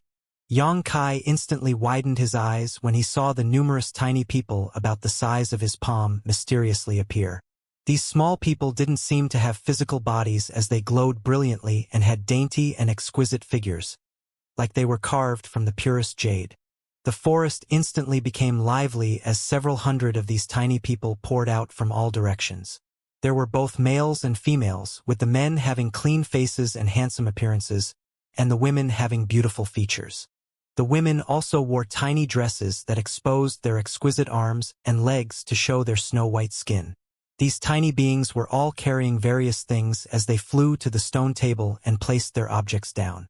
Soon, the stone table was covered in stone cups, wine barrels, and baskets of fragrant spirit fruits.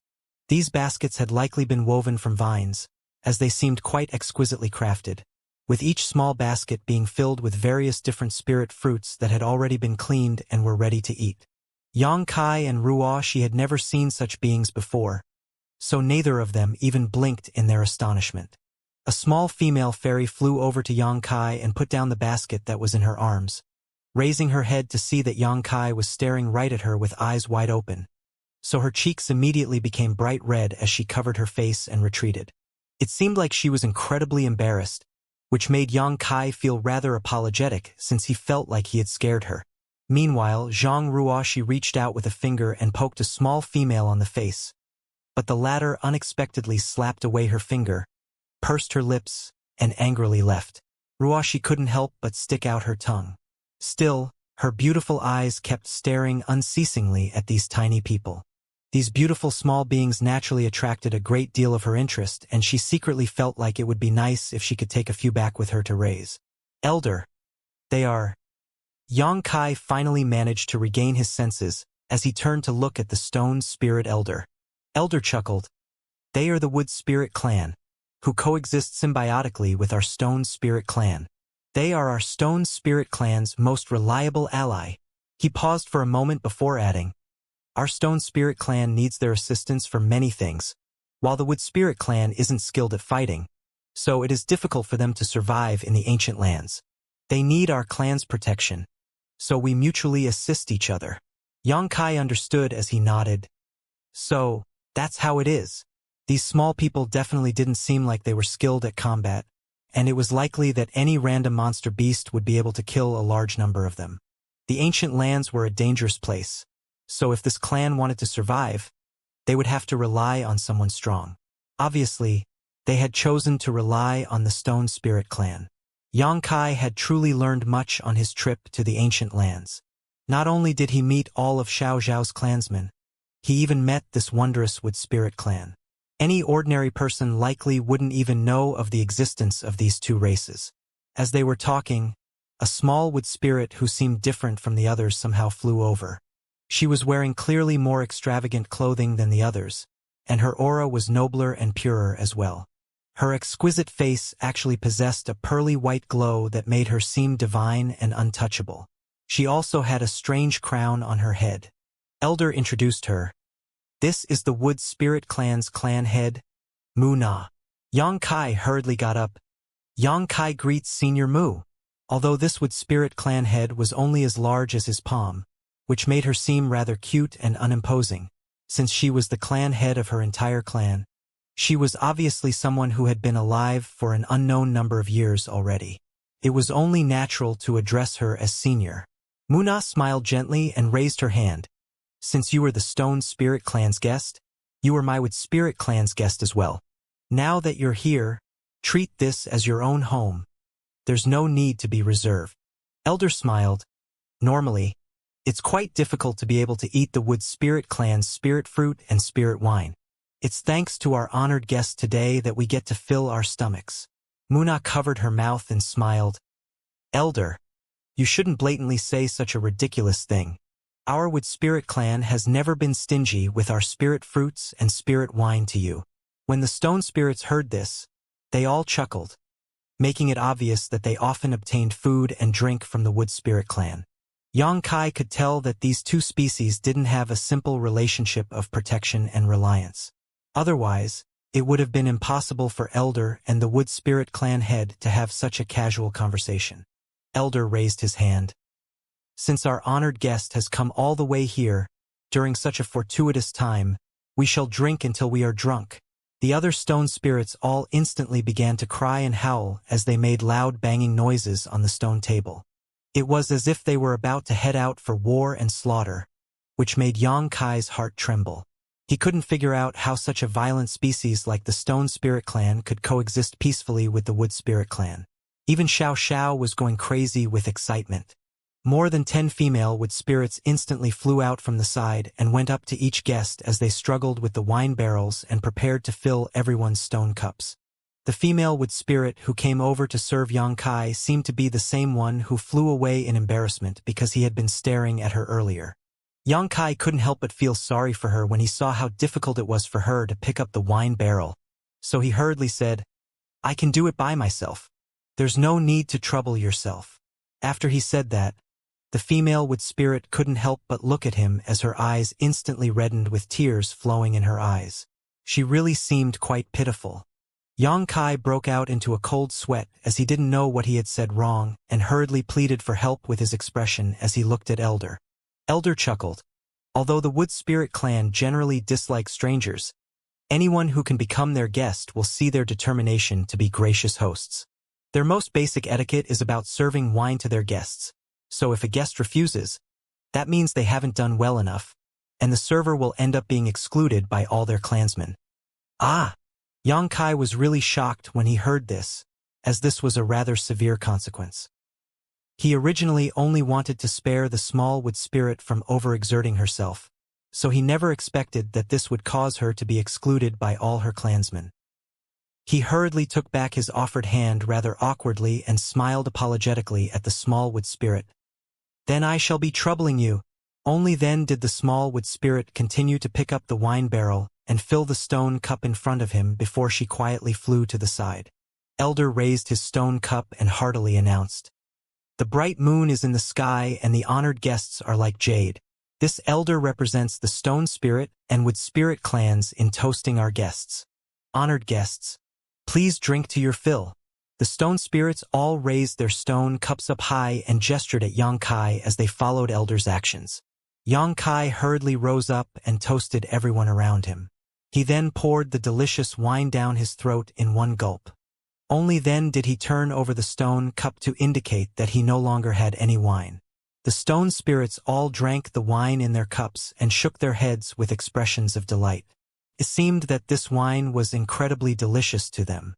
"Honored guest, please sit down." Elder made a gesture, indicating Yang Kai to sit after he drank his wine. Only then did Yang Kai sit down again. The wine in his stomach really did taste exceptional. Its flavor kept swirling around endlessly in his mouth as he enjoyed the memory of drinking it. Even someone like Yang Kai, who wasn't that fond of alcohol, was feeling refreshed all over after drinking this wine. He wondered just what type of winemaking techniques the Wood Spirit clan possessed. After enjoying the wine, clan head Muna, who had been standing by Elder's side all this time, suddenly clapped her hands lightly. 20 or so wood spirits instantly flew to the center of the clearing. Half of the wood spirits were holding small and exquisite musical instruments. Nobody was conducting for them, but the sound of flutes and violin filled the air alongside the percussion of a strange wooden drum. It was as if the mountains and rivers themselves were playing music, and it was extremely pleasant to the ear. The wood spirits kept playing their instruments as the wonderful music echoed in the beautiful forest. The other half of the wood spirits began to flit about and dance lightly with the musical melody. It was truly a sight that was completely foreign to Xianxia, a completely different kind of culture. What Xianxia and Zhang Ruoxi saw and heard seemed to contain a mystical effect that could cleanse the heart and soul. So the two guests instantly calmed down as they kept watching everything. This was especially so for Ruoxi. Her eyes seemed to glimmer as the more she watched the wood spirits, the more she liked them. The stone spirit elder was also smiling as he watched them. He would caress his stone beard and gently nod whenever he saw something good. The small wood spirit refilled Xianxia's wine once again, but he didn't even notice. He only felt as if his entire body and soul had been sucked towards the music and dance, giving him a calm experience like never before. All idle thoughts in his heart had vanished completely. Xianxia didn't return to his senses for a long while even after the dance ended. However, a nearby commotion shocked him out of his reverie, and when he turned to look at what it was, his face instantly twitched. The 9 other stone spirits, Xiao included, were actually all eating ravenously as if they had been starving since they were born. All of them were gulping wine voraciously from their wine barrels. The delicious wine that ordinary people would never be able to see in their lifetime was spilling down from their mouths onto their chests, wasting countless liters. The stone spirits were drinking the delicious wine while grabbing the spirit fruits in the wooden baskets in front of them, stuffing the fruits into their mouths, and chewing wildly. The 9 wood spirits nearby serving them wine all had looks of awkwardness as they watched the stone spirits. These two species put together seemed like a team of graceful beauties and utter barbarians. It was quite a powerful visual contrast. Elder and clan head Muna seemed to be accustomed to all this as they both watched everything with slight smiles without saying a word. Xianxia decided to also quietly taste the spirit fruits. The spirit fruits raised by the wood spirit clan and the spirit wine they made were not only delicious, but they also seemed to have the miraculous effect of cleansing the mind and soul. Xianxia was really astonished by this as he secretly felt that if a person with dissonance in their cultivation could obtain such a thing, perhaps the dissonance could be significantly eased. After several rounds of food and drink, the atmosphere became much livelier.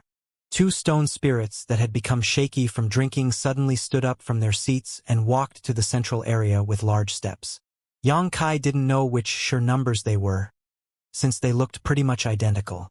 The instrument playing and dancing with spirits seemed to know what was about to happen, so they all hurriedly avoided the 2 stone spirits and flew out of the central area as they smiled and watched the show. Xianxia and Ruoxi didn't know what the 2 stone spirits wanted to do, so they watched with great interest. The 2 stone spirits in the central area exchanged glances for a while before they suddenly roared angrily in unison and charged at each other. There was a huge boom as the 2 stone spirits crashed into one another like 2 mountains smashing together. One stone spirit grabbed the other's neck with both hands, while the other had both hands grabbing onto his opponent's waist. Both of them stood right where they were with legs wide open as their legs kept kicking at each other. It seemed as if they had absolutely irreconcilable enmity with the other, and truly wanted to kill each other. Xianxia was truly shocked and afraid that these 2 behemoths would forget themselves in the battle and accidentally injure the nearby tiny wood spirits. However, the small wood spirits actually seemed to really enjoy the battle as they even shouted loudly to cheer on the 2 stone spirits. After quite a while, Xianxia finally understood that the 2 stone spirits were apparently play wrestling with each other.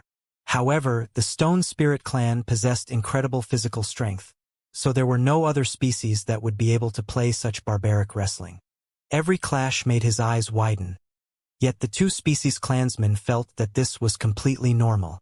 After quite a while passed, one stone spirit found an opportunity to trip the other's foot as he exerted force with both hands and knocked his opponent onto the ground. which caused dust to fly everywhere.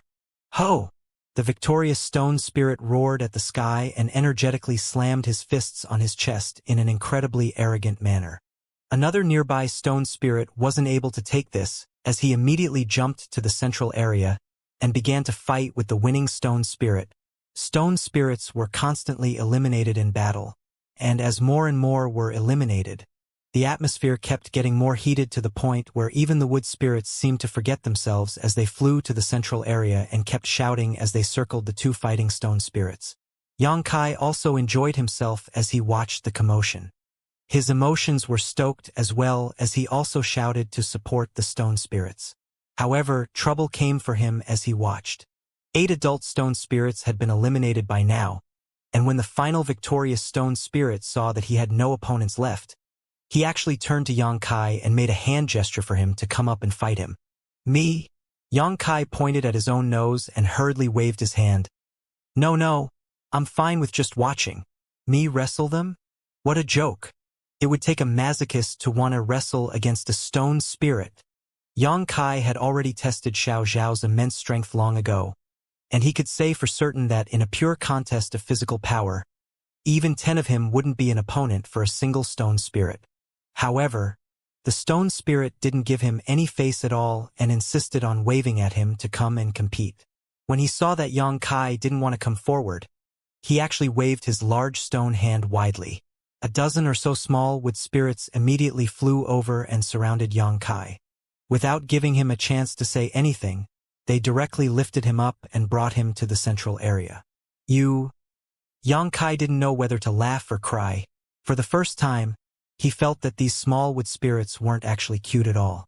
After setting Xianxia down in the central area, the small wood spirits all scattered outside with expectant expressions. Xianxia turned to look at Elder and the wood spirit clan head with a pleading expression. Elder just laughed heartily though, obviously having no intent of helping Xianxia. However, Muna said in a gentle tone, "Honored guest, you may use all of your might without any worries." Xianxia felt rather helpless since even she was saying things to such an extent.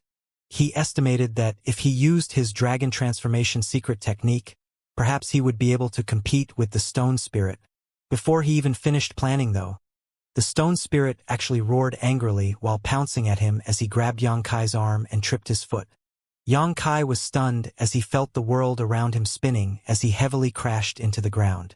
After the stone spirit succeeded in throwing Xianxia, he raised his arms up high while crying and howling, acting like he was undefeatable and that nobody would dare to challenge him.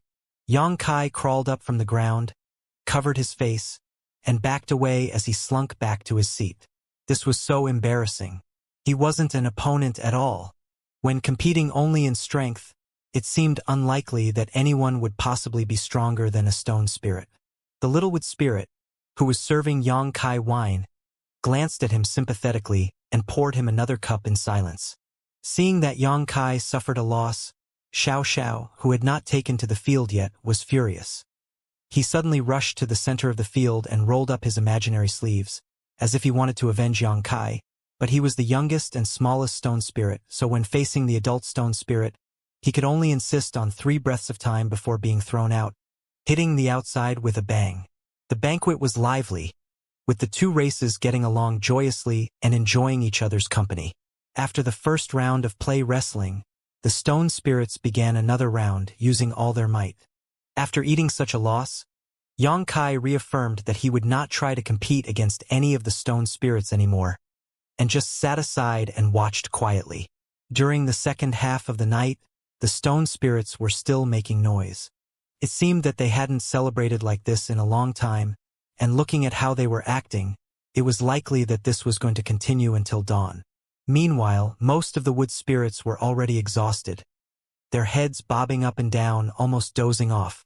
The small wood spirit, who had been standing next to Xianxia, suddenly flew to his side and leaned on his ear and said something softly.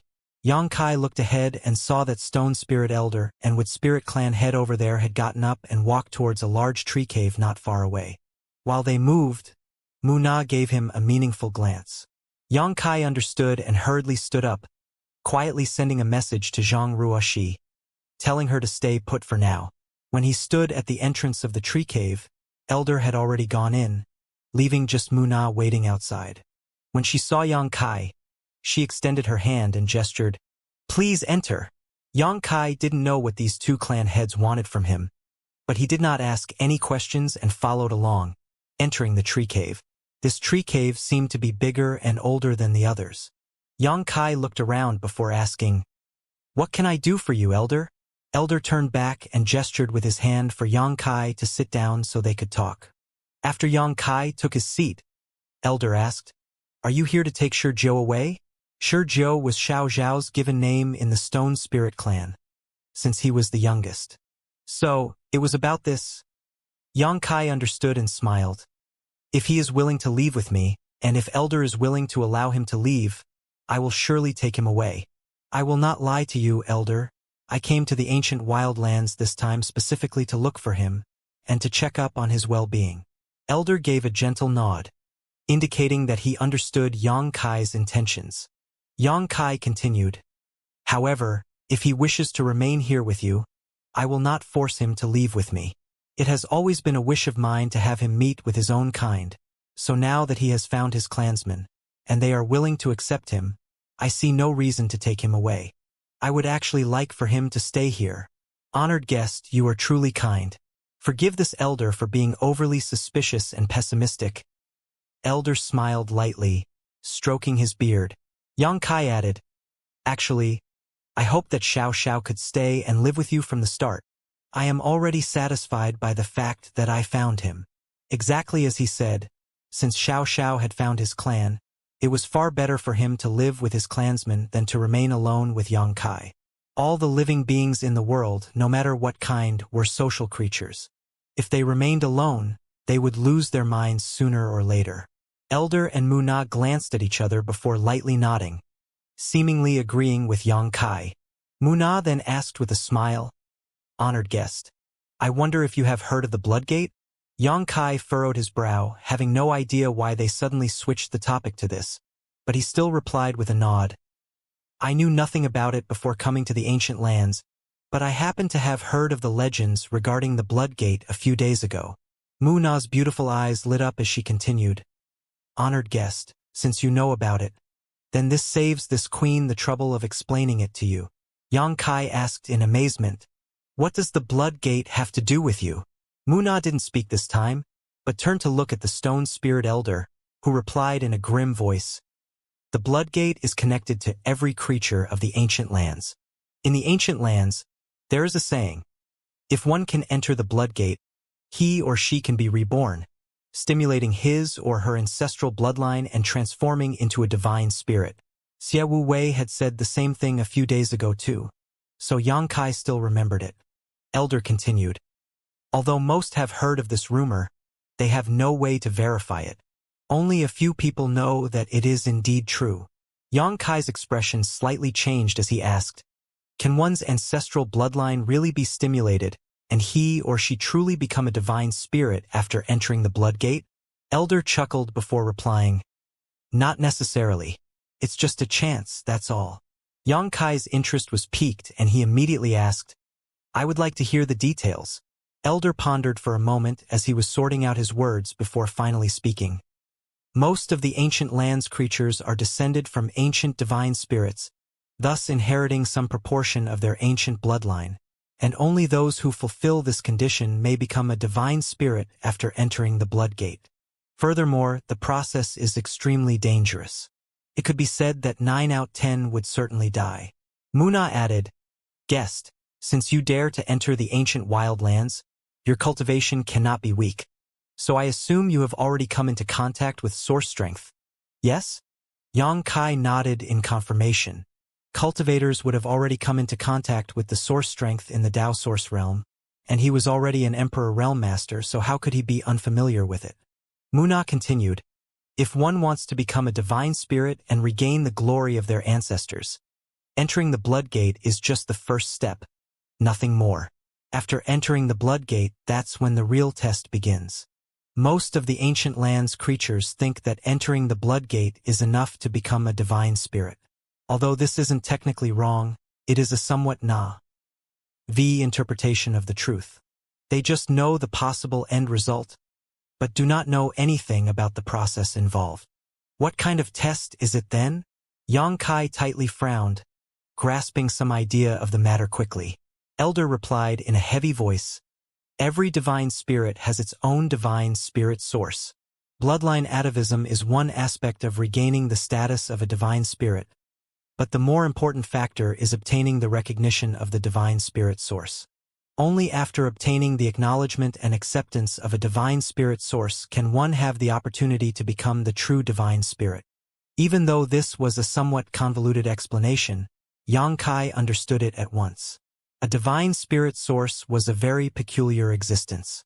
For instance, the Phoenix True Fire was a fire phoenix source. If someone could get the Phoenix True Fire, he or she might have a great chance to become a fire phoenix, like in Lu Yan's case, but whether she could succeed or not depended on her luck. If she couldn't get the Phoenix True Fire's recognition, it would be disastrous for Lu Yan. This was a kind of test for her.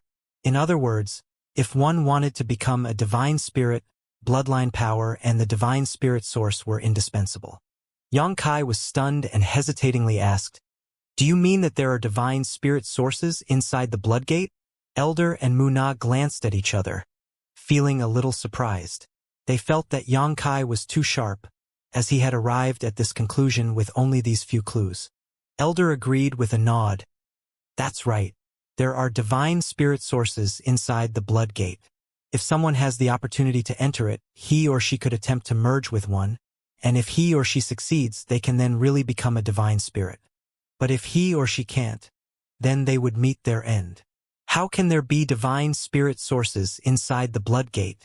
Xianxia was dumbfounded. Elder replied with a bitter smile, "Because the Bloodgate is just an entrance. There is a divine spirit palace inside the Bloodgate, where many divine spirit sources are stored. It could be said that almost all sources from the divine spirits in ancient times are kept there." Xianxia was greatly shocked again. "How is that possible?" He suddenly made an educated guess and asked, shocked, "Could it be that it's something like the 10,000 Spirits tomb, where those divine spirits would enter on their own when their predestined time of death arrives, leaving their source strength after their deaths? If not, how could there be countless divine spirit sources inside this so-called divine spirit palace?" "That's not the case," Munu said, shaking her head. "The heavens are impartial in all things. Divine spirits are too strong, and in ancient times humans could not resist them. There were far too many divine spirits in the early eras of the universe, and each of them was incredibly powerful. Such immense strength led to many of the ancient divine spirits becoming extremely cruel and violent. They would fight at every turn, disturbing the world around them and all other creatures in existence. However, all things in the universe have their nemesis, just like yin and yang counter and balance one another. One day, a peerless master was born among the humans, one who possessed a natural ability to restrain divine spirits. It could be said that the individual was the natural enemy of all divine spirits. That master spent countless years executing rampant divine spirits and taking away their sources to seal in the divine spirit palace. Then, that peerless master sealed the divine spirit palace and hid it inside the Bloodgate, cutting off the inheritance of those divine spirits, preventing them from continuing to spread their destruction. The divine spirit's natural enemy. Xianxia gasped in shock. He had never expected that such a person could have existed in this world. How strong would someone like that have to be? Numa solemnly added. Although that master was strong according to the legends, that master's strength didn't exceed that of the masters of that generation by much. Rather, it was due to that master's innate ability to suppress divine spirits that they were able to achieve what they had. No divine spirit could pose any resistance when facing that master, and their lives were all up to that master to preside over. Therefore, there are lots of divine spirit sources inside the divine spirit palace. That person was called Heaven's Order, enforcing justice on behalf of the heavens. Heaven's Order wielded the Heaven's Order sword, and wherever that master went, divine spirits retreated. Everyone trembled at the mere mention of Heaven's Order. Heaven's Order. Xianxia memorized it and lightly nodded, but soon, he suspiciously asked again, How do you know about such ancient matters? Muna glanced at Elder, who chuckled and explained, if you want to talk about lifespan, I'm afraid there is no race in this world that can live longer than my stone spirit clan. These things have been passed down word for word from one generation to another in my stone spirit clan, which is just a matter of the last 2 generations. That's all. Last 2 generations? The corners of Xianxia's lips twitched when he realized that this stone spirit elder was an even older monster than he originally thought, probably hundreds of thousands of years old already. It was no wonder he looked so aged. Xianxia took a deep breath, calming his throbbing heart, before curiously asking, Elder and Matriarch, for what reason did you call me here and specifically tell me about this? Elder suddenly looked at him with a serious expression on his face before speaking in an earnest voice. This elder would like to request honorable guests help to retrieve a certain divine spirit source left by my stone spirit clan's ancestor. Xianxia was stunned. Elder, your stone spirit clan's ancestor was a divine spirit? Elder nodded. Yes. The stone spirit clan's ancestor was known as Taiyu. In the past, because he offended Heaven's order, he was killed. Heaven's order then collected his source strength and sealed it in the divine spirit palace. Xianxia's facial features twitched. But why do you think that I can help you? I don't understand this point at all. Furthermore, something unusual is happening at the Blood Gate now, and the monster race's 4 great venerables are keeping a close eye on it. It won't be easy to enter the Blood Gate under these circumstances. Muna agreed. We naturally know this. The change of the Blood Gate is a sign from the heavens. If it weren't for this, we too wouldn't have come up with this plan. Elder added with a sigh. Although the Stone Spirit clan is strong, it has not been easy for us to continue surviving. Because of the extraordinary strength and abilities we wield, the ancient land's 4 great divine venerables have always wanted to subdue us for their own use. Some time ago, the 4 great divine venerables gave us an ultimatum, that if our clans did not surrender to them, we would be completely destroyed. If our clans want to resist, we can only do so if we have power equal to theirs, and the Blood Gate is our last chance. Xianxia furrowed his brow. He knew that the Stone Spirit clan had no other option. So they considered the Blood Gate, wanting to regain Taiyu's source to fight against the 4 great divine venerables. Xiao was now a member of the Stone Spirit clan. So the Stone Spirit clan's survival was in line with his interests. Xianxia couldn't ignore their predicament. After thinking for a while, Xianxia suggested, if Elder wants to, I can take you out of the ancient wild lands. Although the 4 divine venerables are powerful, as long as you leave this place, I'm afraid you will be beyond their reach. Elder gave a wry smile before stating, we can't leave our homeland. Please forgive me. He was rejected. Muna stated, Elder wants Shizhou to inherit the power of Taiyu. If he succeeds, then Shizhou will be the new Taiyu. By then, he will have the strength to protect the Stone Spirit and Wood Spirit clans. Shizhou was raised by you, so you must also want what's best for him. Am I right? Why does it feel that I'm being led into a trap? Xianxia couldn't help but grumble in his heart.